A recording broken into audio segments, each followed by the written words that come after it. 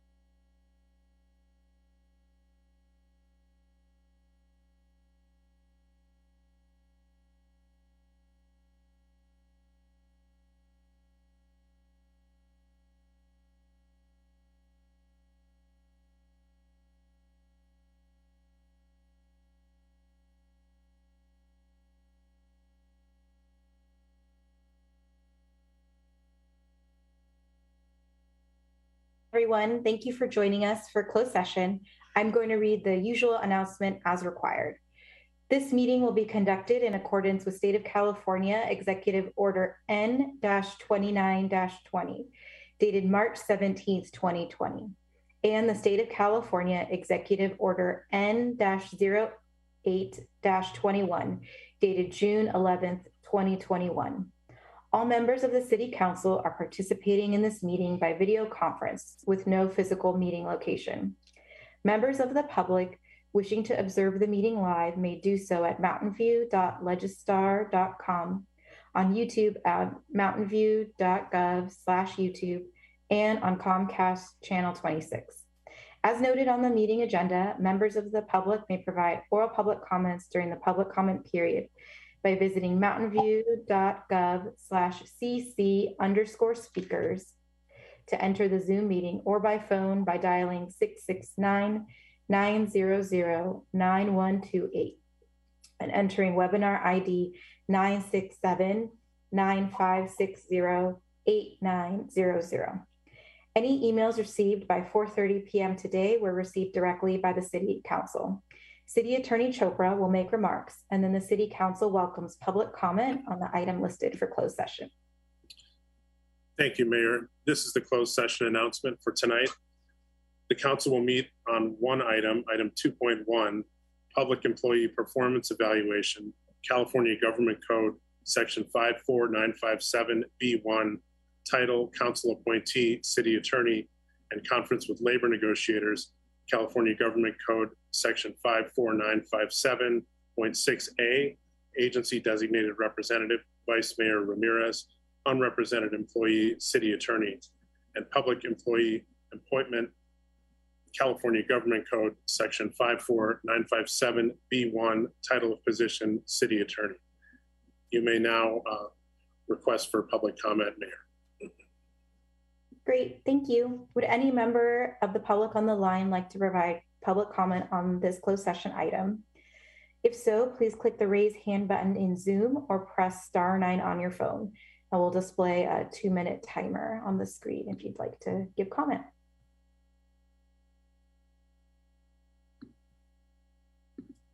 All right, I am seeing no public comment.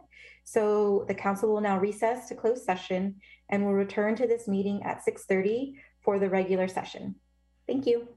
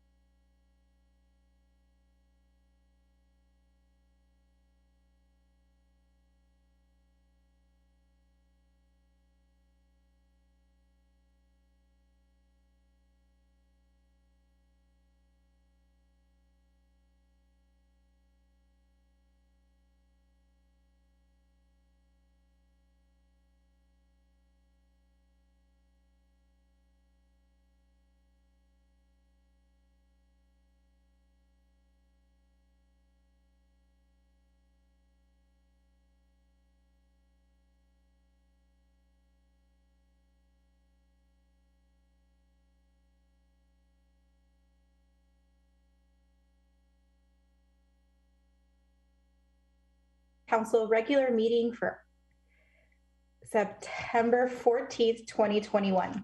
I'm going to read the usual announcement as required. This meeting is being held in accordance with the State of California Executive Order N-29-20, dated March 17th, 2020, and State of California Executive Order N-08-21, dated June 11th, 2021. All members of the City Council are participating in this meeting by video conference with no physical meeting location. Members of the public wishing to observe the meeting live may do so at mountainview.legistar.com, on YouTube at mountainview.gov/YouTube, and on Comcast Channel 26. As noted on the meeting agenda, members of the public may provide oral public comments during the public comment period by visiting mountainview.gov/cc_speakers to enter the Zoom meeting, or by phone by dialing 669-900-9128 and entering webinar ID 967-9560-8900. Any emails received by 4:30 p.m. today were received directly by the City Council. And due to some unforeseen circumstances tonight, Spanish translation services will not be available for this meeting, but if they're necessary, I will do the best that I can. All right, now we'd like to move on to the Pledge of Allegiance. So please join me. I pledge allegiance to the flag of the United States of America and to the republic for which it stands, one nation, under God, indivisible, with liberty and justice for all. Thank you. So we'll move on to item 2, which is a roll call. The city clerk will take attendance by roll call. Councilmember Abekoga? Here. Councilmember Hicks? Here. Councilmember Lieber? Here. Councilmember Matichak? Here. Councilmember Showalter? Here. Vice Mayor Ramirez? Here. Mayor Kamei? Here. You have a quorum? Great, thank you. So now we'd like to move on to item 3, which is our presentations. We'll now take public comment on all 3 presentation items. So would any member of the public on the line like to provide comment on any of the 3 presentations listed on the agenda? If so, please click the raise hand button in Zoom or press *9 on your phone, and we'll display a 2-minute timer.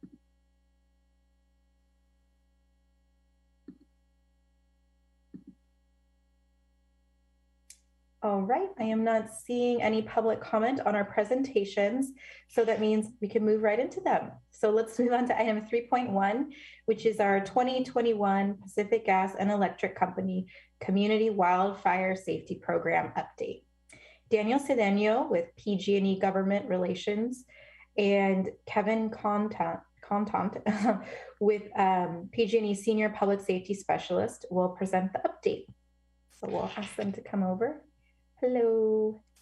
Hi, Daniel. Hi, good evening, Mayor and City Council. Just checking if you can see me and hear me all right? Yes, we see and hear you. And I think we're getting Kevin right now. Hi, Kevin. Thank you. Hi, Mayor. Great. And Heather, just wanted to confirm if you can share slides, please. We're working on that. Give me just a second.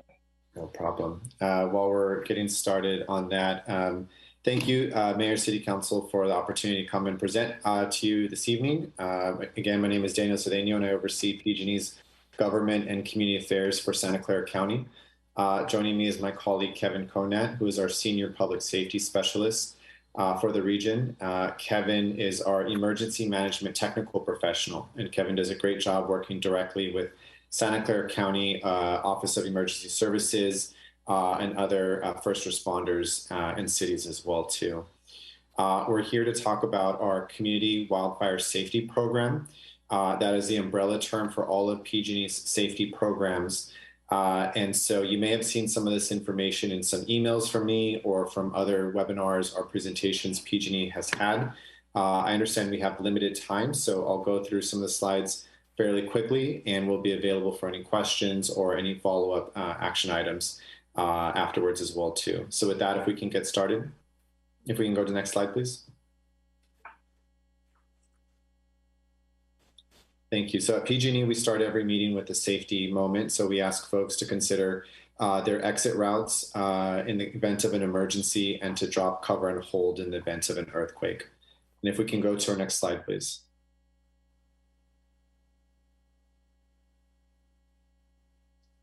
If we can go to the next slide, please, that'd be great. Thank you so much. So this slide here, I think, is really important to highlight because I think it underscores the state that we're in right now. When we talk about wildfires, drought, and critical infrastructure, if you look at the map on the left, that highlights a high fire threat district map for California. This map was developed in partnership with the CPUC, and the areas in red are considered extreme, and the areas in yellow are considered elevated. And over half of PG&E's service territory is now in a high fire threat district.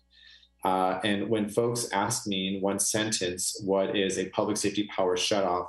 Typically what I say is, if you look to a high fire threat map, we look to see what infrastructure is located in the high fire threat areas. Because if there's dry conditions on the ground and high winds that usually kick up around September, October, then a tree branch, for instance, could snap and fly into the infrastructure and cause an ignition. And so for those reasons, PG&E makes the challenging decision to de-energize. And so a lot of work has been done since the first public safety power shutoff in 2019 to reduce the scope of impact for the county. And so you can see City of Mountain View is farther away from the high fire threat district areas. But we always ask all customers to maintain situational awareness and to be prepared in the case of any emergency, because the utility does engage very closely with first responders in cities, whether it is fires, floods, or other types of emergency situations as well too. So if we can go to the next slide, please. So our community wildfire safety program has three different buckets under them. We have reducing wildfire potential. That includes asset inspection repairs, enhanced vegetation management, where PG&E maintains clearances around critical infrastructure, system hardening work, and our PSPS program. There's also improving situational awareness, which includes our 24/7 Wildfire Safety Operations Center, where we have meteorologists and experts in fire behavior. We're constantly gathering new data and information and modeling out what weather looks like and what fire behavior would entail as well. And we have been putting up weather stations and high definition cameras throughout the service territory. And I'll get into that for Santa Clara County. And then if you go down to the reducing impacts of PSPS, that's also a big focus for PG&E this year, where we're looking at how can we expand coordination and outreach and support to customers, and considering new technologies like microgrids and other types of programs as well too, to support customers during a PSPS event. So if we can go down to the next slide, please. So I won't spend too much time on this slide here, but it gives some really good data and information around what has been done for 2021. Including system hardening on 180 circuit miles, the number of weather stations put up, high definition cameras, and the amount of vegetation work that has been done throughout the service territory as well. If you have any questions on these, please feel free to ask, and I'll be happy to provide additional information. But if we can go to the next slide, please. So this gives an overview of some of the community wildfire safety program work for Santa Clara County in particular from 2020 and what's being worked on in 2021. Again, system hardening work includes stronger poles, covered power lines, targeted undergrounding, which is going to be a major initiative for PG&E moving forward. Sectionalizing devices and community resource centers are locations that PG&E works with the County Office of Emergency Service to put up, and because of COVID, we've maintained open air community resource centers where if residents are impacted by a PSPS event, they can go to a CRC and receive some information and some resources and support. We also have weather stations, again, and cameras dotted along the foothills of both the east and west sides of the valley. And I'm happy to provide the location of those stations and cameras as well. If we can go to the next slide, please. So if you can go down a little bit more, my screen, it's a little bit cut off. Thank you.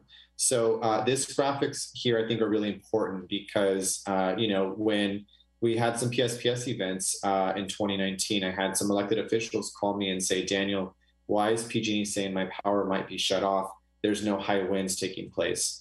And I think the graphic to the left illustrates that while you may not be experiencing high winds, you could be connected to a line that is experiencing those high wind conditions and is in a very dry terrain or area. And so if a PSPS is called, then PG&E will wait for the weather to pass, and then PG&E will inspect every inch of the line and make any repairs necessary before restoring power and notifying residents. So if we can go to the next slide, please. So these conditions are some of the factors that PG&E looks at when making the decision to de-energize. Humidity levels, forecasted high winds, red flag warning, condition of dry material on the ground, and real-time observations based on those meteorology tools like weather stations and cameras. If we can go to the next slide, please. So this highlights how customers will be notified if there were to be a PSPS event. We will make every effort to notify residents 1 to 2 days before power is turned off, just before. And then updates and notifications will be given when power is restored. What we'd like to point out new for 2021 is PG&E put up an address alert tool. This is in response to some customer feedback we got where folks said, well, what if we have elderly grandparents that may live in a high fire threat area? How can we know if they're going to lose power or de-energize? So there's an address alert lookup tool now that folks can look at to look at PSPS events in other locations throughout the service territory. And when folks ask me how can they help support in terms of emergency preparedness and such, one really major piece is we do ask folks to update their contact information with PG&E. Whether it's phone calls or emails or addresses may change, and it's really, again, critical that updated contact information is included in records. Again, PG&E works very closely with all first responders on different types of urgent situations, including PSPS. If we can go to the next slide, please. I won't get into this slide, but it gives some good high-level information of different types of programs PG&E has. In particular, in Santa Clara County, we've partnered with the county, with the Health Trust for food programs. We partnered with the Independent Living Center of Silicon Valley as well. And then there's other programs listed that PG&E has available for customers. And I believe we have one more final slide. So this here gives some really great links to additional areas of information on PG&E's website. I myself, I get weather forecast updates as well too. And so there's a lot of different good information online for residents, whether they're looking for backup power, information in other languages, PSPS notifications, et cetera. So we ask folks to take a look online to see what kind of information is available for what they need and such. And so I know I went pretty fast, and there's a lot of different pieces about PG&E's Community Wildfire Safety Program, but we wanted to be sure to give an update and overview of the program for council and pause to see if there's any other questions. And recognizing time, I'm happy to take any follow-up offline as well too. So with that, we'll pause. Great, thank you, Daniel. So would you like us to stop sharing the screen, or would you like us to have council start asking questions, or what works? I think you can keep the screen on in case folks want to scroll to a specific slide. Okay, all right. So would any member of the council like to say a few words or have any questions for Daniel or Kevin? Okay. All right, I am not seeing any from my colleagues. So we'll just thank you for sharing.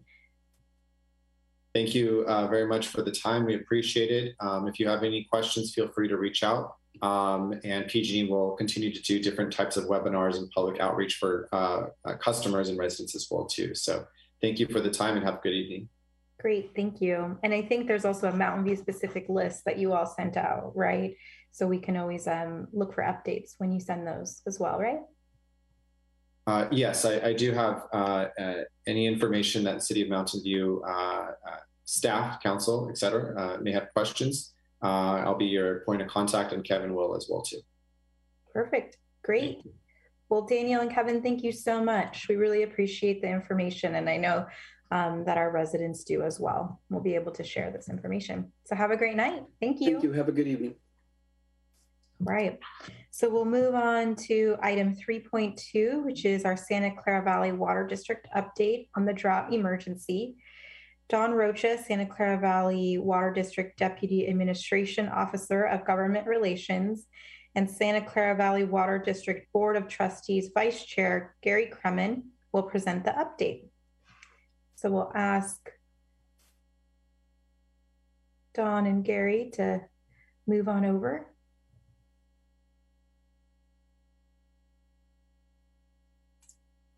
Hello. Hi, how are you? Good to see you, Mayor and Council. Thank you for having us. I believe we were just allowed to join as a panelist, so our Vice Chair Kremen might be in. I see him too. Wonderful.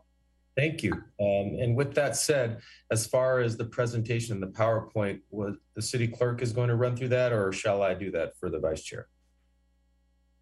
I'm happy with any.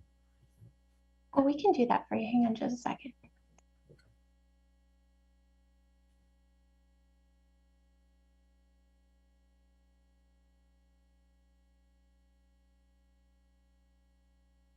Well, thank you. Vice Chair. Oh, thank you, Don. And thank you, Mayor, Council, the amazing Mountain View City Council. I will say my favorite city council of the 7 cities I represent. Staff and folks, my name is Gary Kremen. I think a lot of you know me, formerly of the 2200 block of Latham Street. I'm going to tell you actually not good news. That's actually worse than a PSPS. I'm going to tell you about the drought, because usually with a PSPS, the next day, the power comes back on. But unfortunately, with the drought, we're talking about a problem that is likely going to last months, if not years. So why don't we go on to a slide that I think a lot of you are familiar with, but I'm going to go into it really quickly. What Valley Water does, you know, we're about 810 employees. Wow, we're really going through this thing fast, which is good. And we do 3 things. If we could go back 2 slides, we provide drinking water. We do flood protection in places like McKelvey Park. And then we do creek upgrades like you see in Permanente or Adobe or a bunch of other smaller creeks. So why don't we go on, because we really are time short, and I'm told, to talk about where Mountain View gets its water, and then give that in the context of the entire county. So Mountain View actually gets water from 2 sources. Ourselves, and we're a wholesale provider, and we provide it to Cal Water and Hetch Hetchy. So Mountain View is one of the rare places that actually has dual sources of water, which is good. And we sell on a wholesale basis, like the SFPUC, and to retailers, to homes and businesses. So we're really having some trouble, and let me explain it in the context of what we talk about on the next slide. So if we could go to the drought slide, our state, as you heard kind of before, I've seen this whole presentation, this drought monitor where it's all white. And right now that there is no part of California that is not in drought. Our county, depending on where in the Bay Area, we're between an extreme drought and an exceptional drought. The last 2 years have been the worst 2 years from a precipitation point of view in California history. And that is compounded in our county because half of our storage, Anderson Reservoir, is out of service for 10 years, being upgraded for seismic reasons. And the water flowing in our county, whether it be the territory, the part of Mountain View and the rest of the county, which is the majority of where we serve, we're only getting 5% of our state water allocation instead of 100%. And on the federal side, where there's 2 big projects we're part of, we're only getting 25%. And a combination of that and us having no storage is really putting us in a grim situation that is forcing us to start using the aquifer, the groundwater beneath us. And there's lots of people who have wells in Mountain View, and we're extraordinarily concerned that next year people's wells, and not only is that individuals with wells, it's people like Cal Water and San Jose Water and Great Oaks and others that pull from the ground. There will be no water. Their wells, because a lot of wells are pretty shallow, are running dry. And when you pull a lot from the wells, it causes subsidence, which breaks power lines in the ground. It breaks fiber optic lines. It breaks gas lines. So it's a pretty grim situation, especially next year if we do not have a wet winter. And it's very preliminary, but unfortunately it's looking pretty dry. So the good news is there are some things we can do about it. We're trying to import, if we go on to the next slide, we're trying to import as much water as we can into the county, but it's really tough. And by the way, there is talk of cutting the Hetch Hetchy territories, which include most of Mountain View, by 50% in this drought to keep water in the Tuolumne River, which would be for some cities existential, whether it be East Palo Alto, which you were nice enough to work on giving them some allocation. They're still way under other cities. They're going to have to kind of start restricting the amount of water, probably physically, that goes in people's house. So conservation will totally help. We are giving away, we have an Amazon type website, but everything's for free. So you can get free shower heads and aerators. We'll pay you to rip out your lawn, and we just doubled that. We'll pay you or give you a rebate towards reusing some of your gray water, like the water from your washing machine on your lawn, other technology like smart meters for you. We have rebates if you're in multifamily, if you're a small landowner or landlord, we can give you these sub meters so you can do direct bill back. If you want rainwater cisterns, we have tons of stuff. We'll even come into your house and nose around. No, we won't nose around. We'll just look if you're wasting water. We'll also go outside and we will survey your land. So yeah, we're in a pretty bad situation in this county. We have a website. You can go watersavings.org. You can learn more. If you can even, I don't know, rat out your neighbor a little bit if you want to, although we don't have water police. So that's basically what's going on. If we go on to the next slide, this drought is real. This is probably the worst droughts of most of our lifetimes. And in the county, we're in the worst position kind of in the state other than far northern California because of the Anderson Reservoir being down for 10 years, which is half of the story. I stand here to answer any questions or try to solve your problems. Thank you, Vice Chair Kremen. Would any member of the council like to say a few words or have any questions for our guests from Valley Water? Councilmember Showalter.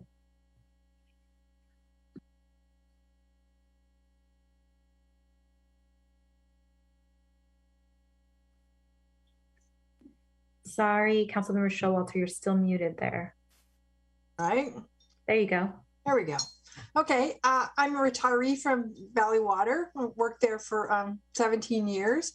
And one of the things, and I also serve on the Recycled Water Committee. And that's one of the things I really wanted to bring up.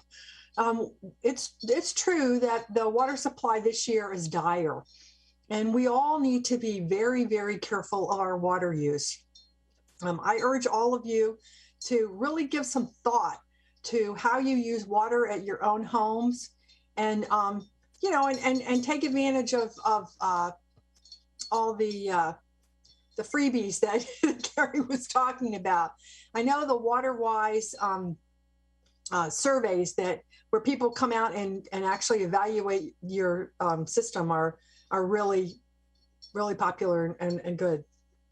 But I wanted to bring up the recycled water plant that we are building in coordination with the Water District in Palo Alto and East Palo Alto and Los Altos at the Palo Alto treatment plant. That is it's an advanced water purification plant. And what it will do is it will take the water that comes out of the treatment plant that's already been tertiary treated, and that's currently what we use for recycled water. And it is going to put it through even more purification that makes just a very, very pure kind of water. And that water is going to be blended with the existing recycled water. And the outcome is going to be that the recycled water that we have available in the North Bay Shore, or to use other parts of the city when we get our distribution system there, it's going to be really high quality.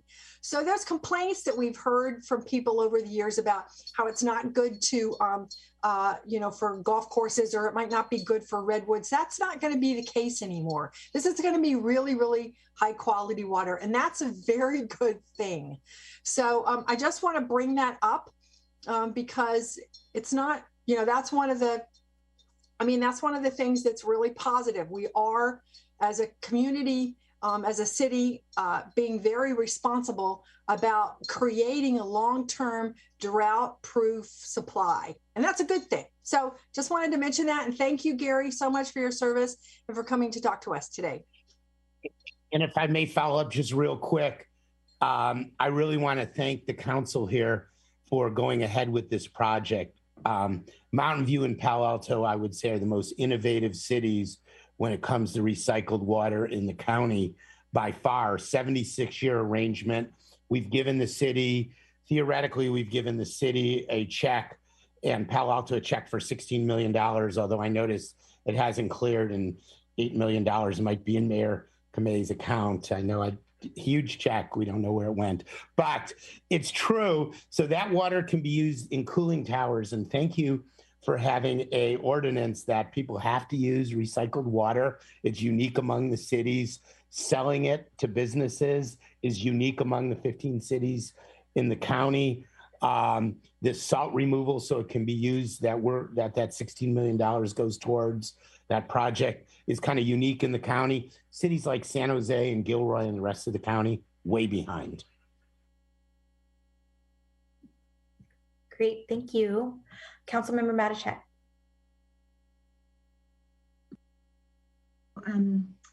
Maybe this is a question for staff, since we do get water from multiple sources, but I was wondering if you could clarify for residents what we are asking residents to do at this point in terms of voluntary reductions of water use.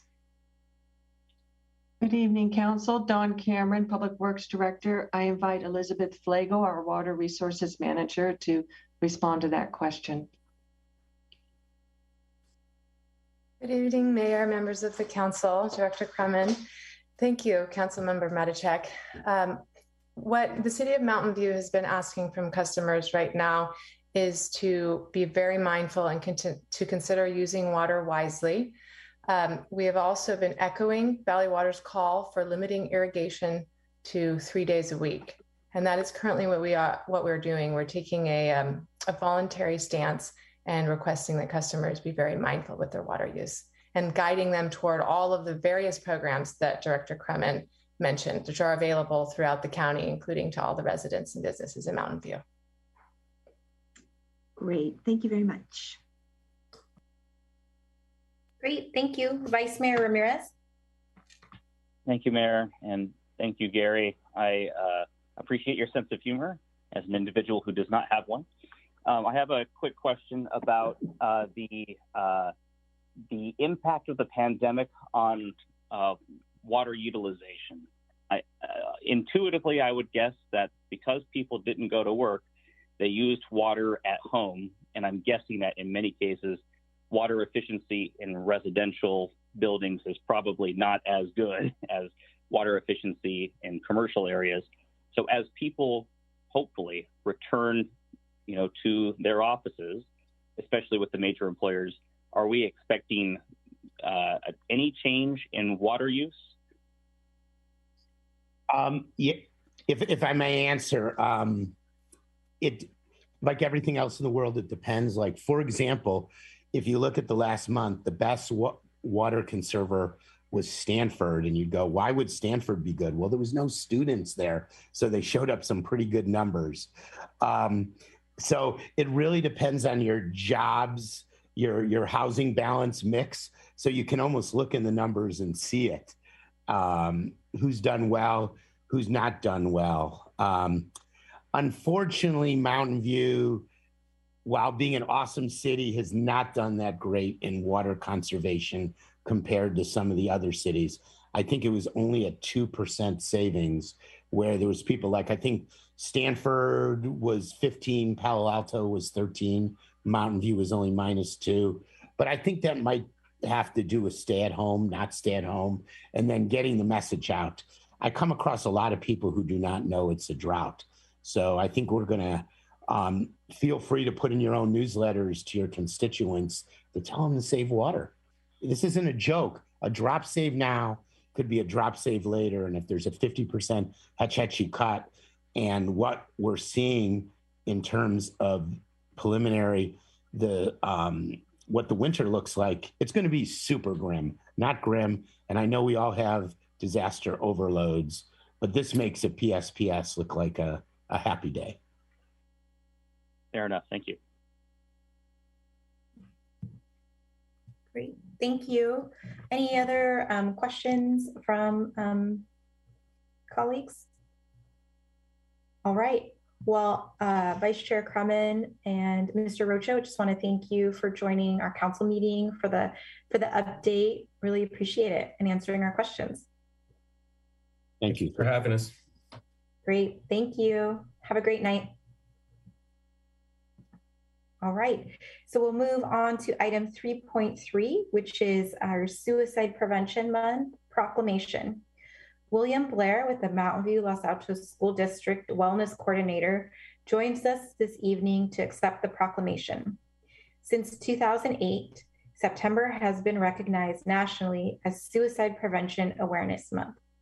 This month is to remember and reach out to those affected by suicide, increase awareness of the signs and availability of mental health resources, and express ongoing commitment to supporting those in our community who may be struggling. In 2012, City Council adopted a policy for suicide prevention for the community and city employees, outlining educational opportunities, promoting awareness and resources, and collaborating with organizations for the purpose of preventing loss of life by suicide. The Mountain View Los Altos Union High School District, also known as MVLA, is committed to the mental, behavioral, and social emotional wealth of their students through mental health promotion, school infrastructure, and mental health intervention services. At MVLA, wellness is a way of seeing and making decisions that connect physical health, mental health, and learning. Each person associated with MVLA plays a role in student wellness and makes a difference in each other's emotional safety and well-being. And I see Mr. Blair has been brought over. Thank you for joining us, Mr. Blair. So I'm just going to read the proclamation and then turn it over to you maybe for a brief introduction and a couple words. So the proclamation reads, whereas Suicide Prevention Awareness Month is observed during the month of September, and whereas suicide prevention has been and remains a continuing priority in the city of Mountain View, and whereas in these challenging times, messages of hope and healing are more needed than ever. And whereas suicidal thoughts can affect anyone regardless of age, gender, race, orientation, income level, religion, or background. And whereas suicide is the 10th leading cause of death in the United States and the second leading cause of death among individuals between the ages of 10 and 34. And whereas suicide is a public health issue, and every death by suicide impacts hundreds of individuals, including family, friends, coworkers, neighbors, and community members. And whereas we can all work together as a community to improve the mental health of all Mountain View residents, to raise awareness that prevention is possible, to understand that treatment is effective, and to finding hope in recovery. And whereas it is essential that we educate residents about suicide prevention and make high quality prevention support, rehabilitation, and treatment resources and services available in the community. And whereas we must encourage relatives, friends, coworkers, and the community at large to recognize the signs of suicide and guide those in need to appropriate services, resources, and support. Whereas the City of Mountain View has recognized the importance of suicide prevention by prioritizing youth mental health, encouraging residents to educate themselves about suicide prevention through a community training course available to residents this month. And whereas we can all help prevent suicide by recognizing the signs of a problem and guiding those in need to appropriate services and support. Now, therefore, I, Ellen Kamei, Mayor of the City of Mountain View, along with my colleagues on the City Council, do hereby proclaim the month of September as Suicide Prevention Awareness Month. And Mr. Blair, I'll turn it over to you. Would you like to say a few words? I know that we've had the opportunity to virtually meet at least through the Council Youth Services Committee, along with Council members Hicks and Abikoga, but would love for you to have the opportunity to also share with the community and my colleagues. Thank you, Mayor Kamei and City Council members. This proclamation means a great deal to us in the community, and we're super grateful that you all are making it here tonight. Sadly, as you may know, we've suffered several losses in our community over the last few years, and we accept this proclamation in honor and in support of those who've lost their lives to suicide, survivors of suicide attempt, and those who've been bereaved by suicide. I think working in the world of education, there is no more devastating loss or more tragic situation than the loss of a young person.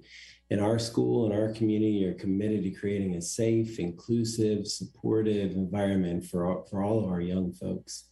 We want them to know that they're loved, that they're cared for, that they're valued, and that they're seen in all their beauty and accepted for who they are and what they are. And we want them to know that. We've been working with our MPLA clinical team and our ongoing partnerships with the Hurt Alliance, the City of Mountain View, Santa Clara County Behavioral Health Suicide Prevention Services, Palo Alto University's Be Sensitive, Be Brave trainings to help destigmatize mental health, to help us provide training and resources to students and families and community members, as well as for us to foster school connectedness and a sense of belonging and a safe space for all of our students. On behalf of the entire community, we want to thank you for prioritizing the well-being of our young folks and for dedicating September to be Suicide Prevention Month. Thank you. Great. Thank you so much, Mr. Blair. And I think part of what we learned as a city was, moving youth mental health to calling it youth wellness, right? And I think that's part of the destigmatization that you're talking about. Would any member of the council like to say a few words or have any questions for Mr. Blair? Okay. I am not seeing any, but would just like to thank you for accepting the proclamation on behalf of the community, and thank you for sharing the resources. We appreciate it. Thank you. Great, thank you. Have a good night. You too. Okay. So I'll move on to item 4, which is our consent calendar. These items are approved by one motion unless any member of the public wishes to remove an item for discussion. The reading of the full text of resolutions and ordinances will be waived unless a council member requests otherwise. A motion to approve the consent calendar should include reading the title of the resolution attached to item 4.2. As a reminder, the purpose of the consent calendar is for council to efficiently and quickly consider a high volume of routine or administrative business items with one motion. Although council members may remove items, it is generally not intended for the council to have a lengthy substantive discussion on consent calendar items. At this time, would any member of the council like to pull an item? Councilmember Matichak. Thank you. So I have additional questions on item 4.2.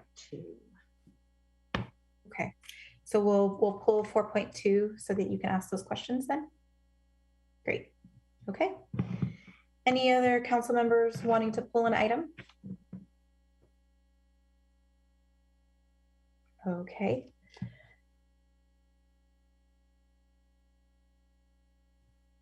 shall we entertain thank you, City Attorney Chopra. Oh, were you going to ask if you should ask for public comment? You could do that. Yes, I was about to, because I didn't hear a motion for the balance either. I would recommend taking public comment before the motion. Okay, perfect. Thank you. Just wanted to double check. So would any member of the public on the line like to provide comment on any item on the consent calendar? If so, please click the raise hand button in Zoom or press *9 on your phone, and we'll display a 2-minute timer on the screen.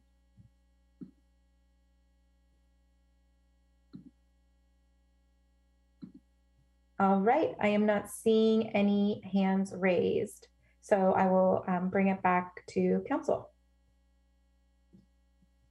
Councilmember Showalter. I move the remainder of the consent calendar. And I think you need to read 4.2. I thought that was the one that was pulled.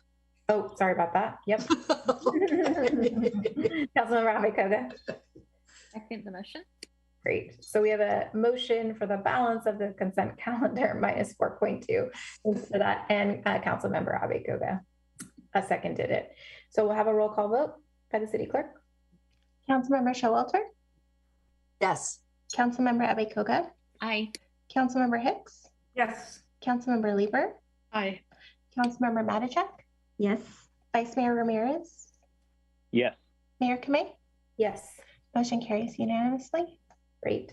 So we'll move back to item 4.2 for Councilmember Matichak to ask her questions. Thanks. So I did send in a couple of questions about this, but then I had more when I read the answers. And I guess I'm wondering, the 6 businesses or residential developments that sort of rely on street parking on El Camino, the last time we talked to them, not the most recent time, but the time before, I'm wondering what their concerns were. Did they have another plan? Did they have another way of providing parking for their customers? Do you recall what they happened to say? Thank you, Councilmember Matichak. Dawn Cameron, Public Works Director.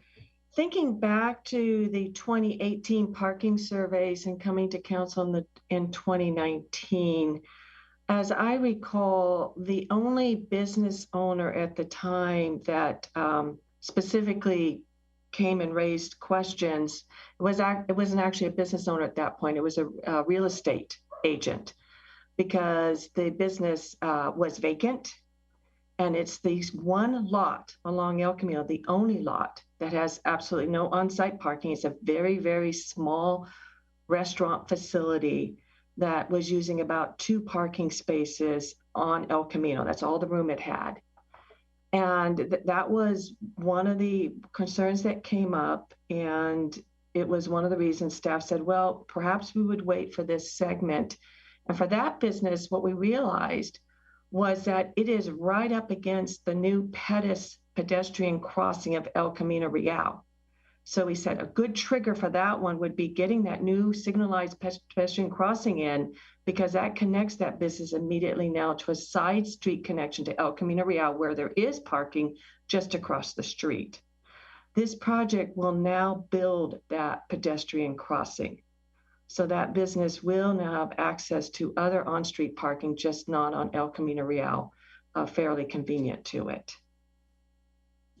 Okay, so it was really only one of the 6 that I recall that made a point of contacting the city to discuss removal of the on-street parking. Okay, and they didn't respond to the most recent efforts to contact that property owner? No, they did not. And I understand the business is still vacant at this time. Okay, thanks very much. Great, thank you. Vice Mayor Ramirez. Thank you, Mayor. I'm going to attempt to read the correct language for the motion. I'll move item 4.2, adopt a resolution of the City Council of the City of Mountain View to remove on-street parking along portions of State Route 82, El Camino Real, in conjunction with the El Camino Real pedestrian and bicycle improvement project. Councilmember Abekoga? Second the motion. Great. So we have a motion by the Vice Mayor, seconded by Councilmember Abekoga, and we'll do a roll call vote by the City Clerk. Vice Mayor Ramirez? Yes. Councilmember Abekoga? Aye. Councilmember Hicks? Yes. Councilmember Lieber? Aye. Councilmember Matichak? Yes. Councilmember Showalter? Yes. And Mayor Kamei? Yes. Motion carries unanimously. Great, thank you. So we'll move on to item 5, which is oral communications. This portion of the meeting is reserved for persons wishing to address the council on any matter not on the agenda. Speakers are allowed to speak on any topic for up to 3 minutes during this section. State law prohibits the council from acting on non-agenda items. And before I begin taking public comment, City Manager McCarthy will make remarks regarding a future agenda item that has generated a large volume of public interest and for which the council has received numerous written public comments. City Manager McCarthy. Thank you, Mayor. So yes, as you noted, we are aware of considerable feedback that the public has submitted regarding the Shoreline Transit Lane and Utility Improvements Project, particularly related to the element of the project on Middlefield Road, which includes tree removals to construct additional left turn lanes. This project is scheduled to come before council on October the 26th. And we want to let the public know that no trees on Middlefield Road or Shoreline Boulevard will be removed prior to any council decision on October 26th.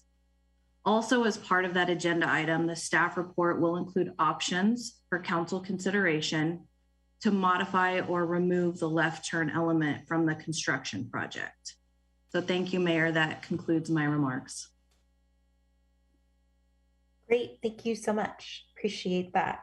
So if you'd like to give public comment, please raise your hand in Zoom or press *9 on your phone and we'll display the 3-minute timer. So I'll wait for the timer to come forward before calling on someone.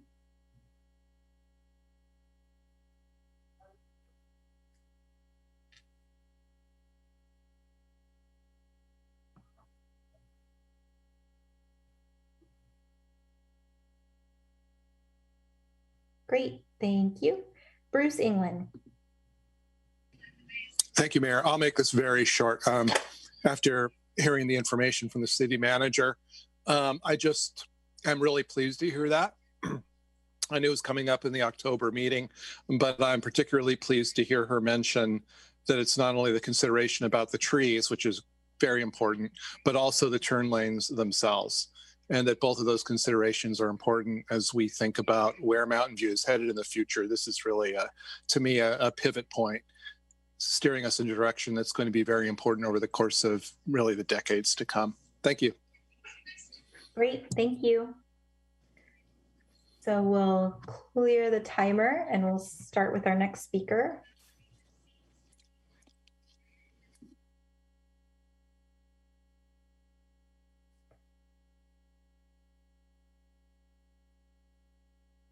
Great, thanks there. Albert Jeans. Yeah, thank you. I have some slides, please. Okay. And I have my own timer too. Okay. All right there. Okay, thank you very much. Again, yeah, I too wish to thank City Manager McCarthy. That really makes a lot of us, I think, rest easier. I'd still like to take this opportunity to share with the public something I found out about this project recently as a result of it coming before the Parks and Recreation Committee. As we know, we're talking about these trees on the Middlefield median and the left turn lanes there. Next slide, please. One of the justifications staff used, or the main justification staff used for suggesting that the left turn lanes be added, was they cited the North Bayshore Precise Plan traffic impact analysis, which concluded that, as we all know, that intersection is really, really jammed up in the morning. And as I outlined in red, the maximum queue length exceeds the left turn pocket storage length during that time, which is, of course, the reason why you would add a left turn lane. If the existing lanes overflow, you don't want that interfering with the through traffic. So you need a second lane to hold the traffic. But myself and others who have observed these intersections for hours on end for various reasons have rarely seen this happen. And so I decided to go into the traffic impact analysis and see what was actually going on. Next slide, please. This is actually one page from the study, which is over 2,000 pages long. And this gives the queue length calculations that Fair and Pierce did to figure out how long the queues would be at this intersection. I've outlined in the colors the two lanes of interest, eastbound left turn and the westbound left turn lane. The blue squares show that about 120 vehicles went through those lanes per hour during the peak hour. Since there are about 25 traffic cycles, that's only about 5 cars per cycle. So we're nowhere near the 10 vehicle limit of the turn pockets.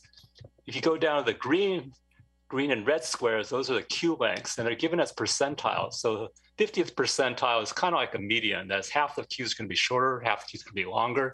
And again, we see that the queue lengths are only about 100, 120 feet. And so if you allow 20 feet per car, that's only, again, 5 cars. But the important figure is the 95th percentile in red. And that shows that only the westbound lane has a chance of overflowing. But this is only a 5% chance. This is the 95th percentile. So that means 25 cycles, that lane is only going to overflow once per hour. And since that's the peak hour, it's unlikely to overflow at any other time. So the traffic and impact analysis shows that the second turn lane really isn't needed. Now, it's a much more complicated issue, which I can discuss later, but yeah, I'd just like to leave it at that. Thank you very much. Great, thank you. So we'll go on to our next speaker. If we could bring the timer back.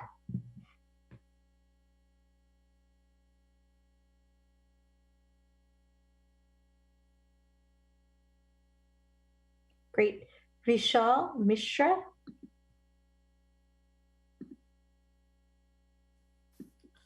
Hi, can you hear me? Yes, we hear you. Yeah. Thanks, City Council members, for giving me the opportunity to speak about this topic. So this is my topic. I'm going to talk about the proposal to cut down the heritage trees on Middlefield for the shoreline revamp. And I would like to say I'm really saddened by this proposal where we want to cut down so many of the heritage trees. This is really not acceptable. And I honestly think the overall plan for revamping shoreline is flawed in terms that we want to add these additional lanes for really very questionable traffic improvements and very similar to what Albert said with his thorough analysis. So I think this is really very easy way out for us to say, hey, we should cut down these trees because that's a very easy way for us to do that. And I don't think that's the right approach. We should be actually more encouraged to live with these trees, with this green community around, and basically try to live with them so that we don't always go with the easy way of cutting them out at our will. And I think I would also say that over the last many months, I have followed a lot of conversations, analysis, and simulations. Many of them were shared by Albert and some other neighbors as well. And I would say I really don't think the traffic pattern would be solved by additional left lane that we are proposing. And additionally, I would say, keeping the traffic issue aside, I would say we are anyway seeing so many scary effects of climate change and global warming everywhere, especially in California. And then this is another reason why we should not simply cut down sacrificing these trees just to add more asphalt on concrete. So I really want to request the city council members, really admire and appreciate all the hard work you do for the city. But I really hope you all use the responsibility and do the right thing and please do not cut these trees. Thank you. Great, thank you. We'll move on to our next speaker, Seema Bhatt. Just hold on a second. We're gonna have, there we go. Hi, can you hear me? Yes. Yeah, I agree with Vishal and Albert James about the topic about the removal of the heritage trees on Shoreline and Middlefield. So I feel it is really sad that this design, it's considering removing so mature heritage trees that takes like years and years to grow. So it's not like we just cut down and replant something. It's going to take a few decades at least to get back to where it was. Also, I feel that the current design, it might not really be, we need to like consider also that the Bay Area companies are going for a hybrid mode or a remote model of working. So the traffic might not really be as bad as it was once expected to be. So I really hope that the City Council reconsiders this plan and stops the trees from getting cut down. That's my request. Thank you. Great, thank you. All right, anyone else wishing to give public comment? All right, I am not seeing any, so we can bring it back to council to move on to the next item. So there we go, stop the screen share. So move on to item 6, which is our public hearing. Item 6.1 is a row house development at 570 South Rangsdorf Avenue. Before we get started, would any council members like to make any disclosures? Vice Mayor Ramirez.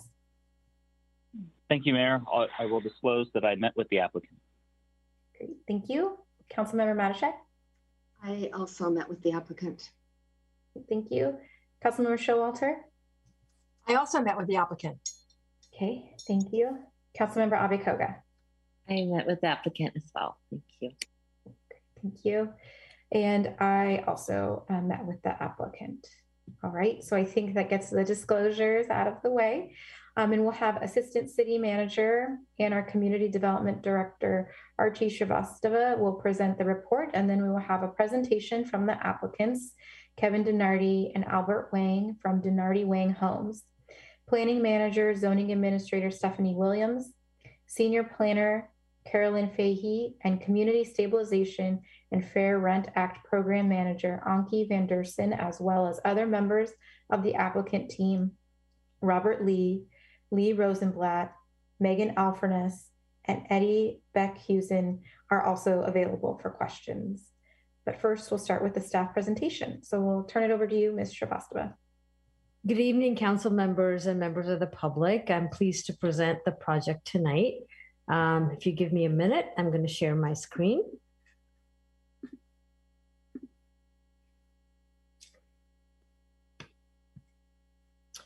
The project before you tonight is located on 570 South Rangsdorf Avenue. The approximately 4-acre site is located on the west side of South Rangsdorf Avenue between Latham and California Streets. The site's general plan designation is medium density residential, allowing up to 35 units to the acre, and the zoning designation is R3-1.25 multiple family residential. The project site contains 70 1-, 2-, and 3-bedroom rental units that are subject to the city's CSFRA rent control measure. There is 1 detached garage for each unit and 6 guest parking spaces. 2 outreach meetings were held for the tenants to inform them about the new project and to let them know about tenant relocation assistance that will be available to them in August and October of 2019, when the first notice of intent to vacate was provided. The relocation consultant has been working for the past several months with the tenants to help them through the tenant relocation or the TREO process.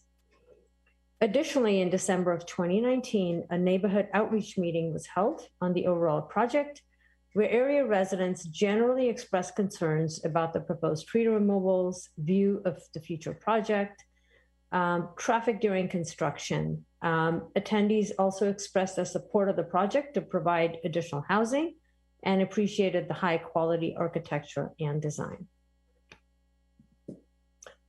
The project, in brief, proposes to redevelop the site with 85 ownership 1 to 3 bedroom row house units with 2 attached garage spaces per unit and 31 guest parking spaces.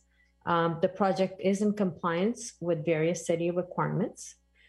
In the next few slides, I'm going to focus on a number of questions that were raised recently about project process and how determinations have been made on the project. There were questions about how staff assessed whether SB 330 applied to the project. SB 330, the Housing Crisis Act of 2019, took effect on January 1st, 2020. SB 330 provisions apply to residential projects with applications that are not deemed complete under the Permit Streamlining Act prior to January 1st, 2020. Just to briefly describe the process, the Permit Streamlining Act lays out timelines for review of projects. After the applicant submits the first formal application, staff has 30 days to review this. It's a multiple department review process, and where the city has to return comments within 30 days. With each resubmittal, the city again has 30 days. This project has been through several resubmittal and comment processes. In this case, the project review began in 2019 before SB 330 took effect, and several letters were sent over a period of the project review. However, the October 29th incompleteness letter, one of them, was sent after the 30-day period of October 4th, 2019. The letter is dated October 6th and was sent on October 11th. As a result of the late letter, the application was deemed complete by law on October 4th, 2019. As a result, the project is not subject to SB 330, and this has been also explained in the staff report. I wanted to talk a little bit about incompleteness letters and the process. Of course, one slide will never suffice, but I'm hoping to kind of bring you into the review process and explain a little bit about what you might have seen in the attachments that were provided as part of the responses to comments tonight. Prior to SB 330 taking effect, staff, as is typical in many other cities across the state, sent incompleteness letters that included the following categories. These were not specifically identified, and they included incompleteness comments. These are typically comments that are, these are typically items that are on the application checklist, and the applicant has not specifically provided. There are consistency items, for example, whether a project meets a setback or not. Conditions of approval that might be applied. Examples of these could include BMR requirements, in lieu fee requirements, and process requirements. These might be the beginning of the TREO process, for example, or the CEQA process, for example. All of these are not completeness requirements. Also, we might require fee payments or funding for deposits to begin additional studies to do the environmental review or the TREO process. Multiple departments participate in this review, including building, housing, public works, utilities, and fire, environmental services, hazardous materials, and the like. The development review process is not black and white, but is iterative and requires several meetings over several months between applicants and departments to resolve issues. Some examples that can involve months of back and forth include meeting design and other refinements in the ROHAM guidelines, issues that might have been raised by neighbors at meetings where staff might want to work with the applicant to save a tree, provide additional setbacks, and reduce building heights. or to review strategies to save heritage trees, relocate buildings in other spots, and working with other departments to address issues such as trash hauling, garbage truck circulation, driveway locations, utility placement, and the like. In addition, site plan changes can also trigger a re-review of all standards and guidelines to ensure that other standards are still being met. An example of this is if a site plan were revised to meet a setback standard, say that requires a building to be moved 10 additional feet back, it would affect other standards such as open space, whether a project is able to provide a fire lane, whether the fire lane is the width that the city requires, the size of parking spaces, might have to relocate parking spaces, and you might have to revise the entire site circulation to meet that setback. So this is just a small example of the iterative process and repeated site plan changes that are required to ensure that all the comments and the resolution to them result in a project that's either compliant or has some exceptions that staff would support and recommend to the council. In this case, the applicant continued to work with staff from the October 2019 letter date throughout the application process. These included working with us on design changes to meet ROHM guidelines, several back and forth communication meetings about the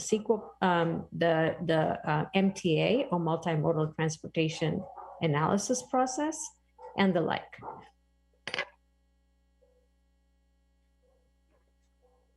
The next slide discusses BMR requirements.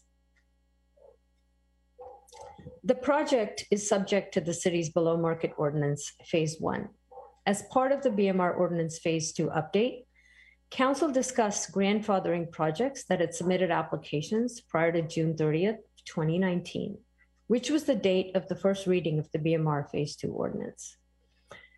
Typically, planning applications are not considered as submitted unless the applicant has provided a comprehensive planning application package, as noted on the city's application form and checklist. However, in this case, staff had some concerns about partial applications being forcibly submitted by applicants who wanted to be grandfathered into the BMR phase 1 ordinance. As a result, staff suggested a belt and suspenders approach that allowed us to be able to review that initial package and ensure that a comprehensive package has been submitted. Staff specifically differentiated this from a completeness review under the State Permit Streamlining Act, which involves detailed review of the plan sets by various departments and gives the city 30 days to do so. The language that was ultimately adopted and agreed upon by the council was to give applicants time to provide that comprehensive application package when the ordinance went into effect on August 24th, 2019. This project provided a comprehensive application package on May 31st, 2019, which was well in advance of the August 24th, 2019 date, and was therefore grandfathered and subject to phase 1 requirements.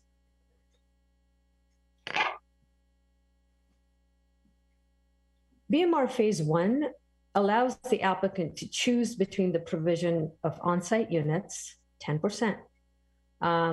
This would amount to 8 units and a fee in the amount of 0.5 units, or a BMR in lieu fee amounting to 3% of the sale price of all the units. This is estimated at approximately $3 million using an estimated sale price of $1.2 million per unit. This number will be refined by the time the project is ready for sale. The applicant has come forward just today to offer a 5% on-site requirement instead of paying the in lieu fee estimated at $3 million. This would amount to 4.25 units, where the applicant would provide 4 on-site units and a fee payment for the fractional 0.25 unit. It should be noted that the value of this has not been analyzed by staff, and the applicant has indicated that it would be somewhat comparable to the $3 million amount.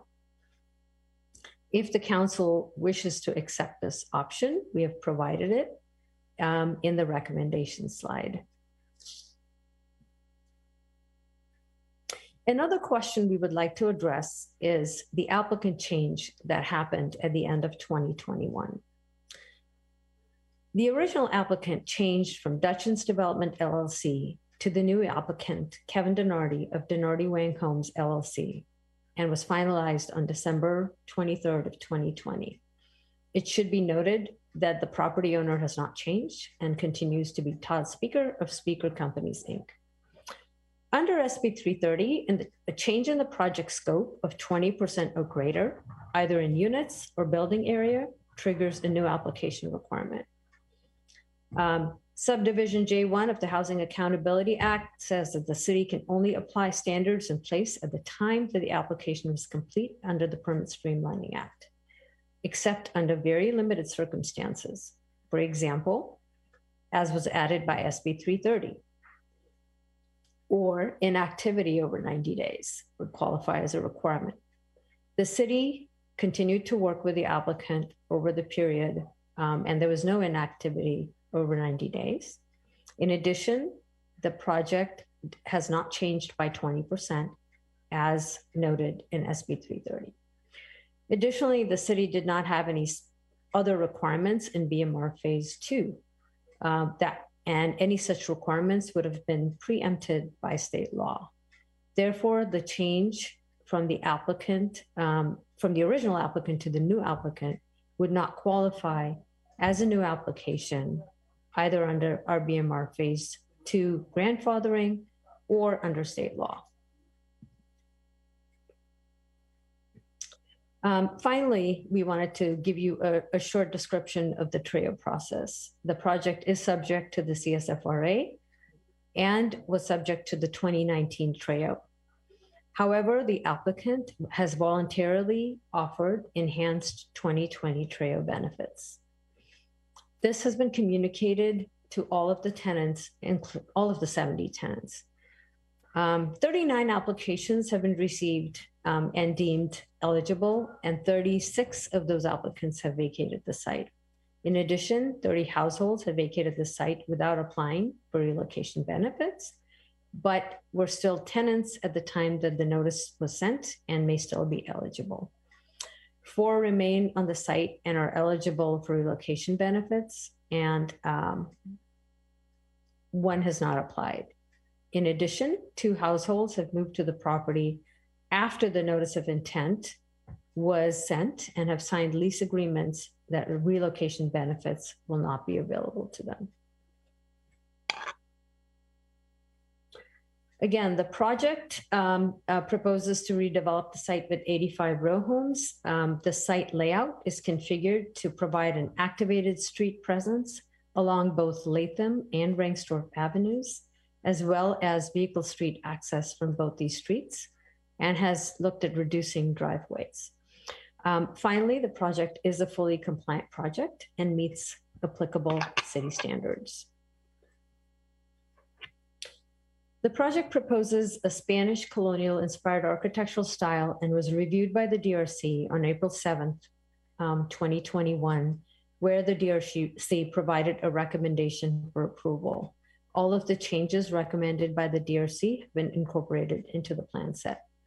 The project was also reviewed by the zoning administrator and the subdivision committee on August 11th, 2021, where it was recommended for approval. No one from the public spoke at the meeting, but staff did receive comments that raised questions about the applicability of SB 330 and the city's BMR requirements, which have been addressed both in the staff report and tonight. 38 heritage trees are proposed to be removed by the project. Most are either in poor health or located in conflict with the proposed site improvements. 4 of these are native trees. 4 have been assessed as suitable for relocation. However, the applicant has not proposed to relocate them. 144 new replacement trees are proposed, which is double the minimum required replacement of a 2-to-1 ratio. The existing canopy is 31% and is projected to reach 38% with the inclusion of the retained trees and the new trees at maturity. The project originally proposed a palette of 24% California natives, but staff has included a condition of approval, condition number 29, requiring that the landscape plan submitted at building permit be revised with a minimum of 75% native planting.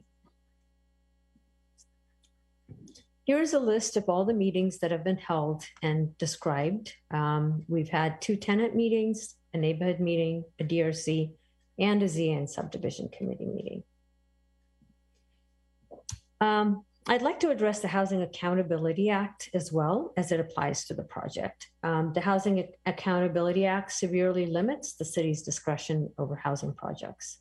The city cannot deny a code compliant project without making written findings that the project would result in specific quantifiable health and safety impacts in violation of an objective city standard.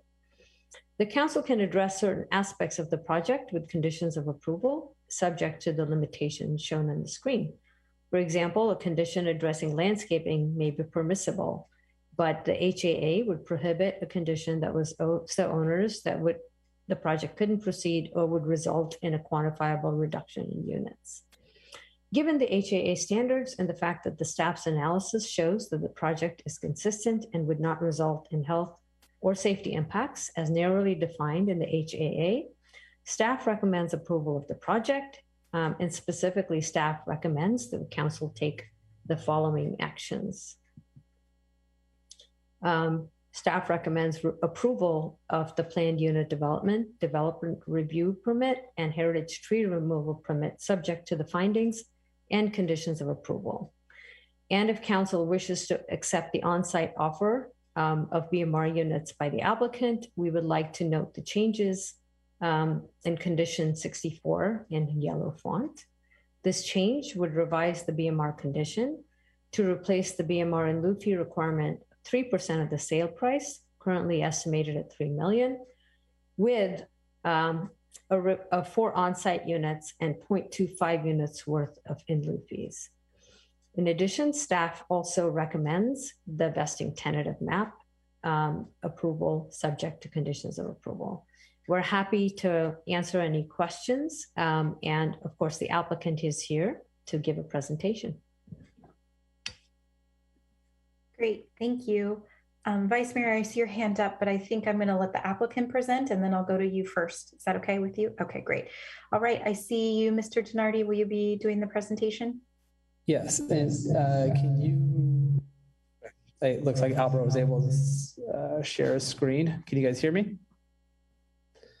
Okay, well, thank you for hearing us. I'd like to present our project at 570 South Reinsdorf. My name is Kevin Donardi of Donardi Wang Homes. Along with Speaker Company, we are the developers for 570 South Reinsdorf. Just want to take a quick moment and thank staff for all their hard work and guidance to get us to this point of the project. I'm going to just go through some quick slides for some project highlights that we would like to point out on our end. Our site is located at 570 South Reinsdorf. It sits on the corner of South Reinsdorf and Latham Street. It is centrally located, less than a mile from the new San Antonio Center, as well as downtown Castro. This is our proposed site. It consists of 85 row house for sale units. I would like to point out there are 2 entry points, one off of South Reinsdorf and one off of Latham Street. And a main thing we would like to point out regarding just the overall site is something that we're very proud of is the central park type area that is provided, which we think is a very valuable amenity to future residents and families. I would just like to point out this is a fully compliant project. It meets all development standards within the general plan and zoning code. As you can see, we pointed out a few FAR and height. We are meeting its threshold as well as going well above and beyond on common open space and private open space. This slide depicts the tree canopy coverage for the site, proposed site.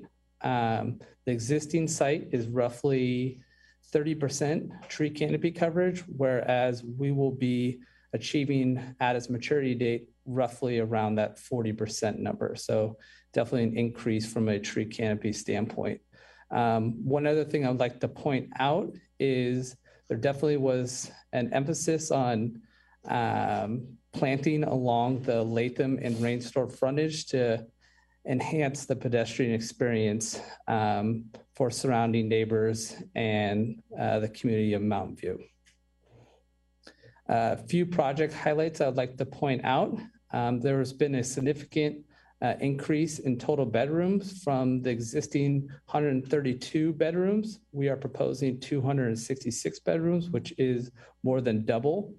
There also will be more than 70,000 more livable net square footage provided from our proposal. Our project is fully compliant when it comes to parking. So we have 2 car garages for each unit, 26 guest parking spaces, as well as bike storage for each unit. The proposed project will approximately contribute $3.5 million to the City of Mountain View's housing fund. This slide kind of outlines the public outreach that's been throughout this process. A couple of things I would like to highlight is there's been 2 community meetings, one in August and one in October, mainly to update tenants on project timelines and inform them of the trail process. This project has been fully compliant when it comes to noticing of the tenants. 3 12-month notices have been sent out that were requested by tenants, and then the rest of them have received 120-day notices. As already reflected in her report, this project was grandfathered into the 2008 trail program. But Speaker Company has voluntarily willing to wrap the project into the 2020 trail program, which definitely enhances the trail package. Couple points I just want to point out is the increased income threshold limit by 5,000. So it will provide more opportunity for people to qualify. And then the significant increase in a $5,000 payment provided to tenants that qualify.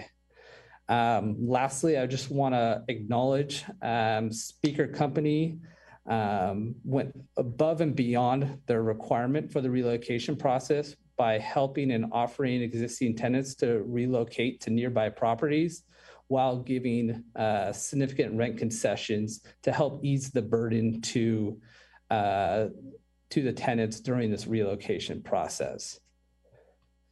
That concludes my presentation.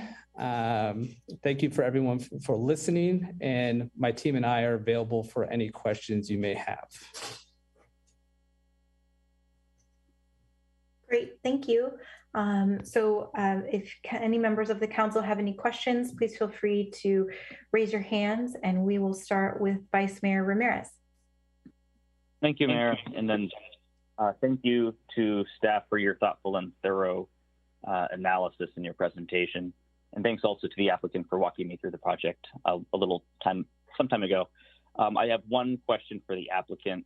The staff report indicates that the general plan designation, medium-high density residential, allows for a range of 26 to 35 dwelling units per acre. It looks like the project itself has a density of 21 units per acre, which is quite low. I'm curious if you had considered a higher density proposal at what time, or at one time, obviously in the past, and why you're not proposing a more dense project on a 4-acre site. Yes, thanks. Thank you, Vice Mayor Ramirez.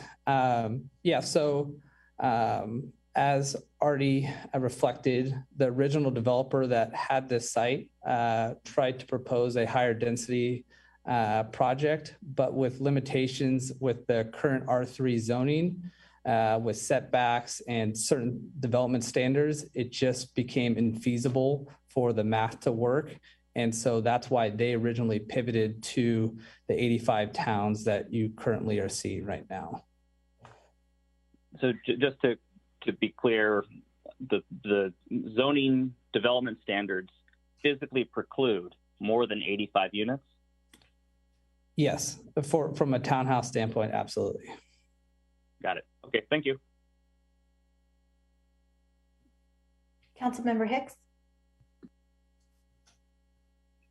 So I have a related question, and I'm going to say, as background to the question, I'm familiar with this neighborhood, and it provides a lot of the affordable housing, naturally affordable housing, in a good amount of it or has in the past in Mountain View. And so my understanding is that we could be offering more to low-income folks and not just kind of showing them the door, except that there was basically a scheduling snafu. So I'm hoping we can look for, similar to what the Vice Mayor said, another way of providing more units to those folks. And I wondered if you had considered, 2-car garages are maybe more than necessary, but ADUs in those spaces, if that would be a way to basically serve more people and possibly more low-income people, as we have at this, large site in the past.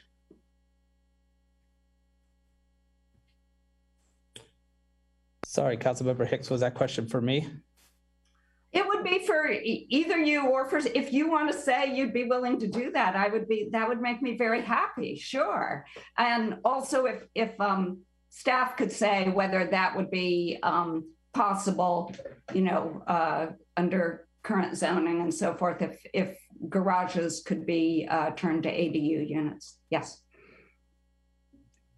I can respond to that. Yes, the law allows 25% of the garages to be converted to ADU units, which would amount to about 21 ADUs. We still have to work through the implementation of who would own those units, because they can't be sold individually. I don't think we have the complete analysis today, but the implementation would have to be worked out.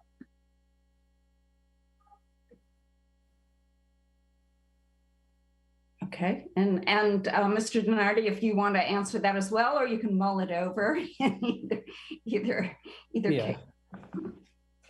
We've not explored that option, so I don't know the legalities of it. So I would be probably speaking out of turn if I gave any opinion, but yes, definitely willing to mull it over. Okay, thank you. Councilmember Showalter. Thank you. Yeah, I have 2 questions. One, how far is it to the nearest park that residents of this new development would have to walk to without having to cross a major street? I saw on the on the map that the Ringsdorf Regional Park is about a little over a mile away. But what are the other parks in the area, Mr. DiNardi, or Artie? There one. I believe I recall there are 2 parks. One is Klein Park and one is Ringsdorf Park. I don't have the specific distance, but I do know it's a few blocks. Both are a few blocks away. Klein probably would not require. No, Klein would not require crossing the street. Okay, it's a small park, but it is there. Yeah. Okay. Because that's always a major issue with in our communities. I think most people don't think we have quite enough parks. particularly in the denser sections of our community like this. So then the other question I had was, you talked about how many of the people have already been relocated or they've moved one way or the other. Do you have any idea how many of those people have remained in Mountain View? I don't know. Okay, sorry. Artie. No, Councilmember Showalter, if you could give me a few minutes, I believe we have that information. Thank you. Okay. Okay, we'll get back to your question. It looks like Councilmember Showalter. Councilmember Lieber? Thank you, Mayor. I have several questions. And one is related to Councilmember Showalter's question. I have a question of how many of the individuals that left went to other properties that were under the same ownership. You know that Speaker Properties is a very large concern in the South Bay. And I'm wondering how many individuals went more or less seamlessly to other properties under the same owner. Councilmember, I think that's a question that maybe Kevin can answer, but I could say that 24 tenant families have relocated within Mountain View. And Kevin can specify how many within the Speaker Donardi properties. I don't have the exact number, but I would say a good chunk of those 24 moved to neighboring properties owned by Speaker Company. And was there a formal process to offer them other Speaker Donardi housing opportunities? Councilmember Lieber, the city doesn't have a formal process or requirement that we've put into place or maybe can put into place. But we did talk to the applicant to actively volunteer this, and it was coordinated with the tenant relocation services. Okay, and then my next question, given that this is some of our CFSRA housing and is currently affordable, do we know what the purchase price of the new units will be? We've estimated it at 1.2 million average per unit. Obviously, that number will be refined when they're up for sale. Okay, so it'll go from rent controlled to 1.2 million, approximately. And then for staff, are there any affirmative determinations or mechanisms that council has to go through when we're removing rent-controlled units from the market? Do we have to make any determinations that we say that the removal will not affect the overall supply of rent-controlled units or anything like that? I probably should refer to our counsel, Eric Phillips, but in terms of the land use determination, we have to make findings that we're not substantially reducing the number of units, but there isn't a specific requirement about affordability, and I'll let Eric speak to the specifics. No, I'll just echo what Director Srivastava was just saying, that there's no specific findings related to the removal of CSFRA units other than the findings that the city would be making in connection with the approval of the project. And does the state law forbid us from imposing a necessity on ourselves to make findings related to the housing emergency? So to comply with the state law, and as was summarized during the staff presentation, the Housing Accountability Act in particular, the city can only apply objective standards that were in place at the time that the application was legally found to be complete under the Permit Streamlining Act. If the city wanted to adopt additional development standards or policies prospectively, there are findings that could be made. There could be minimum density standards, other replacement requirements, but those are not things that are currently part of the city's code. So they would be things that we would look at prospectively rather than applying to this particular project. Yes. And then final question, relative to the Treo, I noted with this project that there were a large number of families who left without applying for benefits, and so we don't know if they were actually income qualified. And can you tell us about the process if we wanted to in the future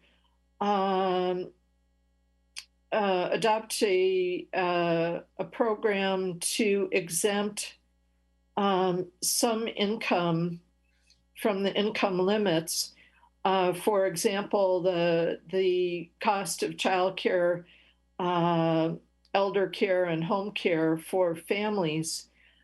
What would be the proper time to do that?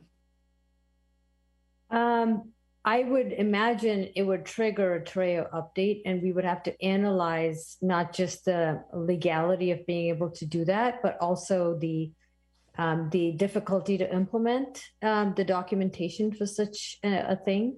So I think we would certainly require quite some time to review both. Okay, thank you. Okay, thank you. Any other council members have questions for the applicant or staff? All right, seeing none, I'd like to open it up for public comment. Would any member of the public on the line like to provide public comment on this item? If so, please click the raise hand button in Zoom or press *9 on your phone. We'll display the 2-minute timer on the screen. I'm just waiting for the timer to come up.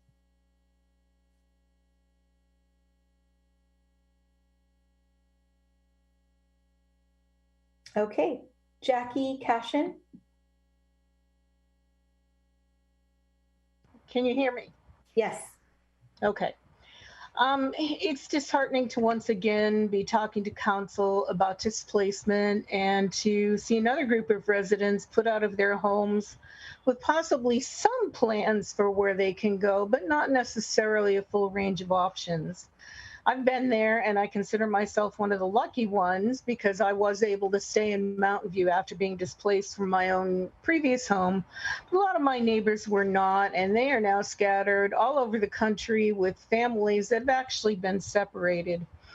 There was a recent next door discussion around the RV issue in Mountain View, and one of my neighbors included a statement that no one has a right to live in a given place. Well, one might argue about some of the nuances of that statement. It is factually correct, but there's a separate issue of people needing to live in a particular place. This area has always had problems caused by the inability of people who work here to actually afford to live here. Traffic from commuting is one such issue that's been caused by this. The pandemic seems to have made the related issue of businesses being able to find employees even worse. I've been in places, businesses locally, where there is one employee to do everything. This is bad for the health and well-being of that employee, and it's also bad for the health and well-being of the business. Understaffed businesses are more vulnerable to things like theft and to customers simply walking out. In short, our housing issues are very much linked to the health of our businesses. Don't let any more affordable housing slip through our fingers and make a difficult situation even worse than it already is.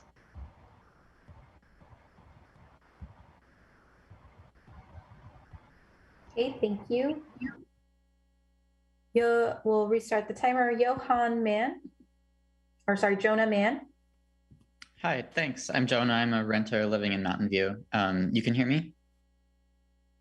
Yes, I hear you. Go ahead. Thanks. I just want to say it's a shame that this project isn't denser. I think this project highlights the urgency of zoning for more density so that future development will be denser.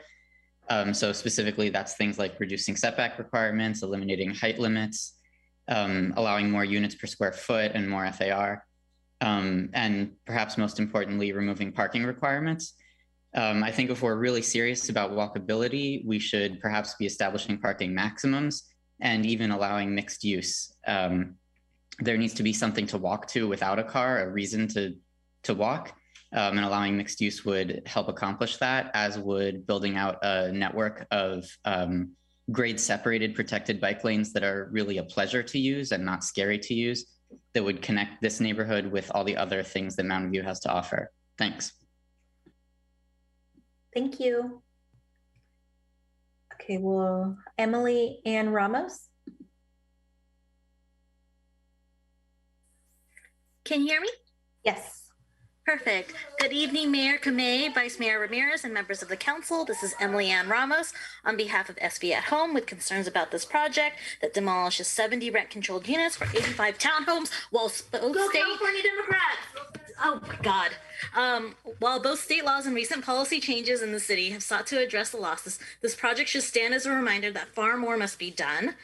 Developments like these highlight the desperate need for the upcoming housing initiatives, R3 zoning district updates, and housing displacement response strategies. This project, like Rock Street and the Montecito projects before, are located in R3 zoning areas. We believe that these changes can be crafted in a way that support growth while upholding the city's commitment to being both equitable and inclusive. Finally, to be clear, SB at Home's intention is to not single out one developer or proposed housing type. Rather, we seek to call attention to the displacement challenge and encourage the council to take this opportunity to think about how the council initiatives, R3 district zoning update, and housing displacement response strategies can provide you with the tools that you do not have today to respond to the pressing housing needs in our city. Thank you for your time. Thank you. Alex Brown.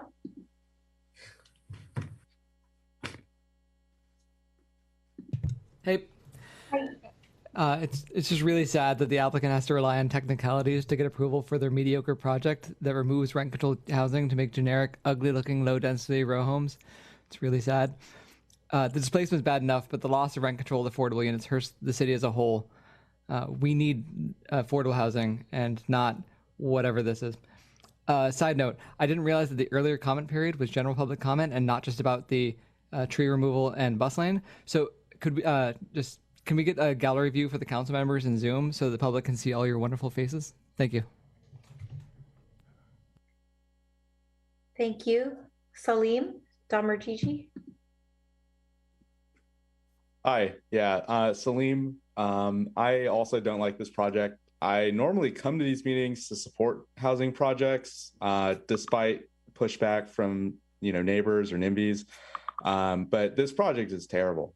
So when you take away homes from people, like naturally affordable homes from people, that means kids might have to change schools. It means that they'll be further away from the friends that they've made in the neighborhood, or their social network more largely. So I hope we think really systematically about how we're going to stop projects like this from happening in the future when we think about tenant protections. Because this is a terrible project, right? I normally, adding supply is a good thing, but adding just a paltry number of units does not actually reduce like neighboring rents. So I hope that the developer reconsiders the strategy in the future.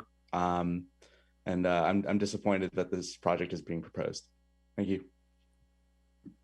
Thank you. Edie Keating. Hello. This is not a project that improves Mountain View. Mountain View will have fewer affordable units when this project is completed. And that's not the right direction. That's not the city that I have a vision for, that I hope you also don't have a vision for, a city that's losing affordable units rather than gaining them. developers offer to add some on-site BMR is a step in the right direction, but it's not a big enough step. There is still a big loss of affordable units. Can't you go further? And I was just confused at best when the staff report said that May 31, all of the BMR was, documentation was in order and in place. But there's a June 30 completeness letter that says, please provide the BMR specifications, how you'll meet the BMR requirements. So at best confused. And this has been a bold council before, and I hope you look for ways to make this project better than it is. And if there's any way to say no to it, that's where my heart is. Thank you. Thank you. Reina Dominguez.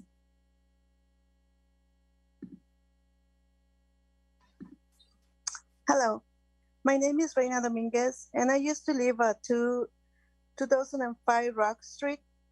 Before those apartments were demolished,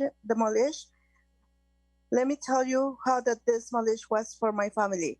First, we were very much part of Mountain View. I have been as a nanny, work as a nanny here, and my children attend the school over here, and at schools at Mountain View. And right now, my daughter is a local soccer referee, and my husband works as a janitor for those Mountain View places. And I applied to many lists for affordable houses. There was always a lottery, and we were never lucky. Our next apartment right now, our cost is more than $700 plus our utilities went up too. We will never afford to those new townhomes, the ones that are building on Rock Street right now, and Mountain View becomes less affordable when you demolish our apartments. We ask you to say no to that demolitions. Some of you listen, but no enough. Tonight, say no to another demolitions that will destroy affordable apartments and replace them with millions of dollars homes. The families like mine cannot afford it. Please say no to demolition those apartments. Thank you. Thank you. All right, I don't see any other hands, so that concludes public comment. So I'd like to bring it back to the council for deliberation and action. And note that a motion to approve the recommendation would need to include reading the title of the resolutions attached to the report. Vice Mayor Ramirez. Thank you, Mayor. So I'm going to share what I like, and then share what I don't like, and then talk about what I'm inclined to do. So first, I really appreciate the transparency that staff has shown in the preparation of the report, and also the material that they've conveyed to the public and to the council. I think it's unfortunate, but mistakes happen, and we learn from them, and we improve our process, and we make sure that this kind of thing doesn't happen again. And I know it's not that's not something that I necessarily want to dwell on, but I do think that transparency is important for the public and for the council in helping us better understand the evolution of this project, and maybe give us a sense of how we might want to improve development review procedures in the future. And I know that the CDD audit that the council will be reviewing, I think next month or so, will also be illustrative. So I do appreciate that. And Mr. DiNardi spoke to this in his presentation. I also appreciate Mr. Speaker in finding ways to accommodate tenants who are being displaced, as a consequence of this project. And I think that's commendable, and especially given that the project at this point, or the apartment complex at this point, is largely vacant. It's an easier thing to do to approve the staff recommendation. It's much more challenging when you have a number of people currently living in the complex that's about to be demolished. So thank you to the applicant for being sensitive to that challenge and doing, I think, it sounds like a good job of attempting to relocate the current tenants in your other properties, Mr. Speaker, if you're on the line, or at least trying to keep folks in Mountain View. So I did want to speak to that. Members of the public spoke to some of the things I'm not thrilled about. And the two primary concerns are the lack of affordability and the low density. I'm disturbed that the number of units in this project is just slightly more than half what the general plan would allow.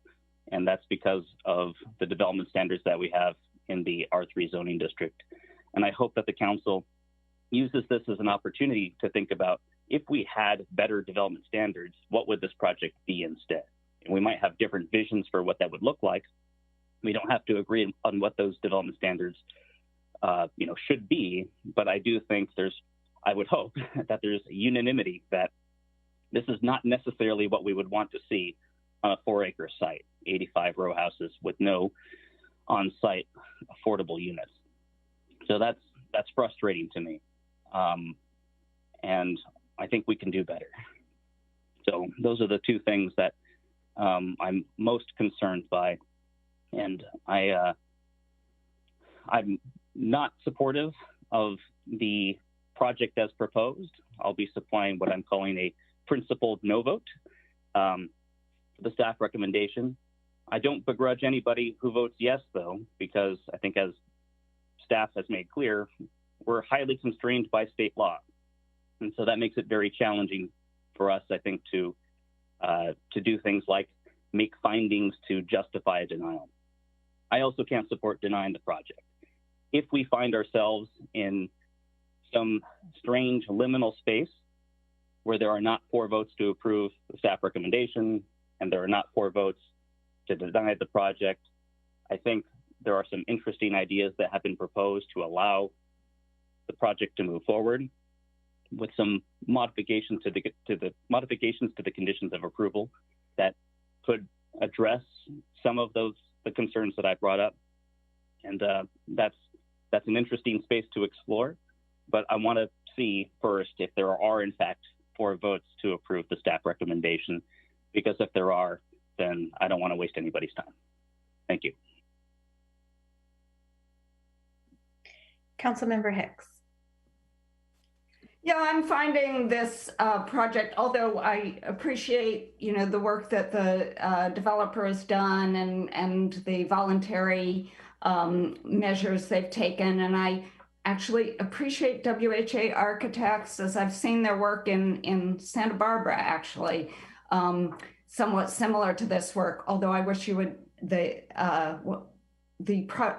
developments in Santa Barbara didn't have the Spanish Mission did not have the fake brick and stone, which I wish you would remove. But that is not my major concern here. My major concern is that this seems like a wonderful place, a wonderful opportunity to go more dense, have bigger side setbacks, and retain some of the affordable housing that it has offered over the past several decades. There are taller apartments around it, and I think it would be a great space for that. So I also will not be supporting the development as proposed, because I'm hoping that we can, some of the things that have, such as ADU units, some of those things we can add instead and partially make up for the way that I wish the project had been proposed. Thank you. Councilmember Lieber. Thank you, Mayor. Well, my mom always said, if you don't have anything nice to say, don't say anything at all. And I really want to, appreciate the intent behind this and doing something attractive and nice. but I think that this is a really textbook example of just gentrification that is eating our community alive. And at some point, we're going to wake up and not have any more hospital workers or grocery workers. We're not going to have people to do regular jobs because they just simply cannot be anywhere within 3 hours of Mountain View. And I am a person who really hates making very specific campaign pledges because I don't think it's fair to promise people something unless you're really going to come through on it. And there are so many extenuating circumstances in government. But in this past campaign, I said that I'm not going to vote for replacement of affordable housing that's under rent control with expensive, bloated units that are over $1 million. And that's what this is. So like the vice mayor, I don't know where this is going to go or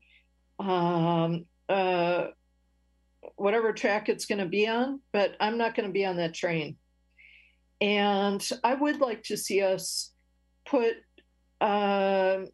requirements on ourselves that we make affirmative statements when we are doing away with the affordable housing that we desperately need.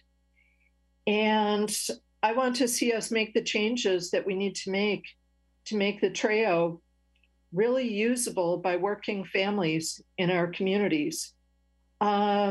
Because if you can afford to live here and pay for childcare and et cetera, you probably make just enough to not qualify. And that's just where I'm at. I'm not going to be the person who puts my name attached to this project. So thank you, Mayor. Okay, thank you.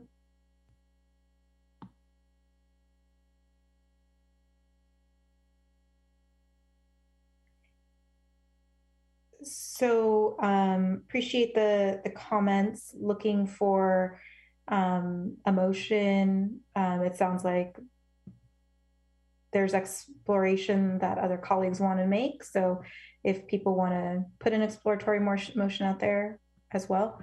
Councilmember Ave Koga. Thank you, Mayor. So I appreciate staff's thorough presentation and thank you for the various comments. I appreciate my colleagues and what they've said. We have a job.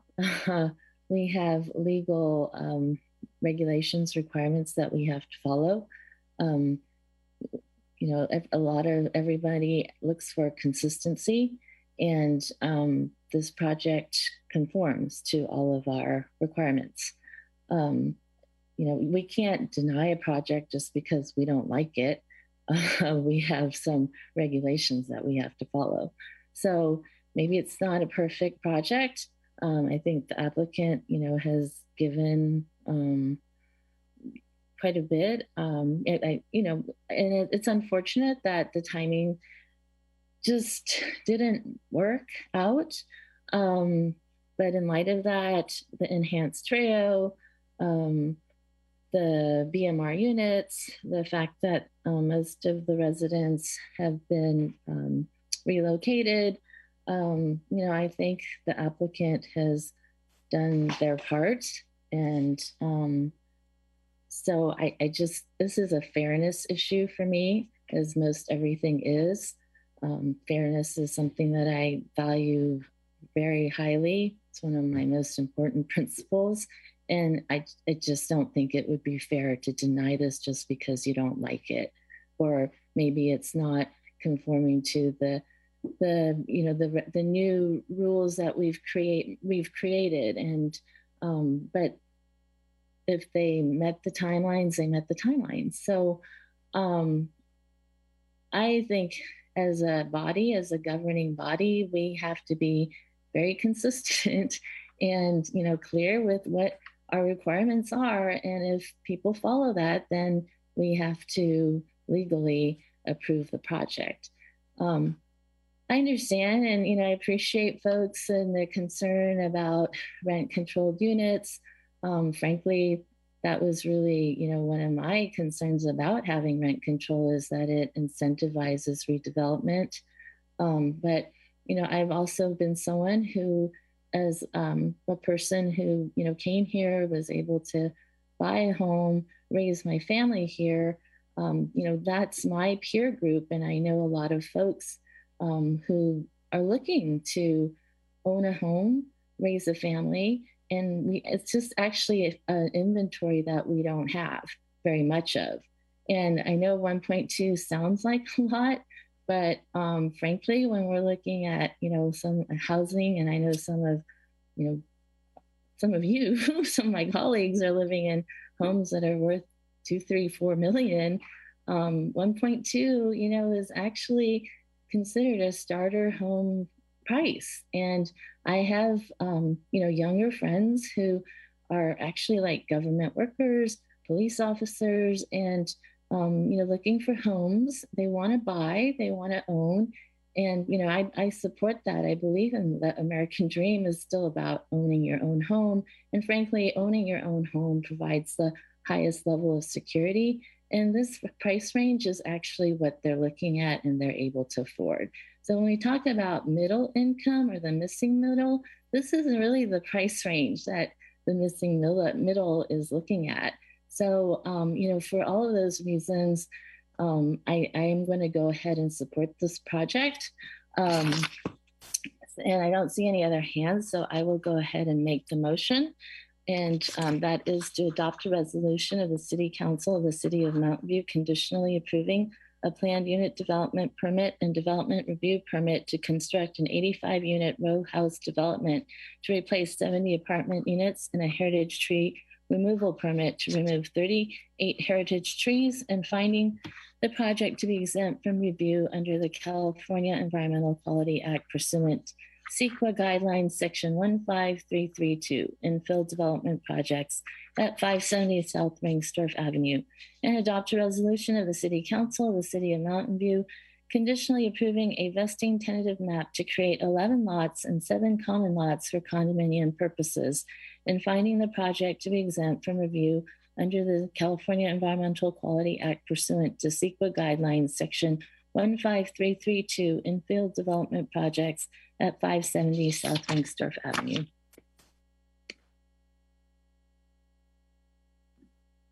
Thank you. Councilmember Matishek. Thank you. I will second the motion, and I want to echo some of the comments that have been made. I appreciate the comments by the Vice Mayor about the transparency that staff provided on this project. That was great. I know I appreciated it, and I believe members of the public appreciated hearing the information. I also appreciate the applicant enhancing the trail and offering to do some on-site BMR units, as well as working with so many of the folks who are living there to move to other units in Mountain View. We often, don't see that, and so I really appreciate that it happened on this project. I would echo a lot of the comments Councilmember Abekoga just made. When a project is fully compliant, I'm hard pressed to find a reason to deny it. And as was said, not liking a project or wanting greater density or something different is not really a reason we can use on this. So I am supportive of the project, and I certainly hope others take into consideration the reasons why we should be supporting this project. Thanks. Great, thank you. So we have a motion by Councilmember Abe-Koga, seconded by Councilmember Matacek. Ms. Shrivastava, you have your hand up.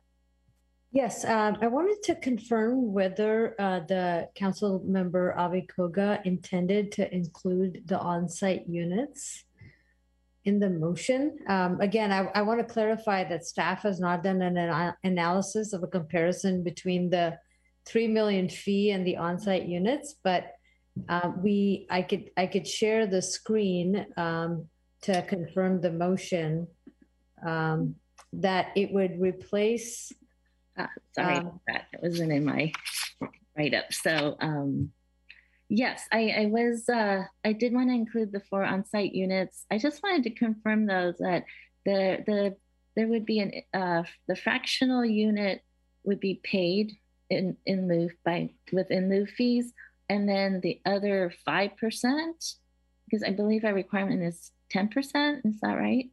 Yeah, the applicant has made it clear that they're only intending to provide 4 on-site units and provide the fractional of 0.25, not the other 5 units, or they would pay the in lieu fee payment. Okay, so they would pay the in lieu fee payment for the other 4. No, they would not. They would either pay the $3 million, that would be 100% in lieu fees, or they would provide only 4 on-site units and an in lieu fee payment of the 0.25. That's it.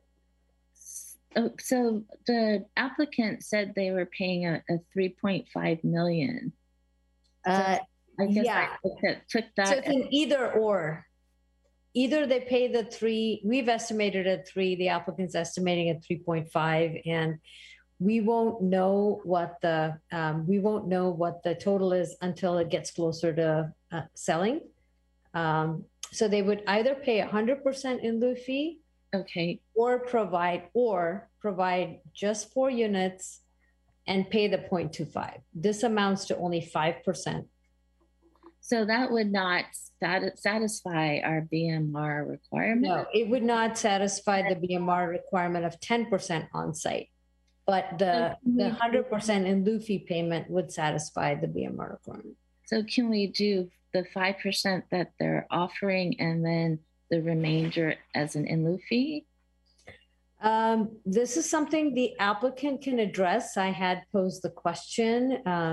Maybe the applicant can confirm if that's an option. I'll stop sharing. Don't know. Either way, I expect them to fulfill the requirement. So, if it's 10% in lieu fee, I prefer, and I was going to include the 4 units, and then the remainder could be an in lieu fee. But I expect that to include the other 5% that would have been provided with on-site units. So the applicant is pretty clear that it would either be a cash payment or the 4 on-site units, but not the 4 on-site units and cash payment for the remaining 5 or 4.5. So Ms. Shrivastava, why don't we ask Mr. Gennardi to raise his hand? He's in the attendee box. Mr. Gennardi, if you can raise your hand and you can answer and clarify this question for staff, I think that would, and council, that would be great. All right. Okay. Go ahead. Can you hear me? Yes, we hear you. Yeah, so again, we are totally willing to follow the 3% in lieu fee that is required through the BMR phase 1. The 5% BMR offer was our calculations of kind of the impact between providing BMRs versus market rate. And so our math on our side shows either the 3% in lieu fee or the 5%, because the 10% would be too impactful from an economic standpoint. But again, I just want to reiterate, we are totally comfortable to follow the BMR phase 1 guidelines and provide the 3% in lieu fee that is required by us. Okay. Councilmember Abekoga, did you have wanted to follow up with another question to Mr. DiNardi or? I can wait till after. Okay. All right, Mr. DiNardi, we'll just ask you to, you're in the panel box, so I'll just ask you to mute and then we'll see if council has other questions as we go forward. Mr. Valsova, your hand's still up. Did you have more you wanted to add? I'll lower my hand, but if we're happy to answer any questions if asked about how this complies with our BMR requirements. Great, thank you. Okay, I saw a hand go down, so I'll go back to you, Councilmember Abekoga. Okay, so I just wanted to confirm then that the in lieu fee is the 3 million or 3.5 million that's been mentioned. Is that right? Yeah, we've estimated it at 3 million at this point, and we'll be sharpening our pencil as it gets closer to the sale. Per the BMR guidelines, they have to either provide the 10% or the BMR in lieu fee or an alternative that's greater than the requirement. In this case, we haven't had a chance to analyze whether that alternative is greater. Well, I guess I was just calculating at 1.2 million sale price with 4 units, that's 4.8. So it's not greater than the 10% BMR. But then it's more than the 3 million. So that's what I'm a little. Just a back of the envelope calculation shows that in today's dollars, it would be close to just 1.8. But in future dollars, having an on-site, maybe that's where they calculated the encumbrance. I'm not privy to the calculations made by Mr. DiNardi. But I just looked at the what 100% AMI unit would go for as an average. Mm-hmm. Okay. For 3-bedroom and 4-bedroom, and that amounts to what I'd say is about 1.7, and the 0.25 is another maybe 90,000 for a total of approximately 1.785 in today's dollars. Well, then I'm going to keep the motion with the in lieu fee in light of the fact that I think our affordable housing fund's getting depleted with the many projects that we have. We could probably use the funds at this time. So I will keep the motion with the in lieu fee. Thanks. Thank you, Councilor Abekoga. And I guess just to clarify, your motion is the original motion. Okay. All right, great. Thank you. Not with the italicized underline that we saw on the slide. Okay, perfect. I just want to make sure that it's clear before we move forward. Council Member Showalter. Well, in addition to that, the problems that other people have mentioned, I also was upset about the park fees. I know that they meet kind of the letter of the law, but if you were to do it on a bedroom improvement, we would be increasing the number of people here by 50%. Instead of doing it by units where it's only 15 unit extras. So the park fee is also a lot smaller than I would like to see it. And as I asked the question earlier, is there a park within walking distance? There's Klein Park. It's a very, very small park. And I really feel like the speaker company has been an active member of our community for many, many years. They've provided lots of housing in our community. They've prospered. They've provided a good service, and they've prospered very well in our community. So, I think in understanding the value of parks and how important they are and how expensive they are, I would really like to ask the applicant if they would be willing to put in another $2 million for the park fees.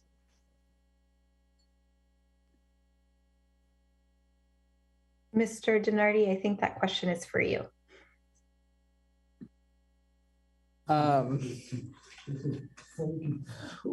Again, I have Mr. Speaker here as well as our attorney.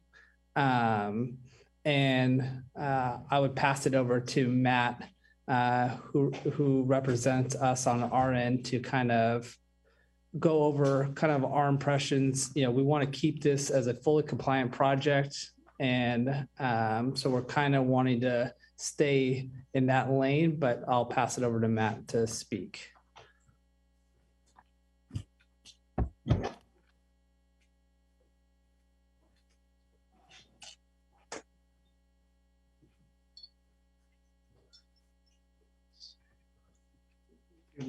Is he going to speak on your line, Mr. Gennardi?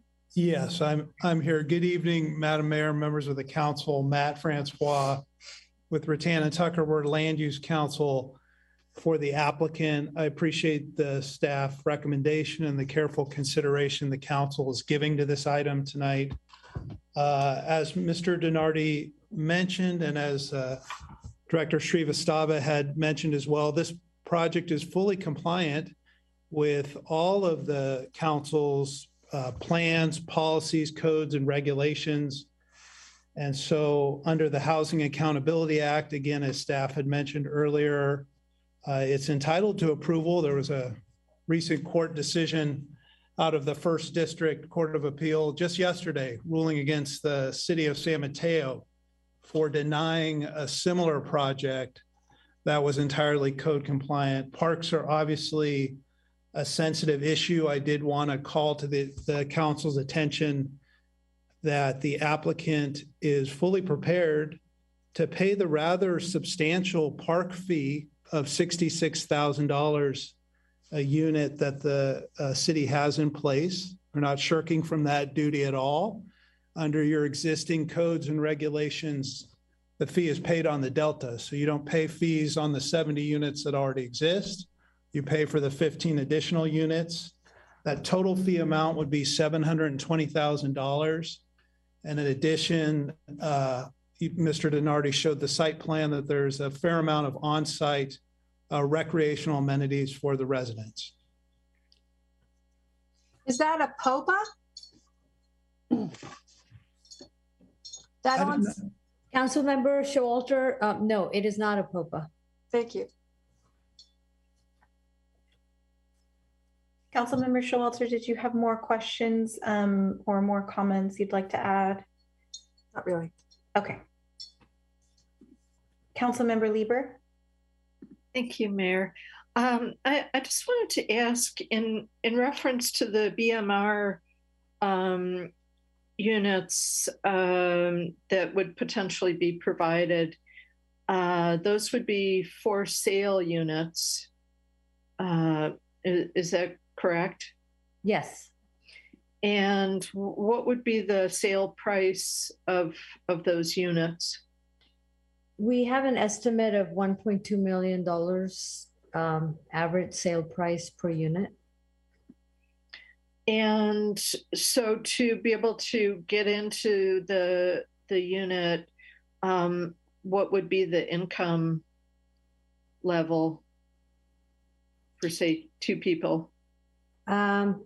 Just to give you an idea, if you were 100% AMI, and I'm going to have to look at what that means for a family of four, you could afford a unit that is about $913,000 if it's a 4-bedroom. That will be $913,000 for a 4-bedroom at 100% AMI, and $834,000 for a 3-bedroom at 100% AMI.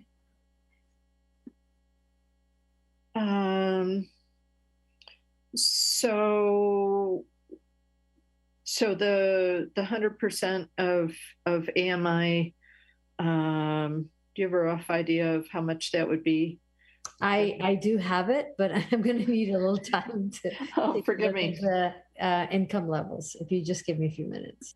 Yeah, no problem. And basically, what I'm just trying to understand, I would be thinking about is there a program for people to come up with a down payment? How would this realistically work because, I agree that prices are going up in our area, and yet, 913,000, 1.2. I'm not seeing the connection there. So I'm still looking at that information, trying to get the 100% AMI, but these units are not being proposed at 100% AMI. They're being proposed at market rate, which is estimated at 1.2 million. So just providing a comparison of the $830 to maybe $913,000 that 100% AMI could afford, it's clear that they would not be able to afford the unit unless they paid much more than 30% of their income in expenses. So I probably don't have the ability to sort of work backwards and see what level AMI would be able to afford a 1.2, but I would venture a guess that will be definitely more than maybe 120 or so, somewhere between 120 and 150. And I'm gonna go back and search for the income levels so I can give you an idea. And I could also, try to do the fastest finger and look it up too. But I am concerned that the target audience for them would not actually be able to afford them.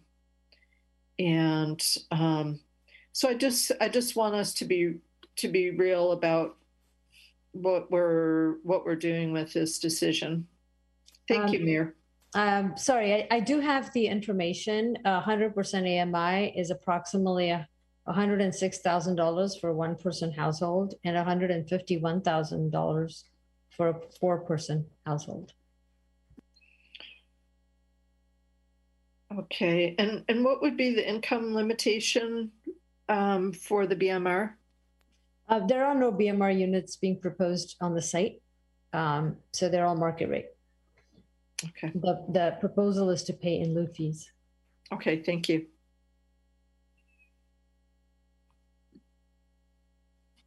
Councilmember Abikoga. Thank you. So the motion was to take the in lieu fees, but I think the question maybe had to do with the 4 units that were being offered. So if there were 4 units, they would be BMR at 100% AMI, correct? It would be an average 100% AMI, and yeah. So. Okay, great. I'm going to call the question. Okay. All right, so we have a motion by Councilmember Abikoga, which was seconded by Councilmember Matashek. And just one moment, just trying to lower the hand. There we go.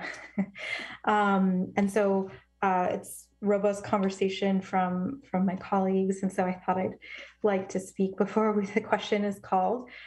I think votes like this one are tough. They're extremely difficult. Council is bold, and I think we've made quite a few strides in how to address overall displacement in our city. We have, our BMR Phase 2 program, which we put forward. We're looking at our displacement strategies, which will come up at the beginning of Q1.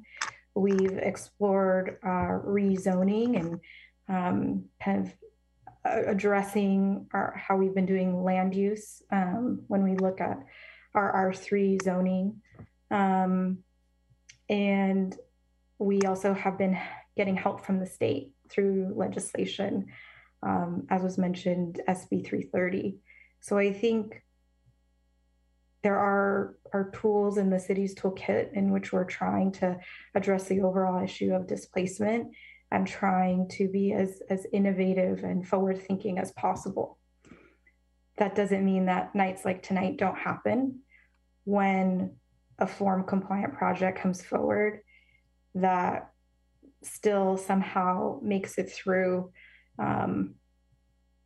the process, whether that's because they met the old timelines, were grandfathered into Phase 1, didn't apply to SB 330. I think staff really walked us through all the things that they tried to do to ask for more, right? To try to move this in a way that would benefit, the most residents. And yet here we are still looking at a project that I think all of us wish was a little bit different, or maybe a lot different. I think that for me, when I'm looking at things like this, I understand wanting to take I think the vice mayor said the principal no vote, I think also known as a protest vote. But when that is done, it creates risk to the city and ultimately the residents, as was mentioned. So I think it's not so much that I'm in support of the project, so much as I'm in support of the motion, given the limitations that we have as a council. And it'll be interesting to see how this goes forward. But I just wanted to say that before we call the question. So, all right, City Clerk Glazer, let's do a roll call vote. Councilmember Abikoga? Aye. Councilmember Matijek? Yes. Councilmember Hicks? I'm going to vote no, not to deny it, but because I think we can do a little more work and get to yes later. So that's a no. Councilmember Lieber? No. Councilmember Showalter? I'm going to vote yes, very reluctantly. Vice Mayor Ramirez? No. Mayor Kamei? Yes. Motion carries 4-3. Great, thank you. Thank you to staff. Appreciate your time. So we'll move on to item 7, which is unfinished business. Item 7.1 is an introduction of an ordinance enacting mobile home rent stabilization. The city attorney will make opening remarks, then Eric Phillips from the firm Burke, Williams, and Sorensen, the city's special counsel for rent stabilization matters, will present the report. City Attorney Chopra. Thank you, Mayor. This item comes before you as follow through from Council's March 16th direction for staff to present an ordinance on mobile home rent stabilization. And over the summer, we've conducted outreach to both the tenants groups and park owners groups and received detailed feedback from the Rental Housing Committee. And that was all incorporated in the presentation of tonight's ordinance. I'm now very pleased to turn over the presentation to Eric Phillips, who's the city's specialist in rent control matters. And he has a brief PowerPoint presentation. And after that, we will be able to answer council's questions. Thank you. Great, thank you, City Attorney Chopra, and thank you, Mayor and council members for the time this evening. I'm here to share with you the update on the mobile home rent stabilization ordinance. As was just mentioned, we have prepared an ordinance for your consideration. I have good news and bad news as compared to the last item you were just considering. The good news is that you have discretion on this item to make decisions. The bad news is that there's still hard decisions to make because the policies involve a lot of trade-offs and weighty policy considerations. However, to help inform the discussion and the decisions that will be before you tonight and the recommendations that we've made for you, as was also just mentioned, the city has engaged in quite a bit of outreach on the topic, both last year as follow-up to Council's 2020 study session, and then through this year as more specific direction was provided by Council to go forward with the ordinance. And there are detailed summaries of all of these efforts and the results available in the packet attached to the staff report. So folks who want to go back and look at the information that we culled through to help shape our recommendations, that's all available for them. A key part of council's direction as we were told to begin putting together a mobile home ordinance was to consider the structure of the CSFRA and to mirror the structure of that ordinance and to provide an equivalent level of protection that apartment residents have under the CSFRA to residents in mobile homes. And so as we were drafting the ordinance and coming up with policies to present to you tonight, we did take that to heart and follow topic by topic the items that are included in the CSFRA. However, they've been modified and customized for the specific mobile home context and to reflect the limitations and opportunities that the mobile home residency law provides specifically for mobile homes. And we'll talk about those specific policies and details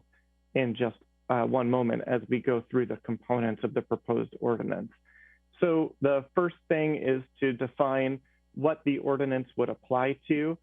We're proposing to provide coverage for all residents within mobile homes. That means that there would be coverage for both residents who own their own mobile homes and rent spaces within a mobile home park, as well as tenants who rent mobile homes, either from an individual or a park owner who rents mobile homes. And I do want to acknowledge that this is one of the policies that has evolved as we were doing initial outreach over the summer. We were focused on policies around space rent only, and following feedback and further analysis, we've come back with a recommendation to provide more comprehensive coverage for all residents. And if this were to pass as proposed, there would then be rent stabilization for apartment residents, for mobile home residents that own their homes and rent spaces, as well as mobile home residents who rent the homes themselves. So it would be an equivalent level of coverage regardless of the tenancy type. Exemption, so despite that broad coverage that I was just speaking of, there would be a number of exemptions that apply. First, there are exemptions in state law. The mobile home residency law specifically carves out spaces from mobile home protections, and the ordinance that's before you reflects those limitations and incorporates them by reference. So for example, vacation homes would be excluded from the rent stabilization policies in the ordinance. The other exemption that is proposed that is additive to what's required by state law would be an exemption for an accord or basically just a private agreement between mobile home park owners and tenants. And we've tried to craft the ordinance so that the provisions to qualify for this exemption would be objective and as streamlined as possible for staff to determine if the private agreement was as protective as the ordinance, because it's important to note that the exemption would only be in effect if the private agreement provided an equivalent level or greater level of protection than the ordinance does. So we have tried to streamline that process, but we acknowledge it would take staff review and oversight to confirm whether or not tenants that chose to enter into a private agreement were adequately protected and therefore qualified for the exemption. This is another area where we heard quite a bit of feedback, and feedback has continued through written correspondence that I'm sure council has seen, where park owners in particular prefer an MOU or an accord or a private agreement between the city and the park owner, either in place of rent stabilization altogether or as a way of qualifying for the exemption. Sometimes that's referred to as the Sunnyvale model. And I just wanted to point out that in Sunnyvale, they did negotiate an MOU that would be entered into between the city and park owners. So as that was adopted, the council directed staff to prepare a mobile home rent stabilization ordinance to cover anyone that did not sign up for the MOU. So in a way, there would be a private agreement with the ordinance backstop, which is roughly the equivalent to the policy that we would have here, except the reverse order of preparing it. Here we have an ordinance first, and a private agreement could provide an off-ramp from the provisions of that ordinance. This is certainly something that council can look at more closely, and we can dive into the mechanics of that if there are questions later. Once we've established what's covered by the rent stabilization ordinance, the prime policy is the rent stabilization itself, limiting rent increases. We're proposing to exactly match the rent increases in the CSFRA, 100% of the annual CPI increase, with a floor of 2% and a ceiling of 5%.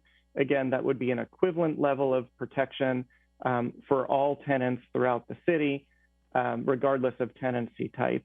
Though we certainly have heard feedback both from residents who would like to see a lower rent increase, a percentage of CPI, or park owners who might prefer a higher annual adjustment. The other way rents would be increased, and this is something that's additive as compared to the CSFRA, would be on turnover of a mobile home space. When a homeowner sells their home and a new owner then signs a new lease with the park owner to become a tenant in that mobile home park, we would propose limiting the rent increase at that turnover to no more than 10%.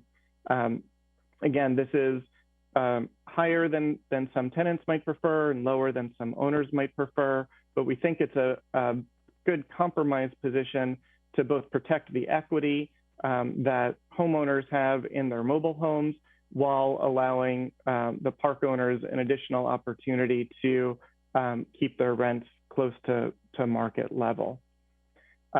We've proposed including a base rent date in the ordinance. It's important to establish a base rent date, both so we know what the annual general adjustments can be added to, but also so that we have a point in time that we can look to see what the park owners and property owners were earning in terms of their operating income should they need to file a petition for a greater rent increase later. We've also included a provision that would set this base rent date to March 16th, 2021. That's the date that council provided clear direction to prepare the ordinance, and that would roll back any rent increases that were greater than the annual general adjustment for this year to cap it at the AGA should this ordinance be passed. And that's an important provision to make sure that there are no last minute rent increases trying to squeeze in before the ordinance gets adopted. I have just a couple more policies to highlight, and then I will wrap up my comments. Eviction protections. Wanted to highlight that state law already has a number of eviction protections. It fully covers and preempts eviction control for tenants who own their homes and rent spaces. So the ordinance does not apply eviction protections to those homeowners and tenants in the mobile home parks. However, it would extend just cause for eviction protections to tenants who are renting their mobile homes and not renting the spaces. And the protections would be roughly equivalent to what's included in the CSFRA, again, tailored for the mobile home context. This was something also that was added as we were looking to expand the rent protections to this class of tenants. We thought it would also be appropriate and important to have eviction protections that would provide a safeguard for displacement. And this is an area where council may wish to provide further direction for additional protection or refinement. The second to last thing I want to highlight are very important provisions that protect the property owner's rights to a fair return on their investments in the event that the annual general adjustment does not allow a park owner or a mobile home landlord to earn a fair return. They would have the opportunity to petition for a greater rent increase, either because they weren't able to maintain an equivalent net operating income as to what they had before rent control, or if they needed to seek what's called a Vega adjustment or an adjustment for what had previously been below market rents. And the ordinance has parameters for how those rents could be adjusted. We also have included fairly detailed capital improvement provisions. This was something that was requested both by park owners and by residents, so they would have more certainty about how capital improvements could be implemented and how the costs for those could be shared. So we looked at several models from other rent stabilization ordinances and tried to craft a program that would allow park owners and residents to share the cost of capital improvements and have 50% of those capital improvement costs be passed through to residents on a prorated and amortized basis, but also providing a protest provision if improvements are ones that are not approved by the residents. It would go to a hearing officer and they would review if the capital improvement were necessary and what costs, if any, were appropriate to then pass through to the tenant. And then finally, I just wanted to highlight how the ordinance would function on a day-to-day basis. We've structured it so that the Rental Housing Committee would be charged with administering the ordinance. They could adopt additional guidelines. There are several places in the ordinance where further detail might help streamline the process, and there are calls to specifically adopt additional policies, and we would look to the Rental Housing Committee's subject matter expertise to help do that. The RHC would also be charged with doing a fee study to determine how much the program would cost to operate, what the cost per space would be assessed to recover costs for operating the program. And then finally, the ordinance would include both a private right of action, so residents and park owners could enforce its provisions, as well as enforcement provisions for the city, which again are exactly equivalent to the enforcement mechanisms that are included in the CSFRA. I've covered everything fairly quickly, so I'm happy to go back over and anything where there are questions or where council would like further detail. But ultimately, our staff recommendation would be to introduce the ordinance that enacts mobile home rent stabilization, as you can see here, subject to any further comments and direction that we receive from you tonight. We also specifically would like to hear if council has direction for us to go forward preparing and introducing any additional tenant protection measures, whether it's another look at the TREO program or other measures that might further complement this ordinance here tonight. So with that, again, I will pause and see if there are questions that I can help answer. Great, thank you, Eric. So at this time, I'll ask if any member of the council has any questions, and maybe we'll just stop the screen share for now so that we can ask you those questions if possible. Wonderful, thank you. All right, I see a hand raised. Councilmember Showalter. Hi, thank you. I think that was a very good presentation. I really appreciate it. And every time I read through this information, I absorb a little bit more, which is good. One question though I do have is several of the park owners sounded upset at what they expect the cost of the annual fee to be. And I just, I understand that the fee this year was $102 for each apartment. And it seems to me that we could expect that the fee for the mobile homes would be similar to that. It might be a little more, a little less, but it would be similar. Does that make sense to you too? Yeah, so we would have to do a formal fee study to assess the cost of the program. There are many fewer mobile home spaces, so the costs to operate might be less. However, there are also because there are many fewer mobile home spaces, the per capita cost then could end up being higher. So that fee study is something that the RHC would have to do, and we would have then actual data to present to see exactly what that cost would be and how it would be assessed on an annual basis. Don't have any information really that says it would be, 10 times or, than what the apartment was. We don't really expect that. We just haven't done the study yet, right? That's correct. Yeah, Okay. We would expect operating costs. If anything, the program might be able to operate on a less expensive basis than the apartment program does. But again, that study needs to be done to be able to answer that more determinatively. Thank you. Great, thank you. Councilmember Hicks. Now, part number 2 of your last slide talks about urgency measures we could take to prevent evictions. And I think I got an email from staff saying you could provide some details on, council could craft them ourselves tonight, but I thought I got an email saying that you could give us some more details on what you might suggest in terms of eviction protection and trail enhancements. So if you have those, I would love to hear them.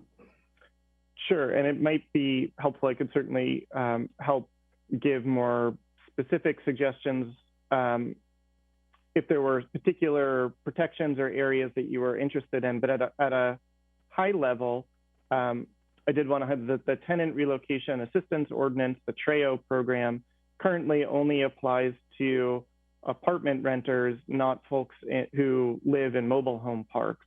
So one change would be to potentially provide relocation benefits, especially for those who could be evicted without fault under the just cause provisions. And that would provide, again, a financial safety net that's equivalent to what apartment residents have under the CSFRA. Other types of protections that could be explored would be what would happen if units were removed from the rental market and restrictions around their ability to be re-rented or requiring potentially a right of return for residents that were displaced if those units were to be put back on the market. Those are, again, things that are similar to the way that apartment rent control works, and that would be focused specifically on those tenants who rent mobile homes rather than those who own their homes and rent spaces. And yeah, again, if you have other measures that you'd like to explore or have me speak in further detail on, I can provide additional detail.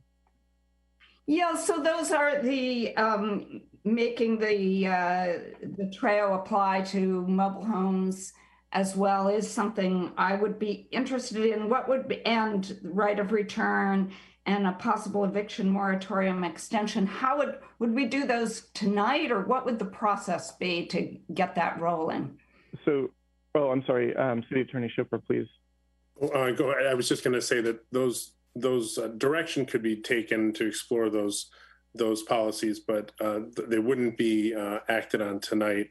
For example, if there was direction on the TREO enhancements to include mobile home residents, that would take some time to bring back. And I believe we answered in the council questions, and the community development director suggested that could come back in Q1, for example. The more pressing matters could perhaps come back quicker, depending on what they entailed.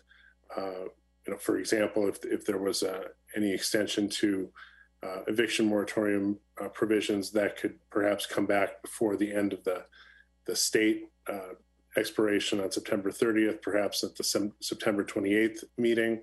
But it all depends on what direction council is interested in. And Eric, did you have any things to fill in there? No, I was going to give a less robust answer than you on, and so thank you for stepping in. Okay, thank you.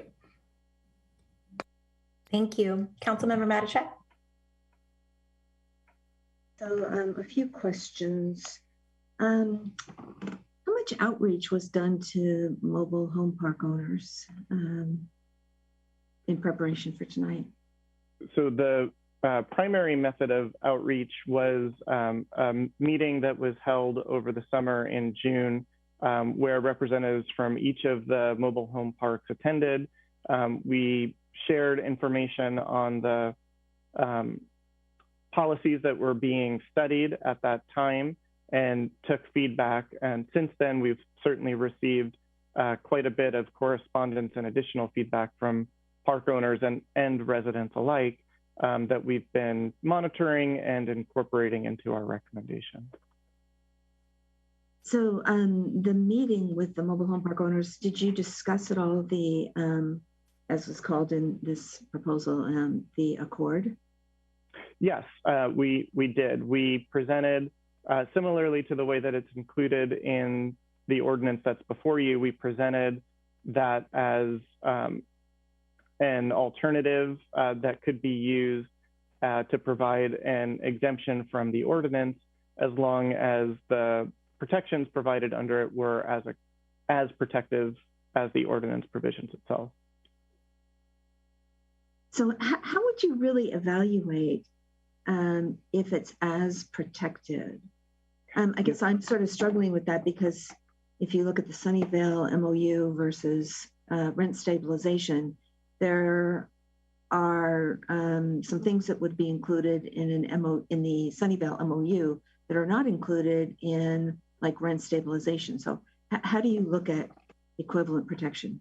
So the way that we've tried to define it for the ordinance is to focus on a few key terms. Is would the private agreement limit rent increases so it was no greater than is what would be allowed under the ordinance?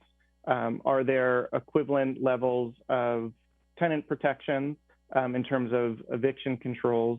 And are there no greater numbers of or amounts of pass-throughs related to capital improvements than would be allowed under the ordinance? Okay. Let's see. And when we spoke, I think it was last week, I had asked the question about the data that we received on who's living in mobile home parks in Mountain View. And I was asking if the city had done that survey. Were you able to find the answer to that? Yes, so the data that we referenced was a direct result of the city-initiated survey. So as part of the city's outreach last year in January, it reached out and surveyed residents. And then I actually had a screenshot of the survey in the presentation, but that was what informed the generalizations about who lives in mobile home parks in Mountain View. Okay. And I apologize. We got the answers kind of shortly before this meeting, and I didn't have the usual amount of time to like really absorb all of the responses. So I apologize if I'm asking some questions that were answered in that.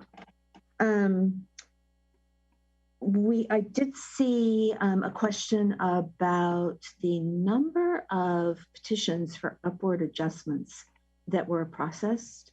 And I was wondering if you have any more data on that. Like, for example, how many were processed where 100% of the request was granted versus a partial? I don't have that data. I don't know. Do we still have CSFRA staff available to provide additional information tonight? I don't have that information either. Perhaps CDD Director Shrivastava or Wayne Chen might be on the meeting. We can try to find that answer for you as this hearing continues and circle back with you. Okay. And do we have any data on, we often hear that people are concerned about the equity in their mobile home. Do we have any data on the original purchase price of a home and then a sale price later on, so that we have data to back up that those statements? No, not to my knowledge. I don't think that the city has done that sort of survey. Okay. And then I think I know the answer to this, but I'm going to ask it anyway. If somebody has an existing, if a resident in a mobile home park has an existing contract with the park owner under both rent stabilization or say the Sunnyvale model, does that contract stay in effect until it expires? Yes, so a rental agreement would still be in place. However, if the rental agreement had terms that would allow for greater rent increases than were allowed under the ordinance would supersede the terms of that rental agreement. In examples like you said from Sunnyvale, part of that agreement involved a lease addendum that park owners would then provide to their tenants for tenants to sign and agree to, so that they would incorporate those contractual terms into their rental agreements. And that's a step that doesn't need to be taken when the regulations are adopted via ordinance. Okay, that's it for now. Thanks. Great, thank you. Councilmember Lieber. Thank you, Mayor. I had a question in terms of, we've heard a lot from the public about the Sunnyvale model and certainly heard a lot from the park owners about that. And it's my understanding that there is policy coming in Sunnyvale that would create a citywide rent control that would underlay the MOU that they already have the possibility of. And so it isn't really an option that's free of rent control at this point. The rent control that's proposed there would underlay that policy. Am I understanding that right? Yes, that's correct. So that the MOU was prepared first, adopted by council, and made available for park owners to sign. Council then directed staff to create a rent stabilization ordinance to cover anyone in a park if the park owner didn't sign the MOU there. But the end result, once that ordinance is drafted and brought to council, if they end up adopting it, would be that tenants would either be protected via the MOU or via the ordinance. And are there other jurisdictions in California that have rent control as well as a path for an MOU? Yes, it's not the most common. There's, I think, close to 100 jurisdictions that have mobile home rent stabilization. There's a much smaller number than that that have MOUs, but there are, hold on one second, let me pull. There's at least one other jurisdiction that has the ordinance that functions as a backup or an alternative for those who don't enter into an MOU beyond Sunnyvale. And if you give me one moment, I'll pull that jurisdiction also.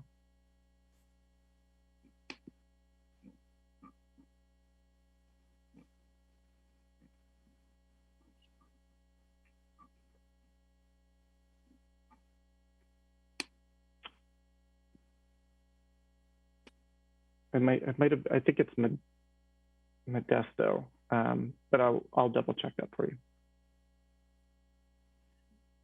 But the point is that it's not it's not a model that's without precedent.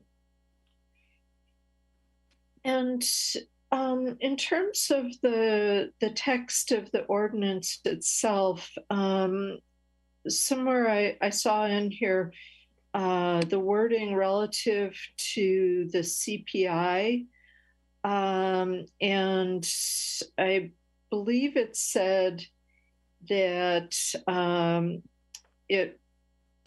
the increase would be the CPI. And I'm wondering if the wording choice could be up to the CPI, and if that would accomplish the same thing.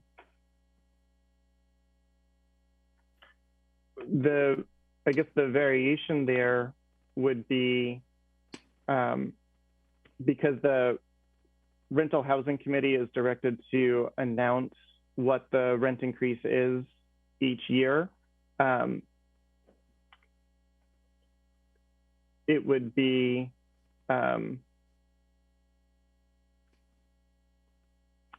that would potentially give them discretion to set an AGA less than 100% of the CPI increase. If that's your intention or the policy outcome that you want, it certainly can be drafted that way. But the wording now that it's equal to the 100% takes away that discretion from the RHC. It just puts them more in a ministerial capacity to announce what it is, so everybody is on notice and has the same information to draw from. And my reason for raising this is that we have heard from some of the park owners that when they're not given an order of what the increase will be, that they're free to treat homeowners and renters as, you know, family within the park, and to give them low increases if they wish to.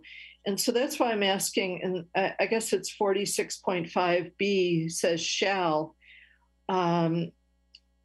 be that amount. And so it sounds like we would have the discretion to make it up to that amount. Yes, and let me clarify that the annual general adjustment sets the maximum amount of rent that is allowed to be raised in a year. It doesn't automatically raise rent by that amount. A park owner fully retains discretion to raise rents by a lower amount based on all the criteria that you were just outlining. This wouldn't affect a park owner's ability independently to raise rents less. Okay. Okay, thank you. Thank you. Councilmember Abe-Koga. Thank you, Mayor. So just following along those lines, if you can remind me, in the CSFRA, there is a floor of 2%, I believe. So is that the lowest that park owner landlord could go in your draft ordinance as well? A park owner could again choose to not increase rent, but the lowest annual general adjustment that they would receive would be 2%. So even if we have a negative CPI or a year where CPI grows less than 2%, the park owner would be allowed to raise rent by 2% even in those years, but they wouldn't have to. But then if they can also bank that for future years. Is that, if I remember, CSFRA? Yes, there are banking provisions both in the CSFRA and in the mobile home provision, so that rent increases can be rolled forward within certain parameters. That's correct. Thank you. My other question goes back to Councilmember Matichek's question about the accord and how you evaluate the comparability, I guess if that's the right word, between the ordinance and an accord. And, you know, I guess in the easiest scenario, it would follow along the ordinance's guidelines. But I guess I was thinking of a scenario, in light of some of the emails that we received about, some folks wanting a lower percentage, like a percentage, not 100% CPI, but a lower than that, let's say 75%. So if an accord was achieved between the parties that included a lower percentage of CPI increase, but maybe made up that difference made up later at the time of sale. So this is part of the vacancy control piece. So instead of the 10%, let's say they decide 12% or 15%. Can you see those types of scenarios and see how would you, I guess, evaluate the comparability of that? Yeah, no, that's a good question. As the ordinance is drafted now, if the annual rent increase were lower, but then another provision were higher, that would not count as being equivalent because one of those key protections would be less protective than what's offered in the ordinance. And even though maybe the parties agreed that they would balance it out and get rough justice through another mechanism, the way that the exemption is structured in the ordinance right now doesn't really account for that level of flexibility. And in part because we wanted to provide some objective standards so that it would make it possible for staff to make a determination about whether it was equivalent or not. With the level of discretion and evaluation that you're talking about would require, I think, a higher level of policy making and determination about whether or not the protections were equivalent. So we could look at restructuring the way the exemption works if that's the interest in the council, but to make it more simple and try and have it be, again, something that could be evaluated by staff and still acknowledging that takes staff time to do, even as we've structured it. The trade-off there is that it's a little less flexible. So should we, council, if we wanted to move in the direction of more flexibility, set the parameters of, what those trade-offs could be?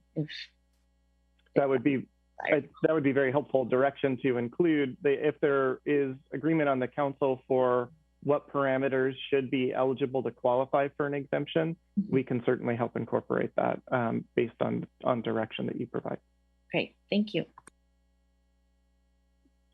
Great, thank you. Vice Mayor Ramirez. Thank you, Mayor. I appreciate that last question from Councilmember Albuquerque because I hadn't even thought about that. So that's an interesting point. So I have a few questions, and my apologies if you answered some of these and I just missed it. So to clarify, if the council did include an MOU exemption, would the parks subject to the MOU also be exempt from paying the fee to administer the rent control program? Yes, that's correct. So if the spaces were exempt or the entire park were exempt because there were an equivalent level of protection provided through the MOU, then they would also be exempt from the RHC and the administrative fee for spaces. Okay, and that includes also whatever cost is associated with the staff analysis to determine whether an MOU is comparable to. Okay, so the city would absorb. Yeah, or I mean potentially under Prop 218, the city could charge a fee recovery for that one particular service, to evaluate an application for opt-out. There could be a fee for that one service, but that would take the place of the ongoing fee for the annual administration of the program. Got it. Okay, and that would also have the effect of increasing the per capita cost or fee for parks subject to the rent control program. That's correct. It wouldn't necessarily be a dollar for dollar increase because there would also be fewer spaces subject to the program and less administration required, but it would increase the per capita responsibility because there would be fewer spaces left in the program. Got it. Okay. And then, not to belabor the point, but let's say a park ceases to be subject to an MOU, then the rent control program would apply, and then that park would have to pay fees, right? So there would have to be some evaluation of the fees again at that point? That's correct. Okay, great. Thank you. In the briefing that you had provided, which was very helpful, I think either you or the city attorney had referenced some relationship between how low the CPI or the AGA is and the frequency with which a park owner may require a petition for an upward adjustment of rent in order to guarantee a fair rate of return. Can you help me understand that a little bit better? So I'd asked for this in the questions to staff in advance of the meeting. I know it was short notice, but if you happen to have at least anecdotal data from other jurisdictions that have lower CPI, the percentage of CPI, for instance, do those jurisdictions tend also to see an increased number in petitions for an upward adjustment of rent?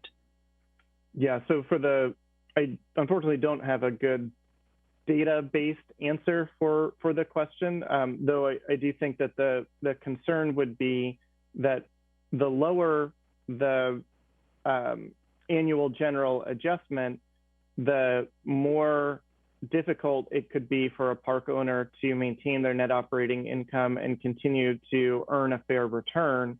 So the more likely it would be that park owner would have to petition for a greater rent adjustment.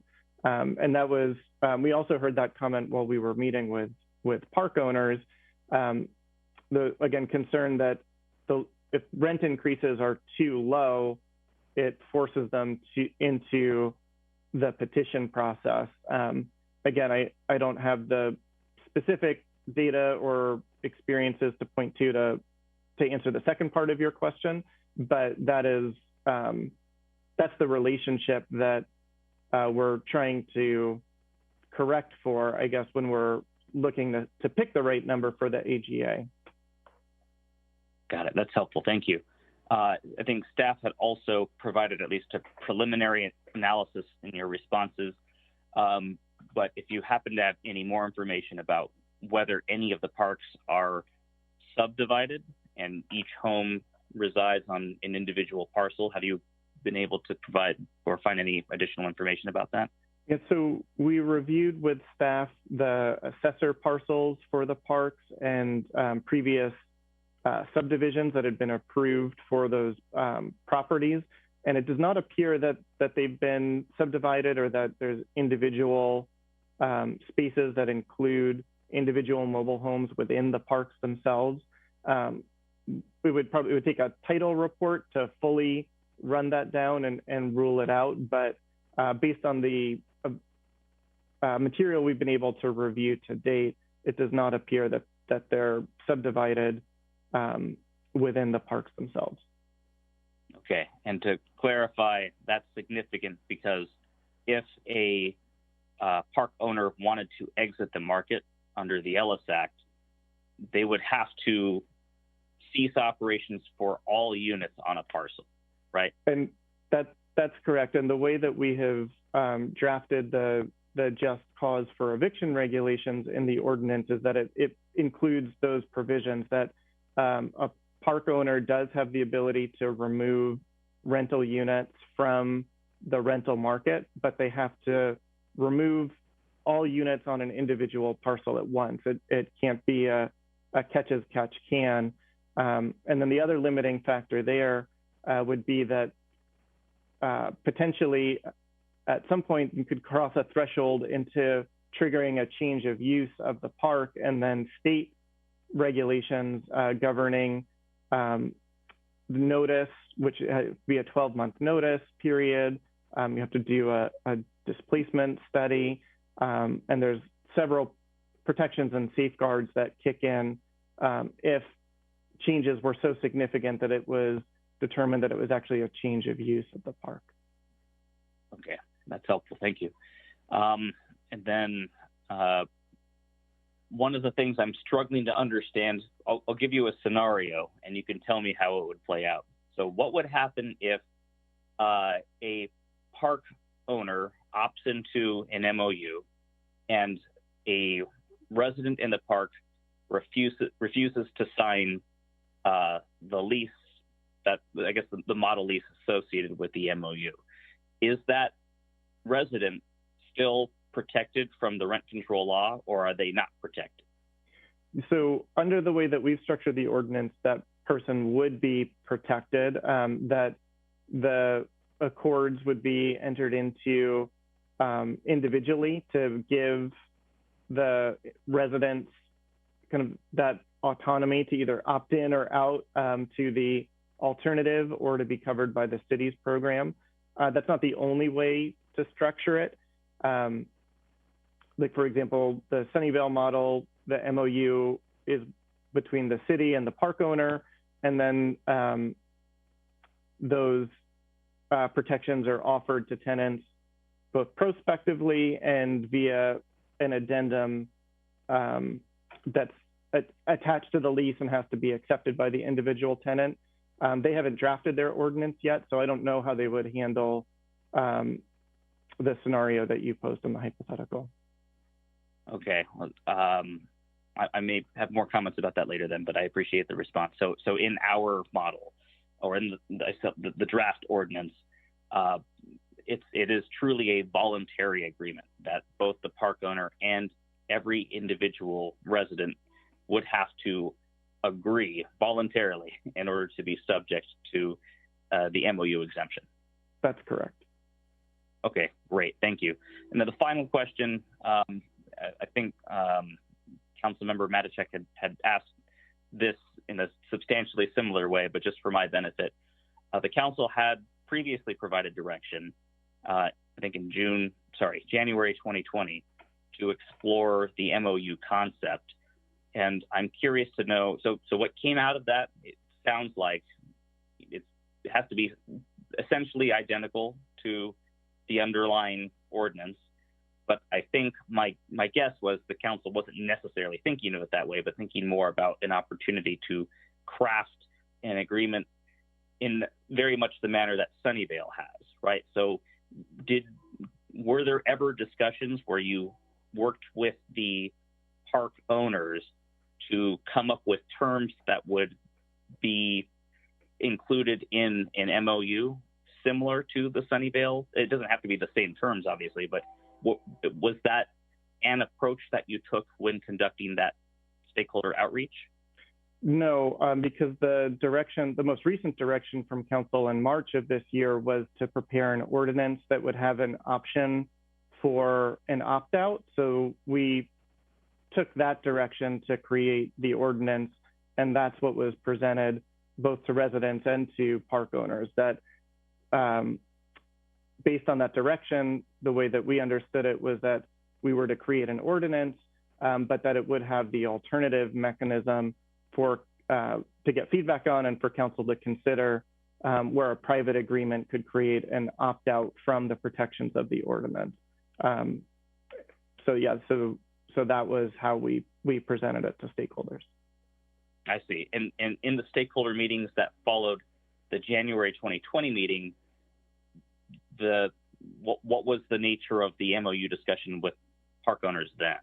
Yeah, there it was, I think, more of an exploration, and the feedback was similar to what we got even when we presented it the way I'm describing it now, is that park owners continue to prefer an MOU without an ordinance. Like their preference is to go through a process where they would negotiate terms with residents and city stakeholders and come up with an agreement and have that take the place of the ordinance altogether. And we've received that feedback consistently throughout the process. But in the year and 8 months, 9 months or so, no such negotiation ever occurred? Correct. Okay, great. Thank you very much. That's all I've got. Great, thank you. Councilmember Matichak. I have a couple more questions based upon some of the discussion that's been occurring. I'm curious if you know what direction the Sunnyvale Council gave in terms of the key parameters for a rent stabilization ordinance. And did they mirror the MOU or were they different than the MOU? I actually need to double check that. I don't want to speak off the cuff, so I don't have the answer to that at my fingertips. Okay, would it be possible to get that tonight, or is that something that you need to follow up later with? I might need to follow up after. You know, Okay. our anticipation is that it would be very similar to the MOU, and we will verify that, but it would surprise me if there were materially different provisions in an ordinance and the MOU. Okay, and when we were talking about fees, annual fees, and you said a study would have to be done to determine the fee per unit for mobile home parks. What would that study look like? Yeah, so the city frequently will do those sorts of fee studies to assess the cost of providing service. They would estimate the percentage staff time that was allocated to overseeing and administering the program, the costs associated with processing petitions and hearing officers, and then basically project those costs out for the year that the program would operate and prorate them based on the number of spaces in the program. Okay, so that sounds similar to what was done for the apartments. Is that correct? The intent would be that it would be a very similar structure and type of study that was prepared. Okay, thanks. That's it for now. Great, thank you. Councilmember Hicks. Yes, I've also developed additional questions during this conversation. So I've become a little more curious about how the accord or side agreements would operate. So what would be the, let's say I'm living in a mobile home park and I enter into one of those. What would be my enforcement mechanism if I think that the park owner is not following what we agreed to? Because it seems like I'm not paying the fee anymore and I don't have access to the city staff. So what do I do? Sure, so then the private agreement would be enforced like a private agreement in other contexts, that they would have judicial remedies, basically, that a tenant or a group of tenants could challenge rent increase or potentially use those terms to protect against an eviction if the park owner were not complying with the terms of the agreement that they'd entered into. So it would be more akin to like a lease violation at that point. I hire a lawyer and go to court, basically? That's correct. Okay. So, okay. And then also, okay, that sounds scary to me. It sounds like I might agree naively, not knowing I don't get that support. I also wonder what happens over time if more and more people do that. The fee goes up for the people. It sounds kind of like when I've done union organizing and there's that whole sort of right to work thing and everybody drops out of the union and then there's no coverage anymore. Is it kind of a similar scenario to that, in terms of people can drop out and for the few who are remaining, the fees get very high? Yes, if there were fewer spaces within the program, there would be more spaces that the fee were assessed to, the administration cost would also be lower. So it's, again, it's not a full dollar for dollar, but I think that the relationship that you're assuming is correct, that it's likely that you would see the fee assessed to the remaining spaces go up. Okay. And then I also, as there's more and more, as we've been talking about more and more sort of creative flexibility with this MOU, does that increases the staff time evaluating those, I imagine? I mean, for our staff, evaluating as council may increase the flexibility of I had originally thought that the side agreement might be just like pretty much the same, but as we make it more flexible, it seems like it takes more time for staff to evaluate. Is that true? Yes, it depends on what the changes would be, but we're striving to make the review for equivalency as objectively verifiable as possible. So any flexibility that's added to that introduces a subjective analysis will make it more time consuming for staff, and but it's hard to say without knowing the exact proposal, but it would increase the time. And possibly more expensive for me, again, as a mobile homeowner, if I'm trying to defend it. Possibly, yes. Okay, thank you. Councilmember Abe-Koga. Thank you, Mayor. Sorry to have to go second round, but this conversation triggered another question. So I guess my question is about the accord. If the both parties come to agreement, I guess I'm trying to figure out who would object to that to make it so that we would have to put in staff time to be so precise, I guess. An accord is exactly that. It's an agreement between two parties. So if they mutually agree upon the terms, like how much of that do we really need to oversee, I guess, or worry about? Yeah, and I guess the concern that we would try and guard against would be to protect parties with unequal bargaining power, where tenants who might fear retaliation or be willing to make concessions due to the power imbalance that they have with a park owner might give away protections that the city otherwise looks to provide for them. So that's the counter argument, I guess, to both parties agreed, so it's fine.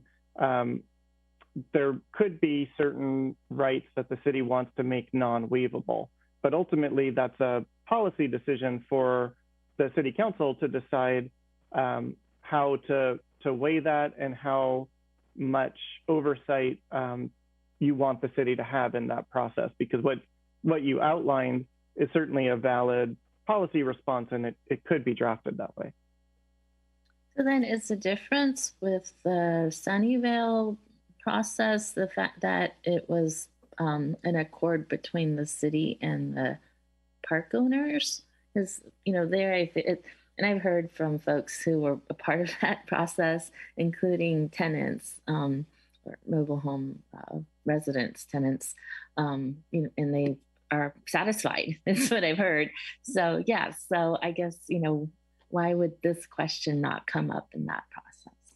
Sure, yeah, and I think that is the key difference. Was ultimately the city decided what terms went into the MOU.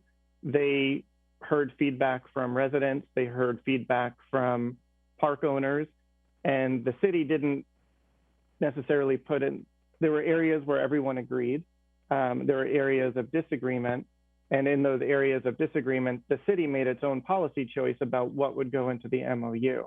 And so that there, it wasn't left to an individual tenant or group of tenants to negotiate with the park owner.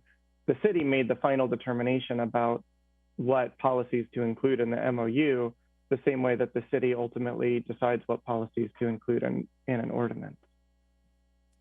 So if we were to, essentially, we could, the council, we could make those policy calls and do the same. Yes, for sure. That is the council's prerogative. Great, thank you.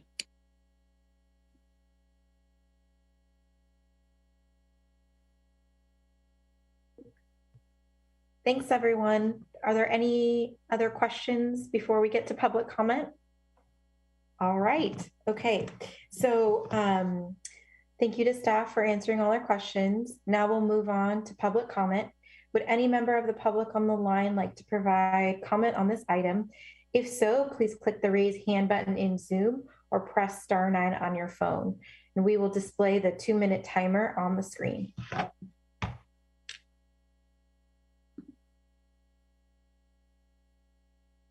Okay, Corey Wolbach. Good evening, Mayor Kamei, Vice Mayor Ramirez, and council members. I'm speaking on behalf of Silicon Valley at Home. We support adoption tonight. I'll speak briefly to the context, the importance, and a few policy recommendations.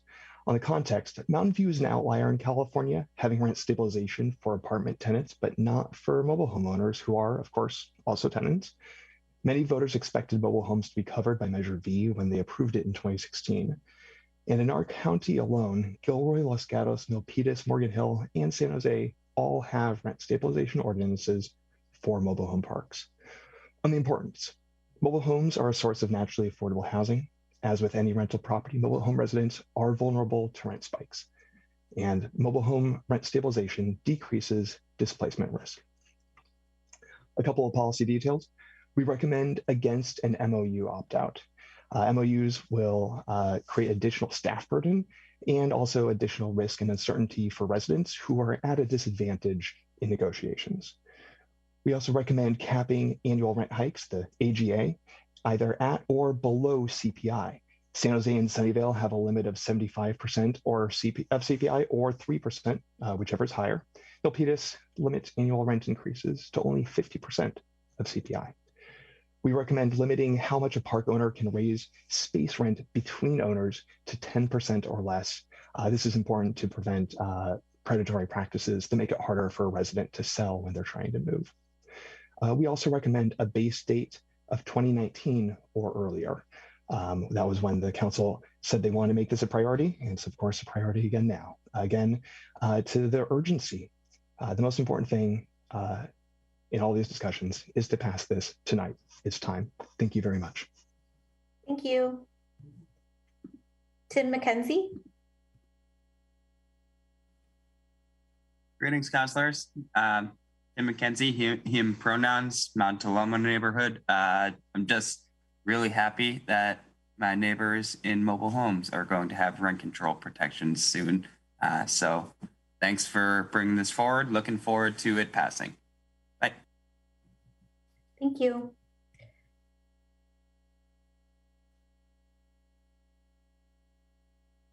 Okay, great. Doug Johnson. Good evening, Mayor and council members. This is Doug Johnson with the Western Manufactured Housing Communities Association. WMA is a nonprofit trade association representing the owners and operators of mobile home communities throughout the state of California. WMA is firmly opposed to rent control. We believe it tears communities apart, diminishes affordable housing stocks, invites costly litigation, and can rapidly deplete precious city resources. A better, fairer, and more cost-effective alternative to rent control is an MOU. Next door, the Sunnyvale City Council unanimously approved a comprehensive MOU for its mobile home parks in July.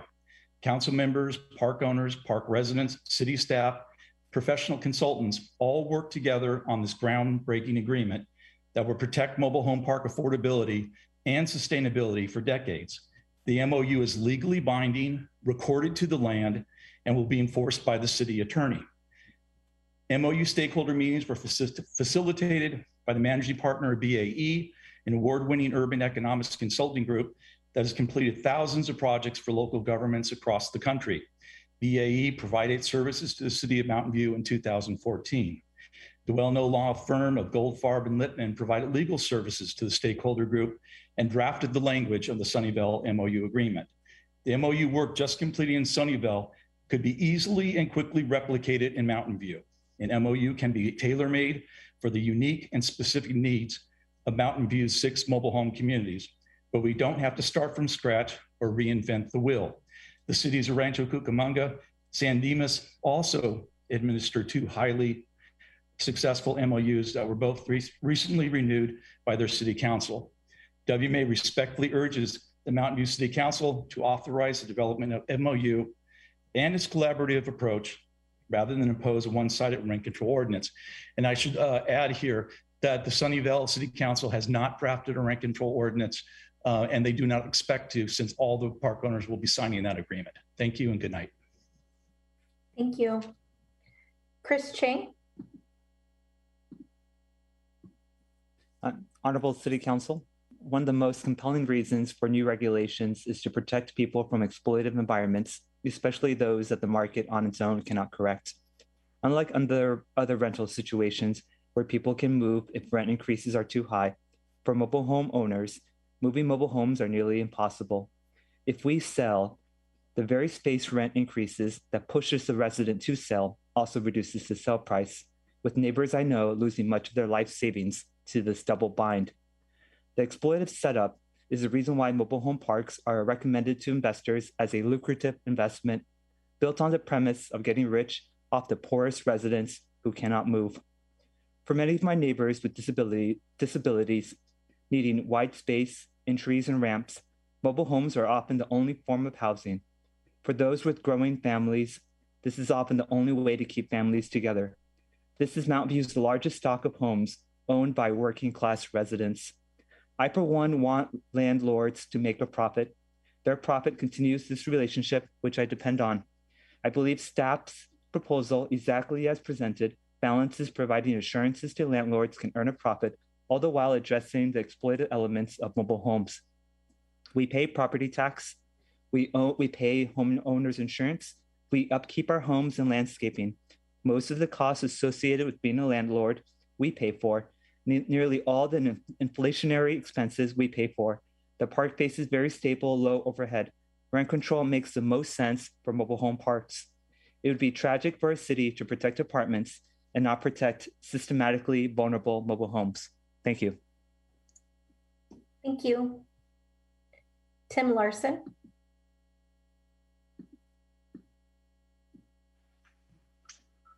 Hi, this is Tim Larson. I just wanted to add my support to everything that has been said tonight. I also know that many mobile home residents have sent in emails because they could not stay up till 10 o'clock to give their voice in support of a rent stabilization ordinance. I want to echo all of the comments and questions by the council when they were exploring the topic of the MOU. Ultimately, everyone could identify problems and challenges and ways an MOU offered no additional protections, seemed to have no benefit to a mobile home resident, would lead to increased fees on people who were part of the RSO. That would also cause increased workload on city staff having to evaluate whether an MOU was equivalent. I think trying to equal to Sunnyvale doesn't make sense. Sunnyvale doesn't have a rent stabilization ordinance. In fact, the MOU that was adopted in Sunnyvale was in part because of park owners who were able to influence the city council in Sunnyvale to avoid the full protections that an RSO would provide. So for all of these reasons and others that have been spoken, obviously I am strongly in support of pursuing a rent stabilization ordinance. I know you also got an email about the long history that we have been in. I know that some of the city council has been involved in this for going back 2 decades. I've been involved in it for more than 6 years. And I'm looking forward to the city council who support the mobile home residents and want to pursue protecting us tonight and moving forward. Thank you. Thank you. Belia.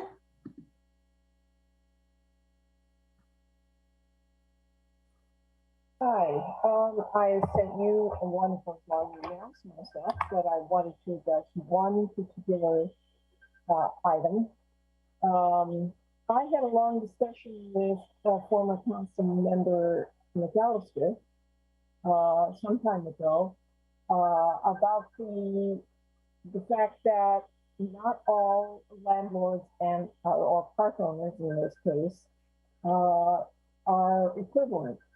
In this case, we have 5 park owners, one of whom is able to bring in a lot more return on his investment by doing rentals. And that really affects us in those parks that have rentals because that 2% requirement in the 2% floor would affect us much more than it would in other parks because our owner already has a fair rate of return. Other landlords do not and should have that 2% floor. That's really why we propose that we have a fraction of CPI with no floor, which we feel is more fair. It makes sense because it's comparable to Fremont, Milpitas, Contra Costa, Gilroy, Morgan Hill. That's what we would like to see. And I know that the seniors and the disabled people I know in our parks are going to see that as not a good option for us. Thank you. Thank you. Salim Demirci. Hi, yeah, I'm Salim. I'm really glad to see the council act on this. It's been an issue for a while. It doesn't make sense to have a 2-tiered rent stabilization system. People who live in mobile homes are often, in greater levels of economic exploitation with this relationship. So I'm excited to see the council act on this. Thank you. Thank you. Kevin Ma. Evening, Council. My name is Kevin Ma. I am representing Mountain View YIMBY. One of our tenants is to increase housing stability, and mobile home residents are a particularly vulnerable community. From the 2020 Mobile Home Park Resident Survey Insights, 48% of respondents rely on a fixed income, and 49% must make less than 50K. And that's compared to 70% of the city overall. We are pleased to see the city attorney has taken input from residents and owners at the side so that renters are included. For renters in the mobile home parks are actually excluded from many of the state tenant protection topics that were going on in the previous years, only getting so this year, of which the mobile home park resorted to sending a threatening letter, pulling out their side of the agreement for their, pseudo accord. We additionally concur with the points brought up on the Mountain View Mobile Home Alliance's letter on the 2nd, given that the CPI is tied to inflation, but fixed income, as in Social Security COLA, does not grow as fast as inflation, especially these days. So that we are in danger of losing residents because of the mismatch in these percentage increases. We additionally support shifting the base date, given that mobile home protections have been discussed as early as 2017. And much like AB 1482's weird period between enactment and enforcement in 2019, for every city that was in Mountain View, we saw a lot of landlords decide to race for the clock and just raise rents as high as they could before the deadline. So that was a danger that mobile home residents had in this time while we keep discussing it in RC and city council and courts, that, in the meantime, the charges go up. We agree with staff recommendation that to remove the exemption on voluntary accords. The RHC is a experienced body that can handle these things. And, in other cities, it's basically just all private action. And we all know how legal aid is very tied. Thank you. Thank you. Alex Brown.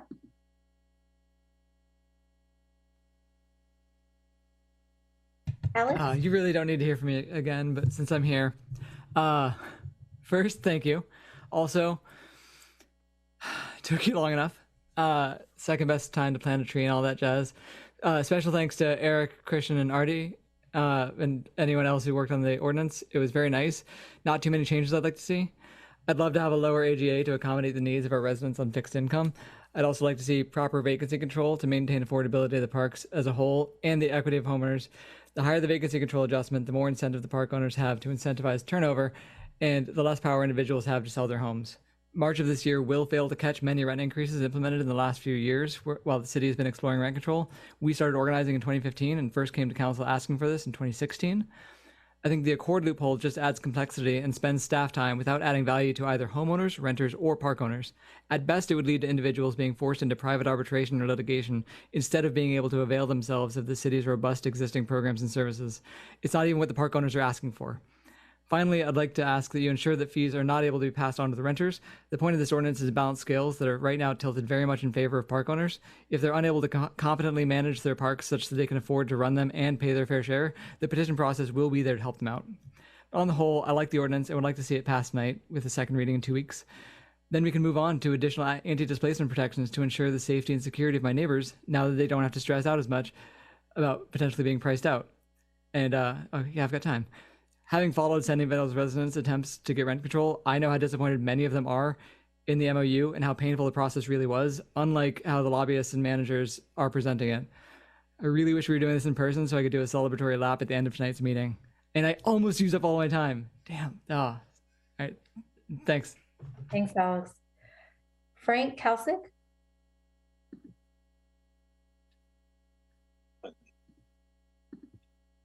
Good evening, Honorable Mayor, Vice Mayor, and Council members. The issue before you this evening is an extraordinarily complicated matter, only illustrated by the number of half-truths I've heard. Using the mechanism of a rent control ordinance as a form of community stability is a failed approach. Dressing up an old concept with new packaging and referring to it as a rent stabilization ordinance doesn't make it any less progressive. Rent control is a single-sided process that places no value on relationships, no value on communication, or any value on peaceful living or quality of life. It cannot take into account the character of a community, and it cannot produce an environment for long-term decision-making. Rent control is a punitive process that only serves as a wedge or a line in the sand reinforcing an us and them viewpoint, which I've heard enough of tonight. We have enough of this in medium politics. I think Mountain View can do better. If stability and long-term viability are the council's goals for Mountain View mobile home communities, I urge the council to refocus their efforts in a more positive way. The city of Sunnyvale has recently faced similar issues, and their approach has been far more progressive, and in the end, created a very successful outcome. Our neighboring city was able to bring residents and community owners together with the guidance of city-selected consultants to produce an MOU within 7 months. The MOU is an enforceable stabilization agreement that outlines all the critical elements found in a rent control ordinance, but does so in a way that is transparent at the outset and promotes greater understanding from all perspectives. By being comprehensive, the MOU removes the adversarial and legal-filled process inherent in rent control. Gone are vague adjustments, gone are fair rate of return filings and lawsuits.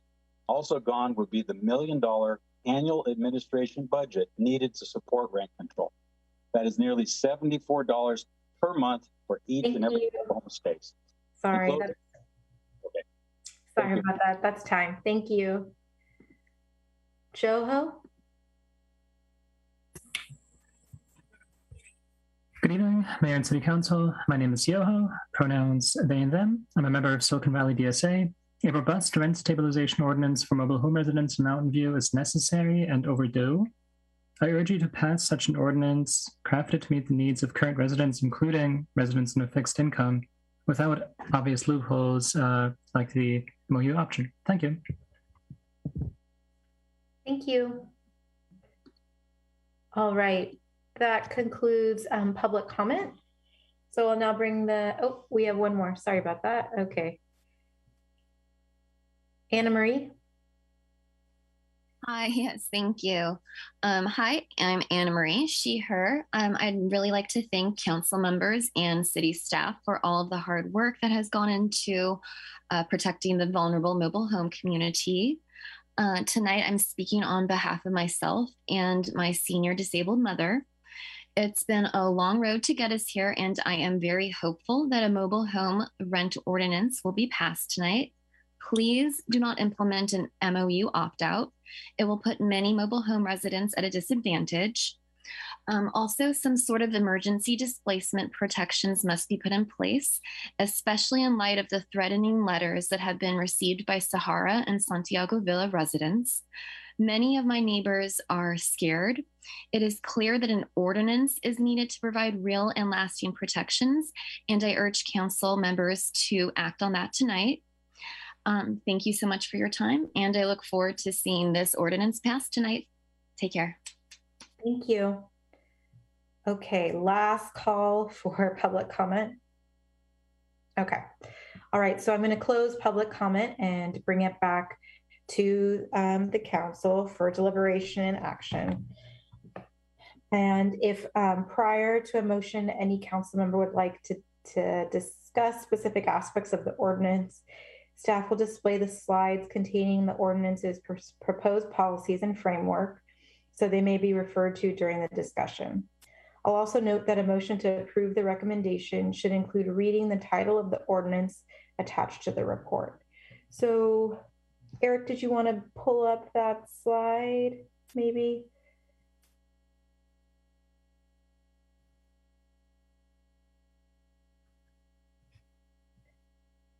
City Attorney Chopra, I see your hand up. Yes, I just wanted to take this opportunity. I did have a follow-up answer for Councilmember Matichek's question about how many requests have there been, individual adjustments have there been, how many have been approved, how many denied. We did find the question 6 in the council questions, which I know came out late today, but I can just read quickly the answer. Since November 2017, 17 MNOI rent increase petitions have been filed with the city. 11 were awarded an increase, 1 was denied, 3 were withdrawn by the petitioner, 1 was not accepted by the city due to code violations on the property, and 1 is in the hearing process and on hold as of July 2021. I just wanted to provide that answer. Okay, great. And I see Councilmember Matichek with her hand up. So I'm going to, Councilmember Matichek, since this is in response to your question, I'll just go to you. Yeah, so I had I think I had more of a follow-up question on that, and that was of the increases that were allowed, how many of those were for 100% of what was asked versus just a portion of what was asked for? And I don't know if you have that data. Yeah, apologies for not zeroing in on that. We will try to get you that answer.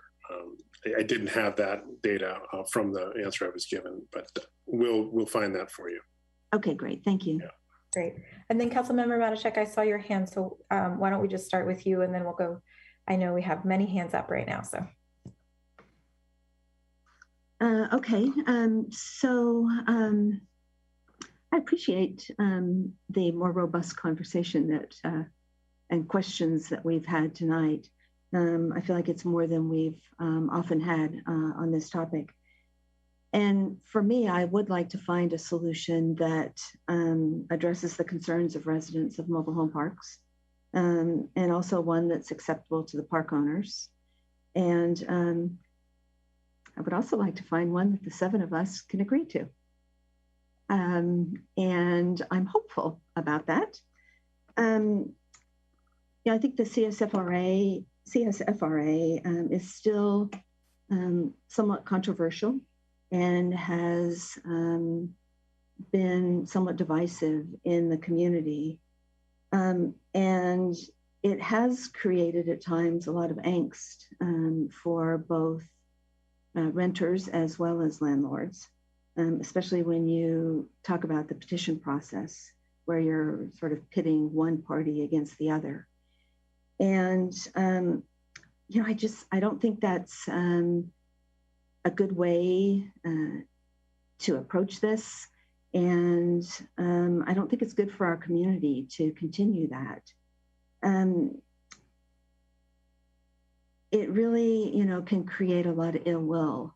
I'd rather have something that parties can agree to, something that's, you know, less contentious than that, and there's fewer opportunities for disagreement. You And frankly, I'd also like to find a way to reduce administrative fees and lower the chance of litigation. And I think we do have that opportunity tonight. While there is no perfect solution, I think people have to accept that it isn't, nothing we come up with is going to be perfect for all parties, and that everyone has to do a little bit of compromising. I think there's pros and cons to rent stabilization, and there's pros and cons to an MOU. And I don't think the two are comparable. And I don't think it's fair to just look at a few aspects of the agreements and compare those, because I think there are pros and cons of the different aspects of an MOU versus rent stabilization ordinance. I actually do think what Sunnyvale did is interesting to me.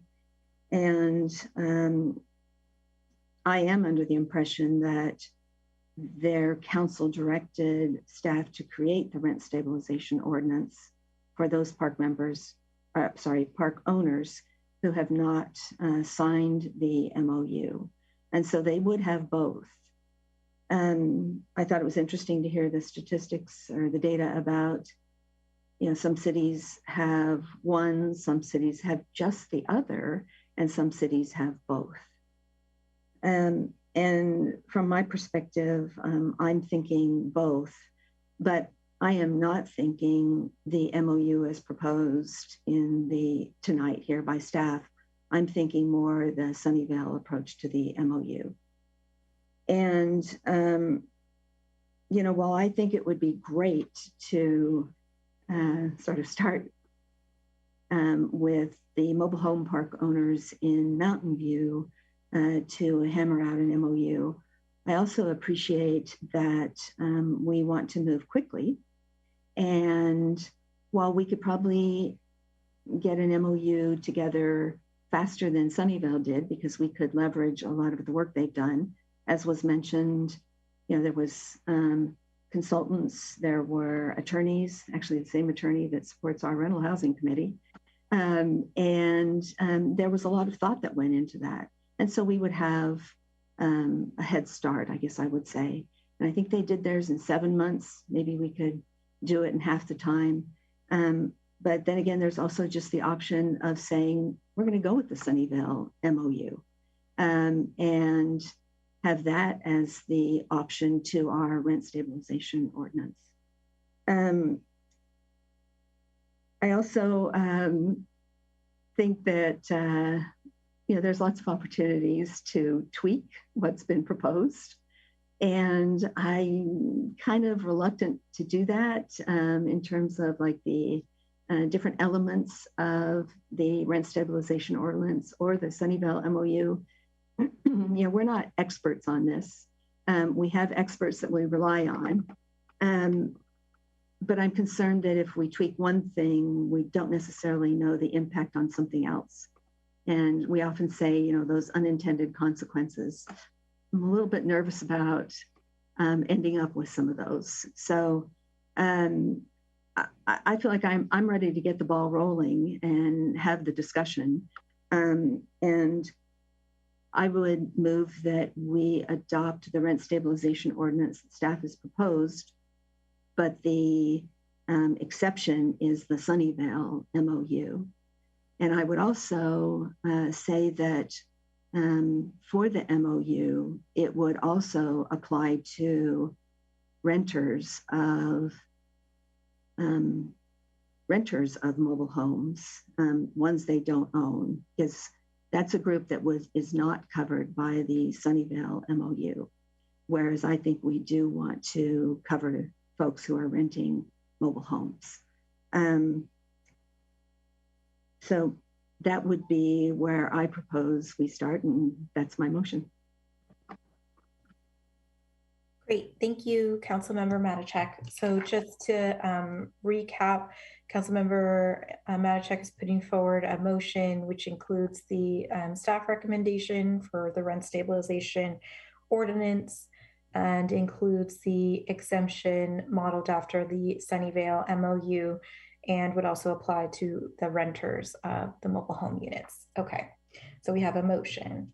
All right, so I'll move on to Councilmember Showalter.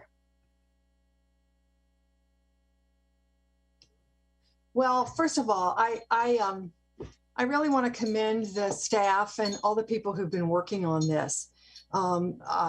This is a tremendous amount of work. It's been going on. Our community's been asking for it for many years. And we have a system that works, the CSFRA. And I think that initially it got off to sort of a rocky start, but over the last few years, they are really running smoothly. So it is logical that we build this mobile home protection into the system that we already have. It makes good sense. And the community has supported that system 2 times at the ballot box. We don't have too many things in Mountain View we can say that about, but we can say that about our CSFRA. People supported it. So I would like, and I think the other thing is we've heard again and again is that this MOU really that is suggested, it's questionable. It's questionable the kind of protection it would provide because of who enforces it. We want to be fair and we want to protect our most vulnerable citizens. And I think that providing this MOU is potentially providing kind of a second tier of protection that just isn't as good. Having to hire your own attorney and go to court is just not as good as being able to file a petition with the rent control board. It's just much more difficult. Or go to Project Sentinel and get, counseling. It's just not as good. So I am going to ask for a little assistance from the city attorney to make a motion. I would like to move the staff recommendation, which is for the ordinance, the City of Mountain View enacting mobile home rent stabilization. But I would like it to be that ordinance without the MOU provision that is included in attachment 1. So can you can you help me with that wording? Yes, it's possible to just delete the MOU exemption section. The motion you made would cover that, and we can take care of that by editing the ordinance to remove that section altogether. Okay, thank you. That's my motion. Okay, so I just need a point of clarity. So City Attorney Chopra, we have a motion by Councilmember Matachek. Then we had a motion by Councilmember Showalter. I was giving the opportunity to see if there was a second. It sounds like there's a separate motion. Yes. So go ahead. Yes. So I just need a procedural point of order before we go forward. Yes. The Councilmember Matachek's motion is still on the floor, and you could see if there is a second for that. I will say that it may take us time to evaluate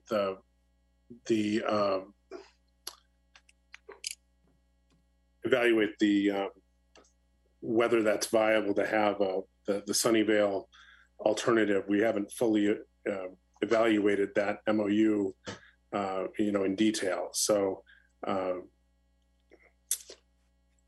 we can see if there's a second for that initial motion. Okay, so I see Councilmember Abe Koga's hand up, and I believe that's going to be the second. So we have a motion by Councilmember Matachek, seconded by Councilmember Abe-Koga, but then would we need a substitute motion then? Can you just provide a point of clarity, please? Yes, if I could just have one, 1 minute to evaluate the procedure for the substitute motion, I will get you some clarity on that in 1 second. Okay, great. So colleagues, we'll give City Attorney Chopra a minute to get back to us. Okay. Thanks everyone for your patience.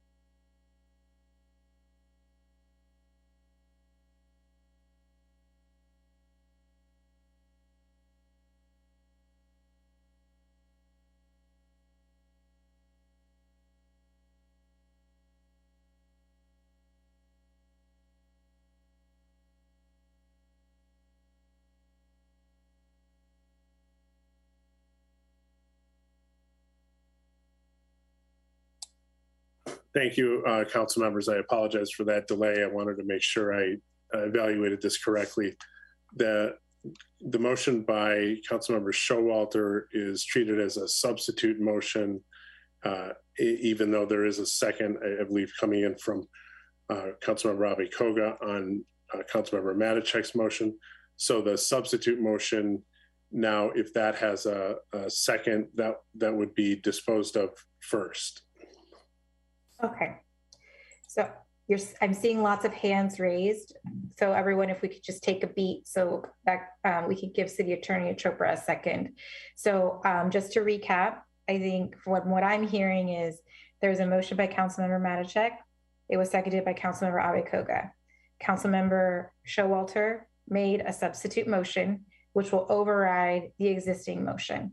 So right now we need to talk about if there's a second for the substitute motion from Councilmember Showalter. Correct. Yes. Okay. I just wanted to do a point of order because hands were flying both manually and physically. Yes, I'm glad you did, and I'm sorry for the delay in getting you an answer on that. I just wanted to get it right. So no problem. It's the unique challenges of being in a Zoom world.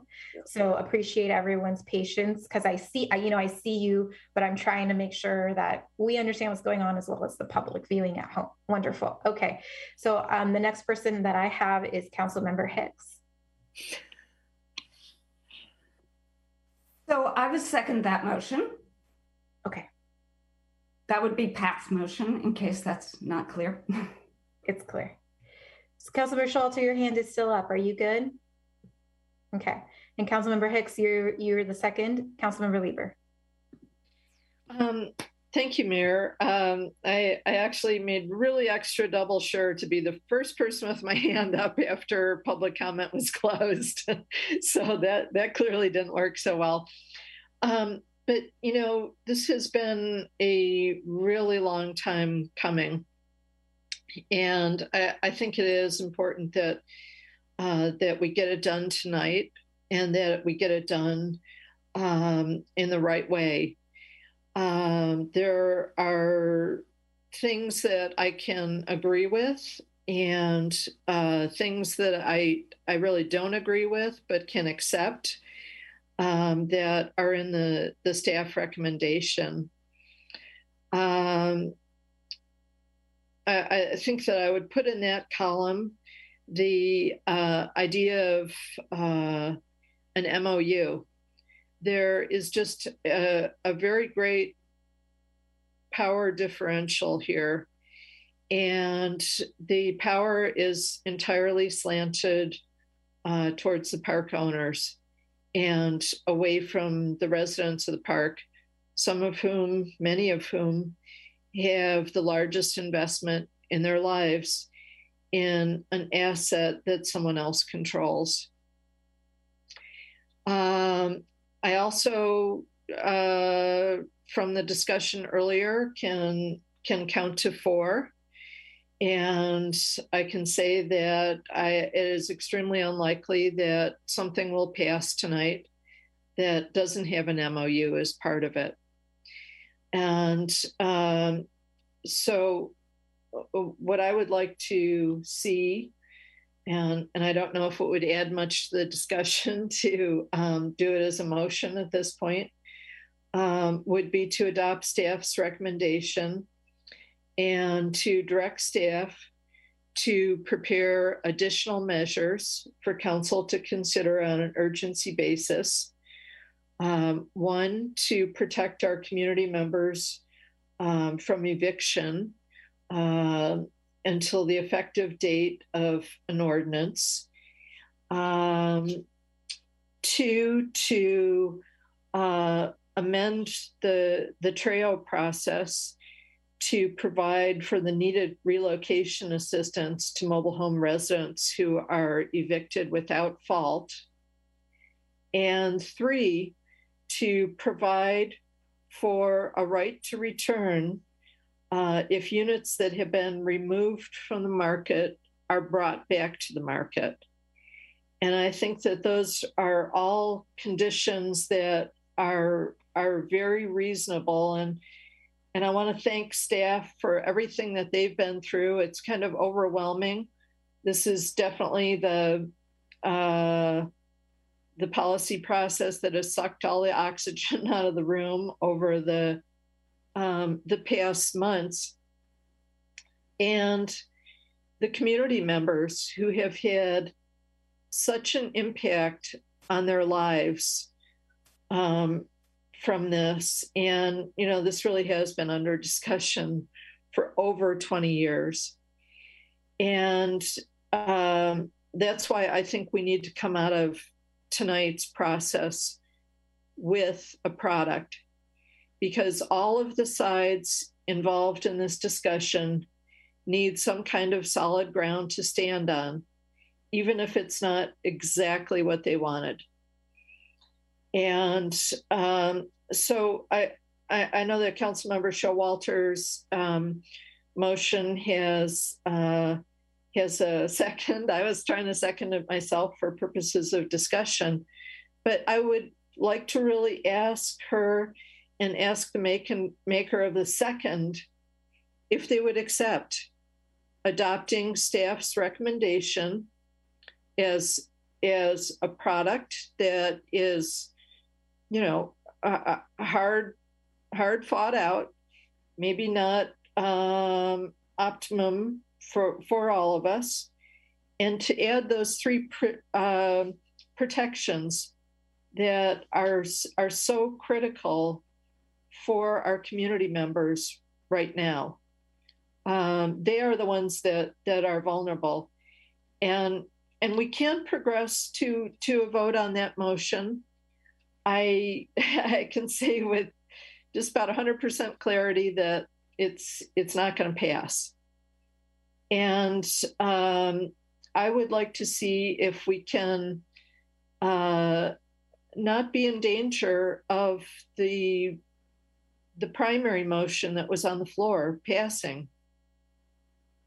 Because I think that would be much more deleterious to the community members that we are trying to help. It is fair to give people the protections that have been approved by the voters now twice, overwhelmingly, the voters that elected us have voted for the content of our rent control.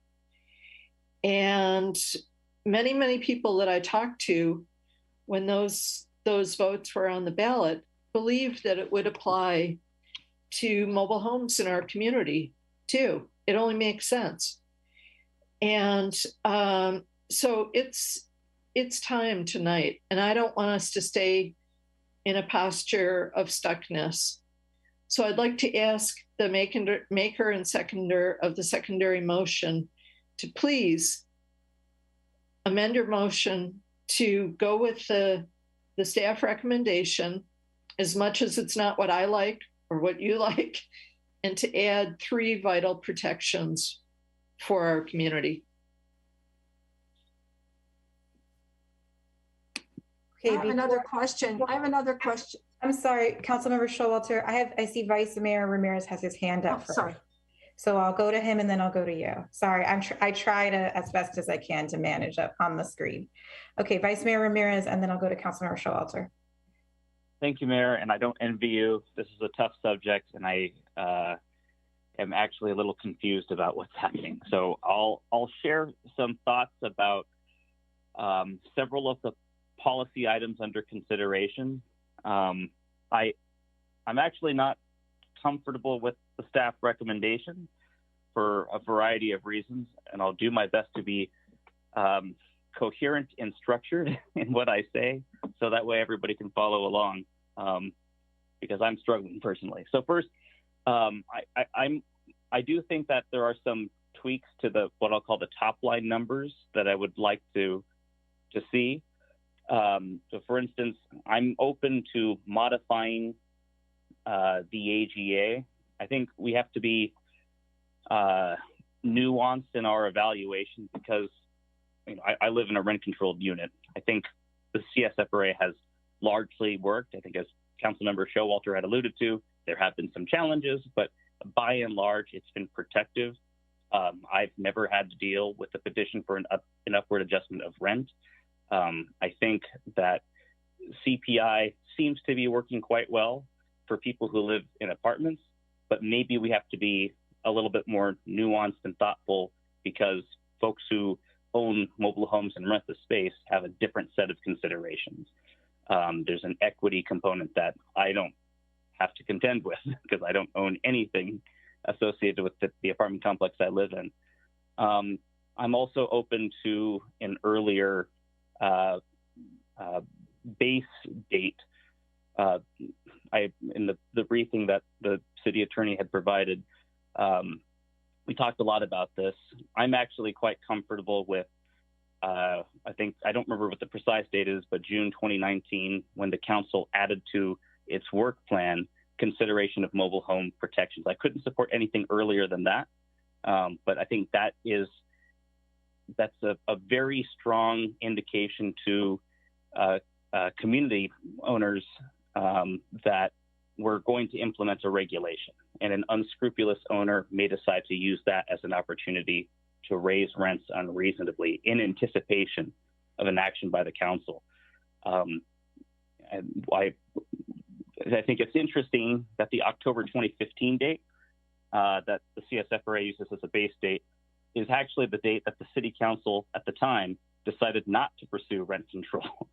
I think Councilmember Showalter was the only member of the council who was on the council at the time, so correct me if I'm wrong, but it's interesting that that was a defensible date when the council had said explicitly, no, we're not comfortable with this route. So the fact that that's defensible, and the fact that June 2019 is when the council said we want to consider regulations, tells me that that is a fairly reasonable date, and I think could address any I apologize to keep using the same words, but in an unscrupulous action taken by an owner who I think was trying to get ahead of a regulation. And then I'm also open to looking at the vacancy control rate. I think that's another tricky one. 10% feels a little high. I don't know what vacancy rent increases or rent increases imposed when a vacancy occurs has looked like, but I think we all are sensitive again to the equity that a homeowner has and the impact that a rent increase on the space rent could have on that equity. And the math is more complex than I can understand, but I do feel that 10% seems a little high.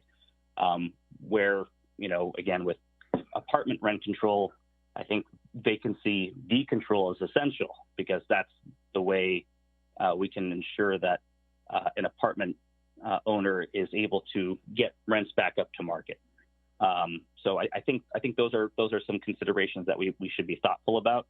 I don't have, aside from the base date, I don't really have good ideas for the others. I'm open to your considerations. I'm really struggling with the MOU concept, and here's where I'm landing on that.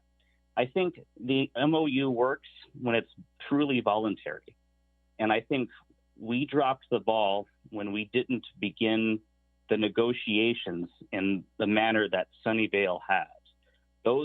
I think the Sunnyvale MOU actually looks pretty darn good, but it's built on thought and negotiation and considerations, that the Sunnyvale community owners and residents, stakeholders, the city, work together to form.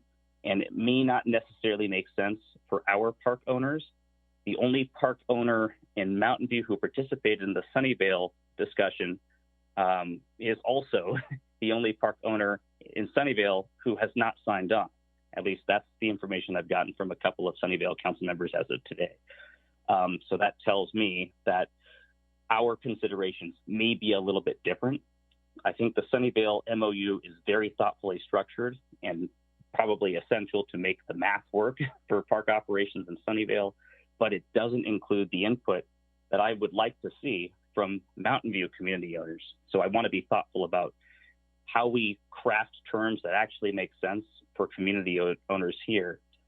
And then I also feel uncomfortable imposing what is supposed to be a voluntary agreement on community owners and residents.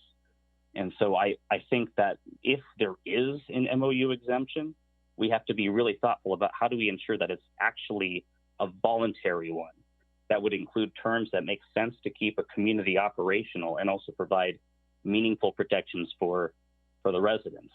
And one of the ideas that I think would be interesting to explore is what are possible protections that an MOU uniquely can deliver, that no matter how strong our ordinance is, we are incapable of delivering. And I think the one protection I could think of that would, again, be interesting to explore is, we can't prohibit a community owner or a landlord, a rental property owner, from exiting the market. The Ellis Act provides the Constitution, right, provides for an allowance to exit because they don't want to keep in business, right?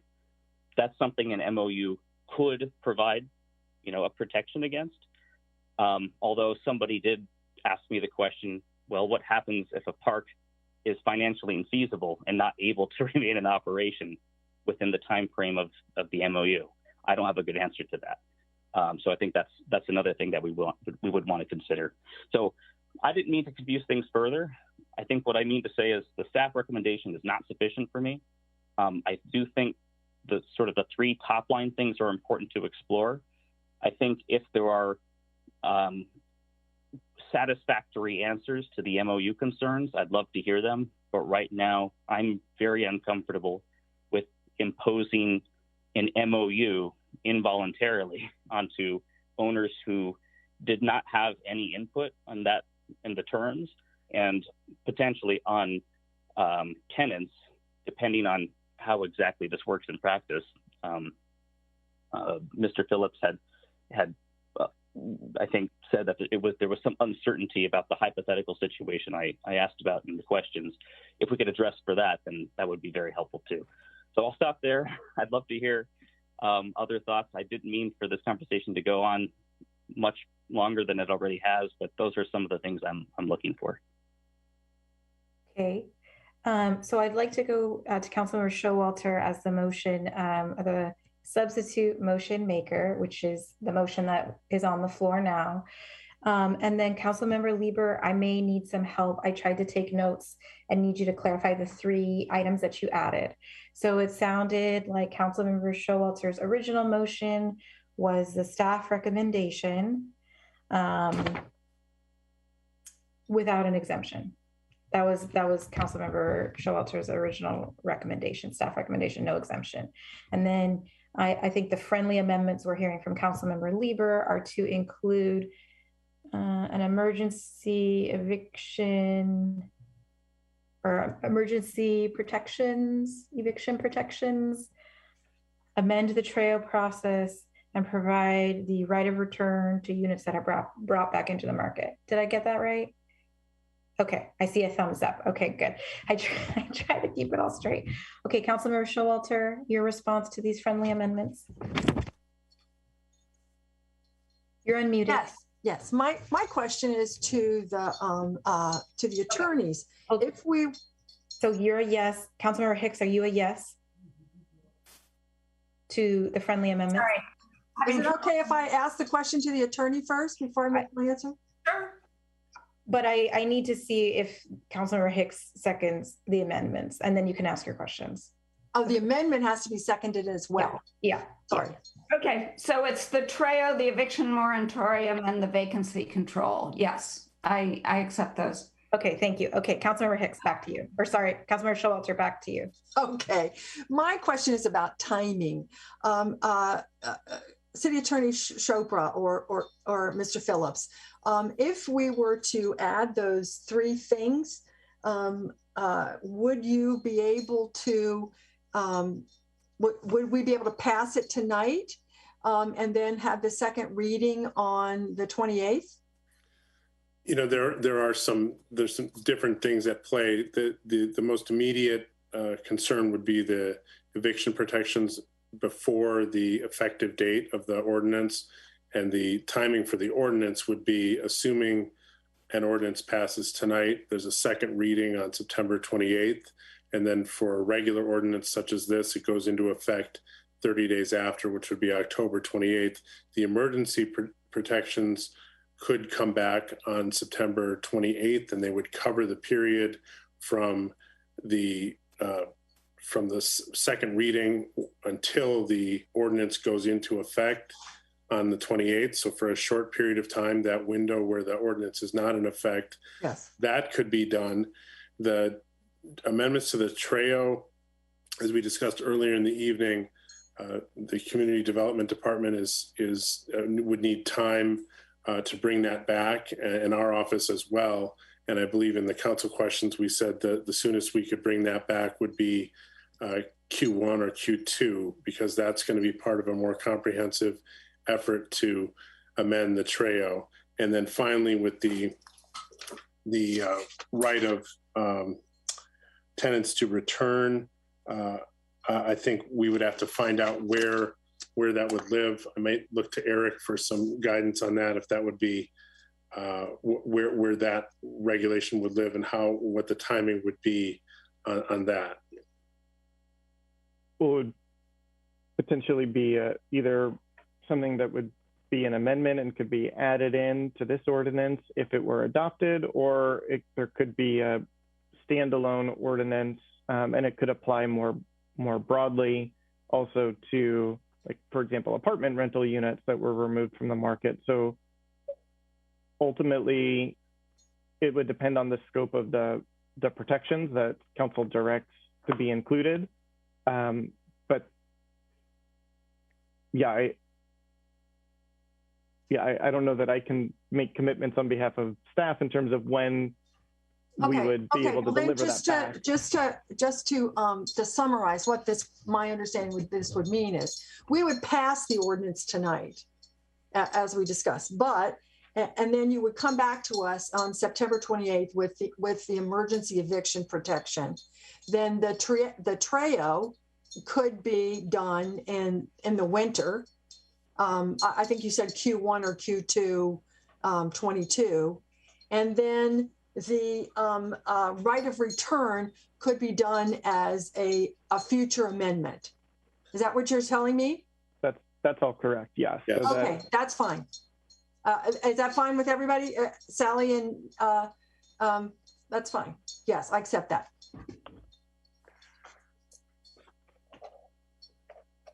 Okay. Anything else, Councilmember Showalter? You good? Okay. Councilmember Hicks. Didn't Councilmember Lieber also add that she wanted whether we would accept putting the voluntary accord back in? Did I mishear it? That's what I thought she said. The majority of people she thought wanted a voluntary accord of some sort, so she put that back in. Yes, that's part of it. Okay, great. So I understand that correctly. Okay, wait, I want to clarify that. I did because Councilmember Showalter's original motion did not include it. So now it's back in? Yeah, I'm accepting the friendly amendment, and that was part of the friendly amendment. Before I wanted to do that, I wanted to clarify with the attorney about the timeline for those 3 other things, but we've done that. So yes, I'm satisfied. Okay, so before we go forward, I just want to make sure we all understand. So it is the staff recommendation related to the ordinance. We're including the voluntary exemption. Yeah. And we're including the 3 items that we just reviewed, which are the eviction moratorium, amend the TRAO process, and the right of return. So now that is the current motion that is on the table. That's correct. Okay, perfect. Councilmember Hicks, was that your question? You just wanted to further clarify, or did you have more to add? It sounds like I wanted to clarify that all of the amendments that Councilmember Lieber had made were acknowledged, because I wasn't sure that they were. Okay. And so Councilmember Showalter and Councilmember Hicks are fine with those friendly amendments from Councilmember Lieber. Got it. Okay. And those are, I guess I would say, 4 things that are now in. Okay. Councilmember Matischek and then Councilmember Lieber. Thanks. So my concern with the exemption that's in the staff recommendation is that it does place the burden on the mobile home residents to do the enforcement of the MOU. And as Councilmember Hicks said, you mean they have to hire an attorney? And it's like, yeah, which is why that's not the type of MOU that I was thinking when we first started talking about this.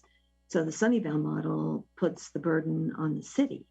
And, you know, I think it's one MOU that the city has evaluated that park owners have the option of using versus the rent stabilization ordinance, but it's the agreement between the city and the park owners. And so the burden is not on the residents in mobile home parks, which is why I think that's an advantage of the Sunnyvale model. And I certainly think there are some things that are added protections in the MOU versus the RSO. You know, while some of the numbers, like 75%, 2% max for rent control versus 3% max for the MOU. There's other things like the MOU is a covenant on the property, and it's an agreement to stay in business for 20 years. And I think that provides a level of assurance to folks living in mobile home parks and kind of takes away the threat that we've heard about, I'm going out of business. well, they're agreeing to stay in business for a long period of time. I actually am okay with the 3 additions that Councilmember Lieber proposed, and would modify the original motion to include those. I should have done that originally because I think they make a lot of sense. But the current, the substitute motion, I think really concerns me because of the way the MOU has been proposed. And I can't support that. Thanks. Okay, thank you. Councilmember Lieber. Thank you, Mayor. Well, I obviously very much appreciate the comedy shown by Councilmember Showalter and Councilmember Hicks as the makers and seconders. And I'm hopeful that other council members will join this and join in with us. I don't think that this is set in stone. And I think that possibly a way to give some consideration to that would be to schedule a review of the MOU process. And I also wanted to show support for the Vice Mayor's comments in reference to June of 2019. But I think that we have to come out with a product tonight, just because our community members have really been on tenterhooks around what is going to happen. And I know that the park owners, the MOU that we have in the staff recommendation may not be perfect, but if it's a choice between just the CSFRA and paying the fee and an agreement, a private agreement with their community members where they do not pay a fee, they're going to run all the way to City Hall to get that going. And it is going to be very motivational to not have money going out the door for a fee. But I think the biggest thing to me is making progress on this tonight, because this has really taken over people's lives within the parks. And many of the people who have been the most impacted by it are seniors and people with disabilities. And we just need some solid ground to stand on for right now. And then we can always come back and make changes and adjustments. So I'd like to ask our other council members to join us in this one.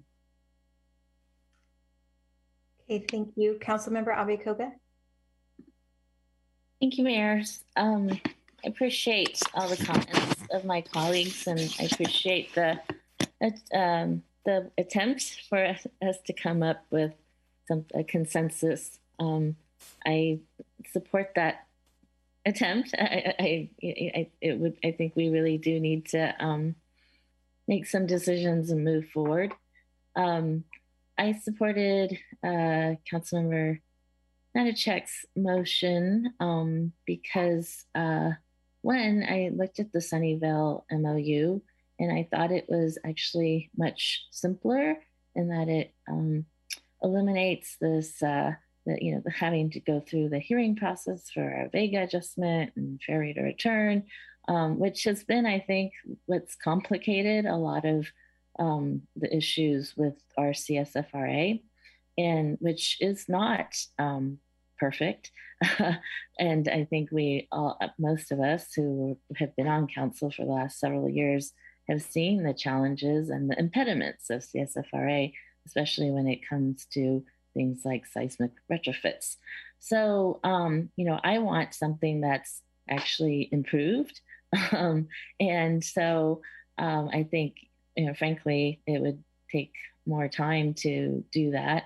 I think what staff has brought forward is pretty good. But the other issue, and this is what the vice mayor brought up too. In a perfect world, I wish we could rewind time and go back to the beginning and do what Sunnyvale did in bringing everyone together to come up with an accord that, maybe it's not perfect there either, but seems like I was told by one of the tenants, mobile home tenants who was on the committee, they spent 300 hours, but overall, maybe they didn't get everything, but they were pretty satisfied. And it was collaborative.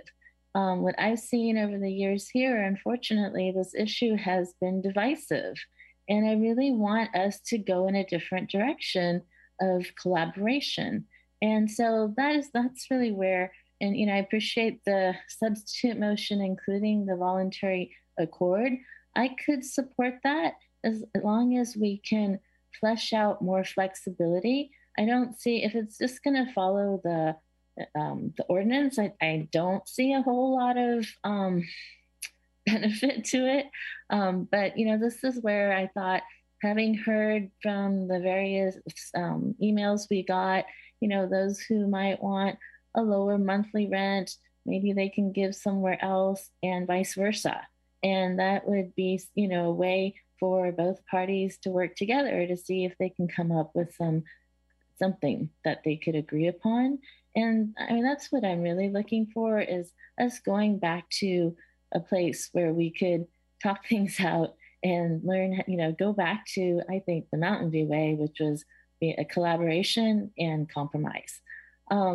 So I could support this motion if we could have, and I appreciate Councilmember Lever's comment about revisiting it, but I guess I'll ask the city attorney about this. Rather than revisiting it, could we accord, the parameters of the accord, what those could be? As I mentioned, and what I would look for is just guardrails, or, I don't want to set exactly, even with the CSFRA and what we have here, the 2 to 5%, I don't necessarily want to set those. We could put a cap perhaps, but those are the areas where I would like to see some flexibility, so folks, both the parties can work things out. But that's something we could do, where we could bring this back to flesh out, the parameters of what a compact or accord could look like.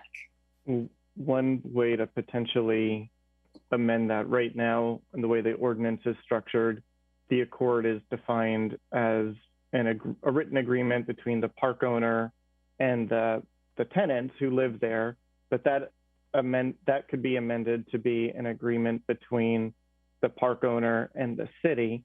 And then the exemption that's in section 46.4D, which currently defines the parameters, one way to handle it could be that could be replaced, that to qualify for the exemption, the accord must be in a form approved by the city council. And that would give you further opportunity to define a process for what would go in an accord, set those guardrails, and decide what you wanted to enter into, while still moving forward on this ordinance and defining what leaving the place for the exemption once an accord were in place, and giving yourselves the authority to adopt the accord that would satisfy that at a future date.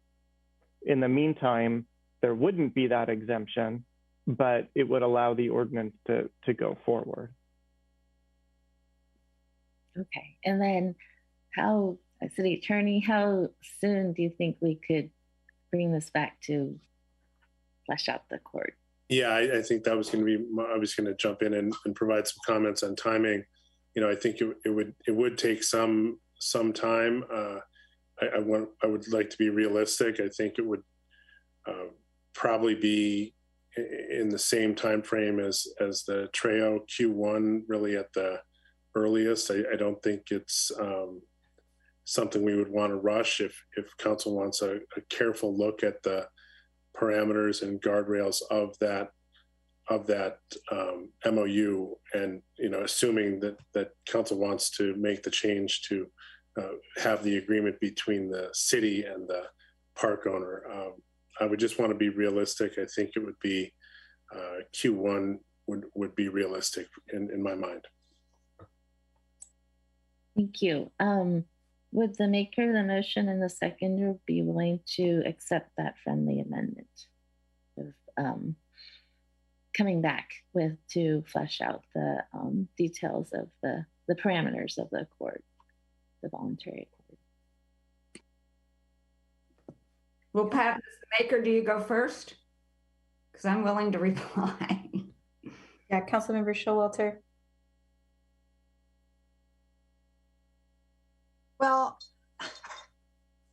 I mean, we could draw this out for the next 2 decades by coming back with, one thing after another. I personally think it normally works better to have something work for a while and then evaluate how that's functioning, and then, and then make a change.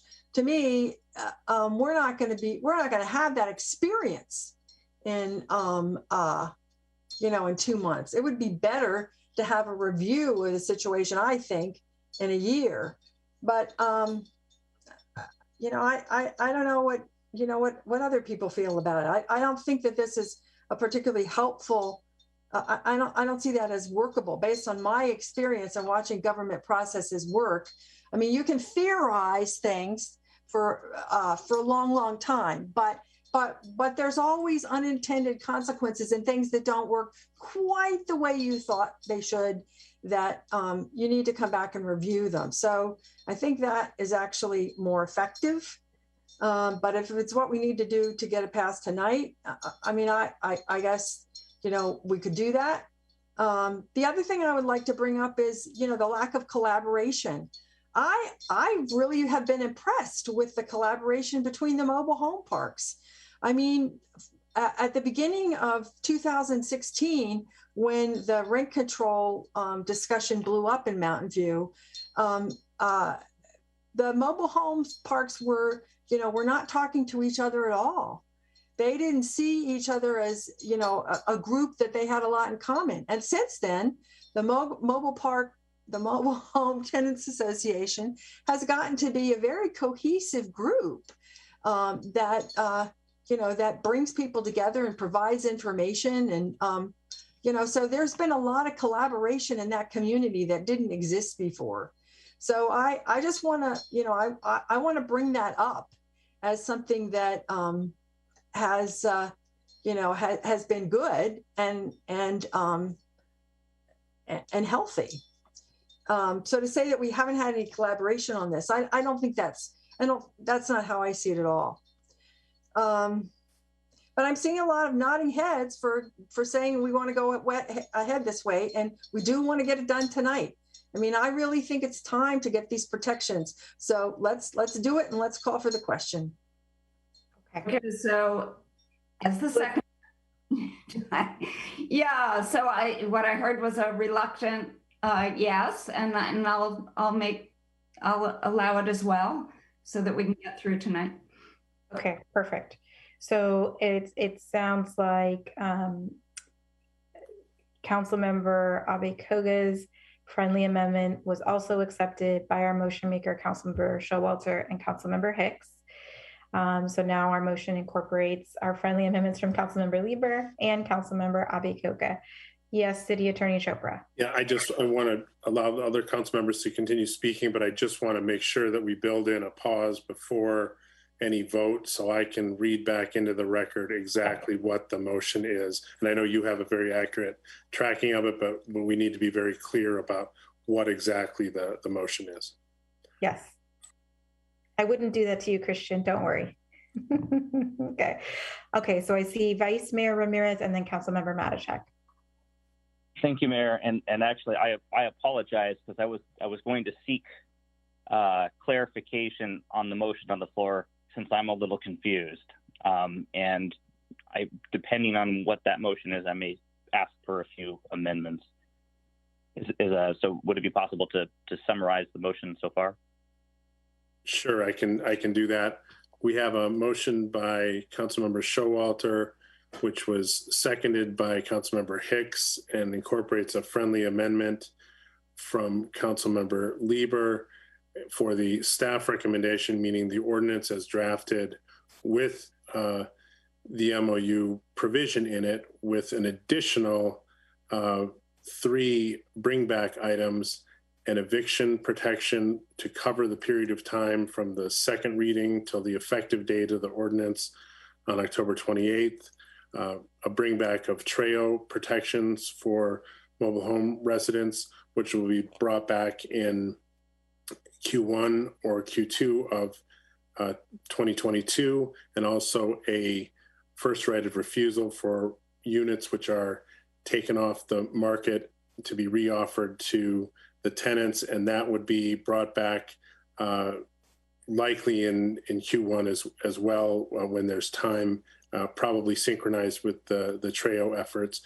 An additional friendly amendment from Councilmember Abe Koga to amend the MOU provision to be between the city and the park owners, and that would be the exemption would only apply if the accord reached was in that as probably a council action coming to council in Q1 with a model accord, so to speak, which would be approved by council then.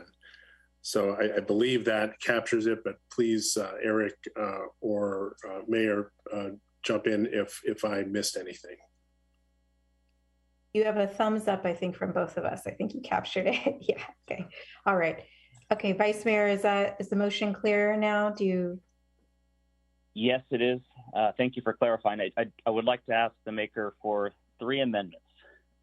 The first is, I looked up the date, that the base date be May 21st, 2019, because that appears to be the date when the council approved the fiscal year 2019 to 21 City Council Major Goals Work Plan, in which we include a project to implement mobile home regulations. The first request.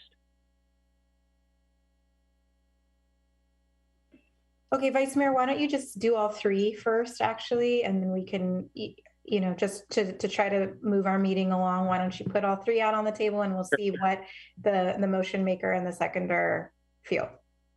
Okay, fair enough. So that's the first. The second is that the rent increase allowed when a vacancy occurs be reduced from 10% to CPI. And then the third would be a modification to the MOU exemption. I think the voluntary component is really important. And I also think that it's impractical to have different homes in one park subject to different regulations. So all of the homeowners in the park would have to sign on to that model lease produced by the MOU. So there'd be buy-in from all of the residents in a park in order for the exemption to apply.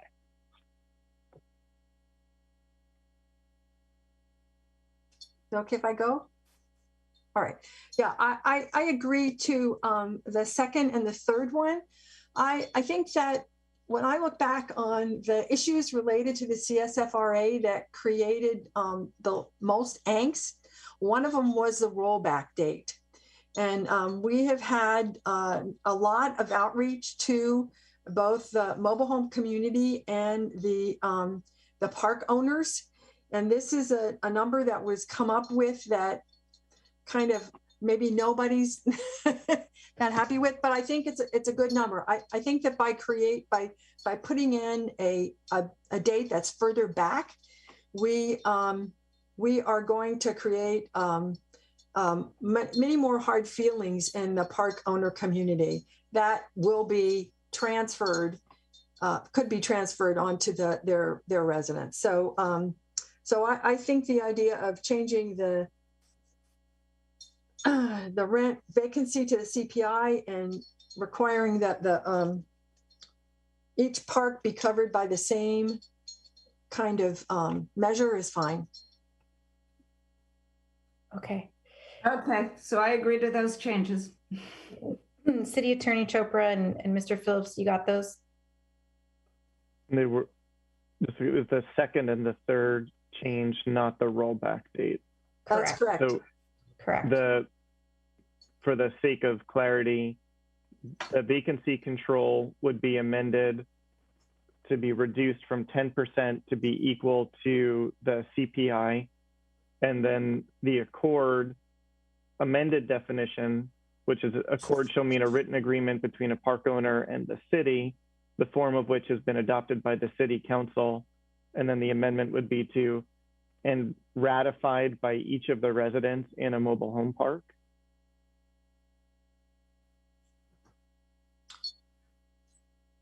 Is that what you meant, Lucas? Or did you mean that the city council would decide that it applies to the whole mobile home park?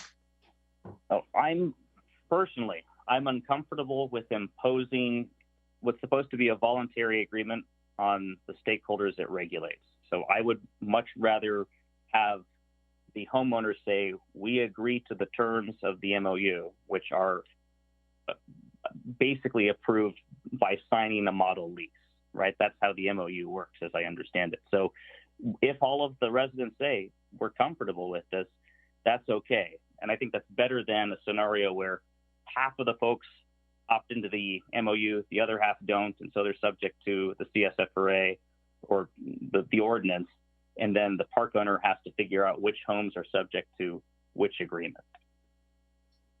That's okay with me. So then to clarify, just to make sure that I'm writing it down correctly, if one resident didn't agree to the MOU form that council approved, the exemption would be inapplicable to the whole park. Is that correct? Because I mean, this is what I've gotten from one of the park owners who I asked about. It is really impractical to apply two different regulatory frameworks to different homes in the same park. No, I just want to make sure I'm capturing the concept correctly. Thanks. And Eric, while we have the opportunity, can you address how this applies to the mobile home renters only and not the space rent? Could you clarify? I believe the intention is that it would cover all residents in the park, that we would have to, and even earlier when Councilmember Matichek was talking about the Sunnyvale model, I heard her say that the one gap in that was that it didn't extend to individuals who rent mobile homes, and that model would need to be expanded to serve Mountain View. So the understanding is that the accord, ultimately it would be council's decision since council would be adopting the form of the accord, but it would be to apply to residents who rent spaces and residents who rent individual homes. And all of that universe in one park. Correct. However, for the accord to take effect under the most recent amendment, after council approves it, all residents would also have to ratify or sign on to the accord for the exemption to be effective. Okay, thank you, Eric.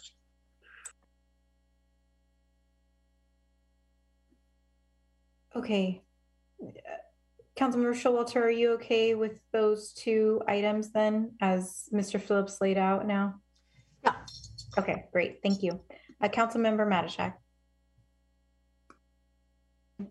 Yeah, question. Did I hear someone, I can't remember who, say that the rent stabilization ordinance would be in effect for all parks until the city council approved an MOU that could be used as the exemption? So I'm sort of struggling to see how that would work. So you are a park owner and you, for, I don't know, 6 months, are subject to rent control, and you roll back rents, and you might have, I don't know if you'd be also in the cycle of doing an annual increase, but probably not. And then you switch to an MOU if all of your, all the folks who live there agree to it. That's how it works.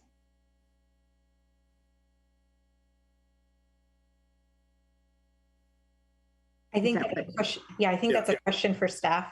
Yeah, I believe we would have to think through the mechanics of that, but I think the intent was for the ordinance to take effect on October 28th, and then once the accord is ready, then present that as an option. I agree there may be some details to work out in terms of mechanics about arrangements that park owners may have already undertaken. We would need to give some thought to that, but the intent was for the ordinance to take effect on the effective date. Eric, do you have some additional thoughts on the mechanics of this? No, I mean, it's exactly what you just said. The ordinance would take effect. You couldn't increase rents above what the ordinance allows unless and until an MOU that said something different was adopted by council and approved by the individuals who lived in the park.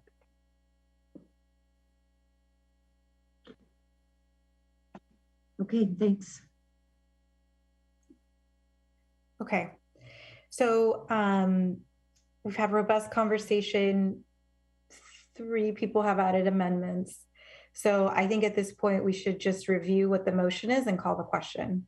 So City Attorney Chopra, would you like to read through the final motion at hand? Sure, and I'll go quickly. There was an initial motion by Councilmember Showalter, seconded by Councilmember Hicks, with the staff recommendation with the MOU option, which was subsequently accepted, a friendly amendment for changing it to the between the park owner and the city. There are also additional protections accepted from Councilmember Lieber's suggestion for eviction protections brought back on September 28th to cover the short window of time before the ordinance goes into effect.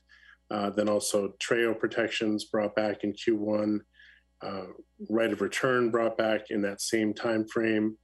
And in addition, there was recently 2 friendly amendments accepted from Councilmember Ramirez, which would limit vacancy rent increases from 10% to CPI, and then also a requirement that in order for the MOU option to be valid, it would have to apply to all units, all residents in a given mobile home park. Okay, Mr. Phillips, is that what you have as well? Yes, the only clarifying edit would be that in addition to the last amendment where we redefine accord, as was just expressed by the city attorney, we would also make an amendment to the exemption provision in section 46.4D to strike all of the existing text and just replace it with a mobile home space that is subject to an accord shall be temporarily exempt from the provisions of this chapter so long as the accord is in effect. And the definition of accord would have been amended to mean a written agreement between the park owner and the city, the form of which has been adopted by the city council and approved by all residents in a mobile home park. Okay. Yeah, that's correct. And I did leave out the timing, I believe, for the accord. That would come back to council in Q1 for approval of that form. Okay. Thank you. All right, thank you both. I think that it's clear what the motion is now. Councilmember Abe-Koga. Thank you. I'm sorry, and I don't mean to, but I was hoping to ask for an amendment to the amendment. I just don't think it's. I don't know how feasible it is to get all the park residents to agree to one accord. I don't know if that's how it happened in Sunnyvale. I highly doubt it. And it just seems like it gives one individual in that park a lot of power. And so I would ask for, we can even say a supermajority of 66% rather than all residents. Would the maker of the motion be willing to make that change? How about 80%? That's fine. I'll take it. I'll take it. Let's use it. I'm making sausage now, so I'll take it. I'll go with 80, but not with 66. Okay. All right. So there was that slight little change there. Is everybody comfortable with that slight change? And staff has made that note. So I think Mr. Phelps, instead of saying, what is it, unless all residents agree, I think it would be an 80% majority agree. You could finesse that language better than I. Exactly what you said, that it would be required to be approved by at least 80% of residents in a park. And then I did want to clarify, I think when I was saying the exemption before, I'd said a mobile home space that's subject to an accord, but we want the mobile home park would be subject to the accord for the exemption to function. It would be a park-wide exemption. So I wanted to clarify that text. I misspoke when I read it earlier. Okay, thank you. Okay, so thanks everyone. I just want to make sure, I'm going to call a question. I'm going to have the city clerk take a roll call vote. Just want to make sure, I know that there's been a lot going on, and I want to make sure that everybody is comfortable with understanding the motion at hand. Okay, great. Thank you. Thanks, colleagues, for your patience and the sausage making. And now we'll call the question. Councilmember Showalter. Yes. Councilmember Hicks. Yes. Councilmember Abe-Koga. Aye. Councilmember Lieber. Aye. Councilmember Matichak. We couldn't hear you. Sorry, no. Vice Mayor Ramirez. Yes. Mayor Kamei. Yes. Motion carries 6-1. Great, thank you. All right, thank you, colleagues. Thank you to staff, and thank you to the public who's probably trying to keep notes and track with us. Before we move on to item 8, I do need a motion to continue our meeting past 10 p.m. Would anyone like to make that motion? Vice Mayor? Okay, so, and seconded by Councilmember Showalter. City Clerk Glazer, could we take a roll call, please? Vice Mayor Ramirez. Yes. Councilmember Showalter. Yes. Councilmember Abe-Koga. Aye. Councilmember Hicks. I'm going to do a John McAllister and say no. Councilmember Lieber. Aye. Councilmember Matichak. Another John McAllister, no. And Mayor Kamei. Yes. Motion carries. I hope that means John gives us ice cream. All right.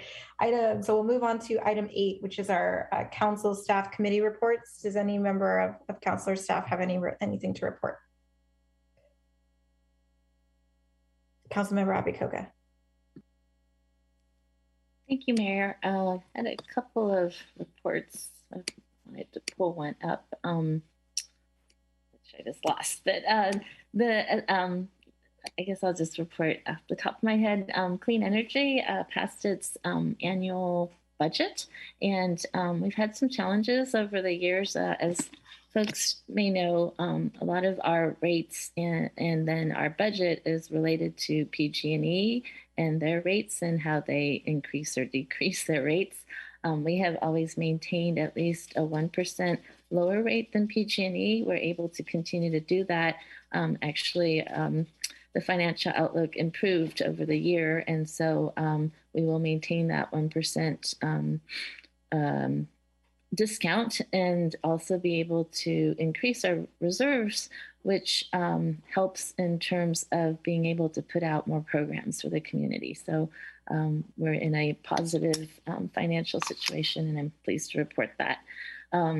In terms of the Cities Association, we've had over the year, we've had quite a bit of conversation, discussion about the Cities Association being the fiscal sponsor of the airport roundtable. And there's been some challenges. There's actually some legal challenges at this time. At the meeting, the association voted to discontinue being the fiscal sponsor at the end of this year, and we'll be recommending that the roundtable find a different fiscal agent. Thank you. Great, thank you. Anyone have any other announcements? Councilmember Showalter? Today, I'm on the National League of Cities Energy, Environment, and Natural Resources Committee, and we always put together our, our resolutions. And today, that will be passed at the City Summit. And today we finalized those, and I was just, I was just really delighted to see that we got some stuff about carbon sequestration added that I was happy about. And we also added a resolution about the utilization of dredge materials for habitat restoration and sea level rise protection. And if you're a water geek, you know that's a really big deal. And I'm a water geek, so I was very excited about it. And I just wanted to share that with you. If anyone is interested in the text of those resolutions, it's about 30 pages, but it's not too long. I'd be glad to share it with you. So that's my, and then the other thing, the recall. The recall, the governor was not recalled. So yay, it's a good and happy thing for today. Thanks, Councilmember Showalter. So I have a couple items to report. The VTA PAC meeting we had last Thursday. We also had our Cities Association LAC committee also met on the 9th. And then want to remind everyone that September is a transit month. So let's try to make sure, and VTA is back, and it's wonderful to hear their chimes going through our downtown again. But just wanted to share that it is transit month, and the last concert on the plaza is going to be this Friday. So just want our public to know that. Anyone else have anything to report? All right, we'll move on to item 9, which is closed session. City Attorney Chopra, do we have a closed session report? No closed session report tonight, Mayor. Thank you. Great, thank you. All right, so that means we get to move on to item 10, which is adjournment. Thank you so much for joining us. And our next regular City Council meeting will be on September 28th, 2021. Until then, stay healthy, and our meeting is adjourned at 11:43 p.m. Thanks, everyone. Have a great night.